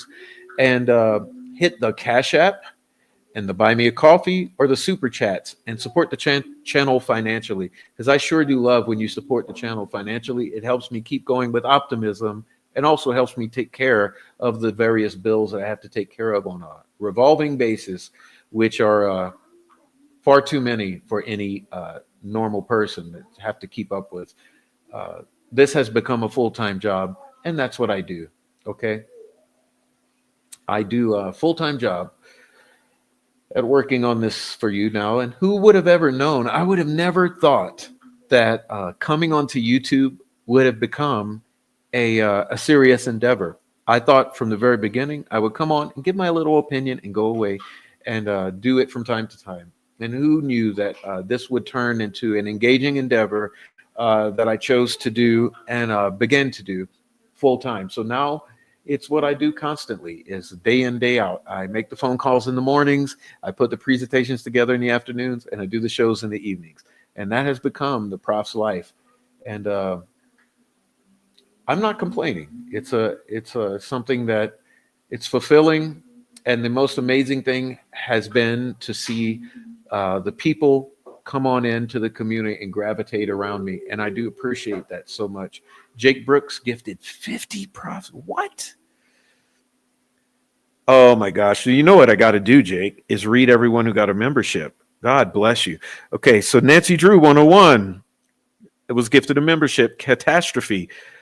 Osana Luke, Crystal, Criminal Network, Aloha 808, Icy Cat, Miss K, Carolyn, Answer 42, Michelle Abbott, Love versus Money 68, Shadow Sleuth, Lisica, Dennis McKean, Teresa Gosnell, Miracle Hearts, Lisa, Angie Duff, Madison Stevens, Kate Eleanor, Leslie, Lisa Shaw, Mother Dragons, Westy. What's up, Westy? Long time no see. Emmy Sue, Molly Watts, Snarky Ass Angel, Teresa, Lewis, Kate U, TJ, Cetrus, Auto Doctor, Lone Pony, Kit Kat, Carla Ann, Sterling. What up, Sterling? Long time no see. Free Ricky Bay, Kim Moore, Lost in Wonderland, Suzanne, Fur Baby Daddy, Jennifer, Angela, Sharian, KT Recovers, Joey Lowell, Joe Scoop, Andre. Wow, all you guys got memberships. Now that's a huge Christmas gift. Okay, so Jake just gifted the entire community. That's pretty much everyone in the chat. So everyone in the chat, God bless you. God bless you. I hope that you received a membership. If you didn't, I hope you received the next one. Okay, so God bless you all. And Jake Brooks, that's amazing. You didn't have to do that. All right. Wow, that's just a wow. Look at, all right. But we will be here for the next show. I don't know if it'll be in the next few days, but we'll have another show. The very next show, it should be fascinating to watch, because hopefully my guest, my very special guest, they will be available for the next few days. We'll line it up when they can all do it, and we'll do an amazing end of the year show, which is my goal for you, to do an amazing, engaging, entertaining, and hopefully a lot of smiles to be had end of the year show. So it was a worthwhile Merry Christmas. Yes. And I'm going to go enjoy the rest of my Christmas, you guys. But thank you so much. Okay. You guys are wonderful. What's up, Kaleido Hope? That's a nice name. Merry Christmas. Just found your channel. Well, hope you got a membership. Hello to you. Okay. Don't forget to write the DOJ regarding the injustices. Also, like I said, you guys can write one single letter, one perfect letter about Delphi, and you can send it out to all sorts of individuals. Okay, it's a way to do it. Oh yes, all new members, please go watch Train Guy immediately. Go watch Train Guy. Okay, I have a video on my video sections called Train Guy. Please go watch it immediately. It's highly concerning. All right, I love you guys so much. Oh, look at Snarky Ass Angel with a $4.99 super sticker. Thank you. Okay, and I know her name is Snarky Sass Angel, but I like calling her Snarky Ass Angel. So get over it. And if she has a problem with it, I'm sure she'll correct me. So she has no problem expressing herself. All right. That was a good one. We went 4 hours and 30 minutes. Way too long. Okay, way too long on Christmas. But that's what happened, okay? That's what happened.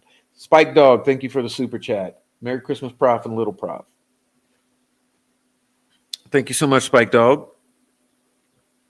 Okay. And Merry Christmas, everyone. Thank you for everything. Enjoyed the company. Yeah, it was a nice Christmas. Right, nice little Christmas hangout. And like I said, it was such a blessing to have Donnie and Jake on unexpectedly. So, hey, couldn't ask for anything more. That was my Christmas gift for the channel. Oh, shut it. Oh, yeah. Okay. Oh, you shut. Oh, no. I get him talking. What? You sit. What? What? You going to say something? What? I know. Oh, he's not going to say anymore. Anyway, God bless everyone and good night. Merry Christmas to you, 2024. What a year it has been. God bless.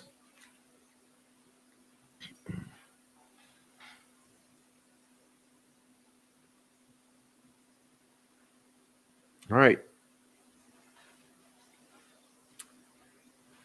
Hug your kids, hug your wife, or your husbands, or whatever you got at home, even if you should dogs. Go hug them. Have a Merry Christmas.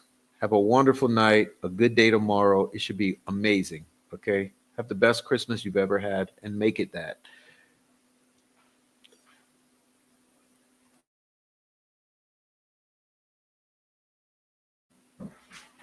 Walk, please. Put it down. Okay, say Merry Christmas. All right, good night.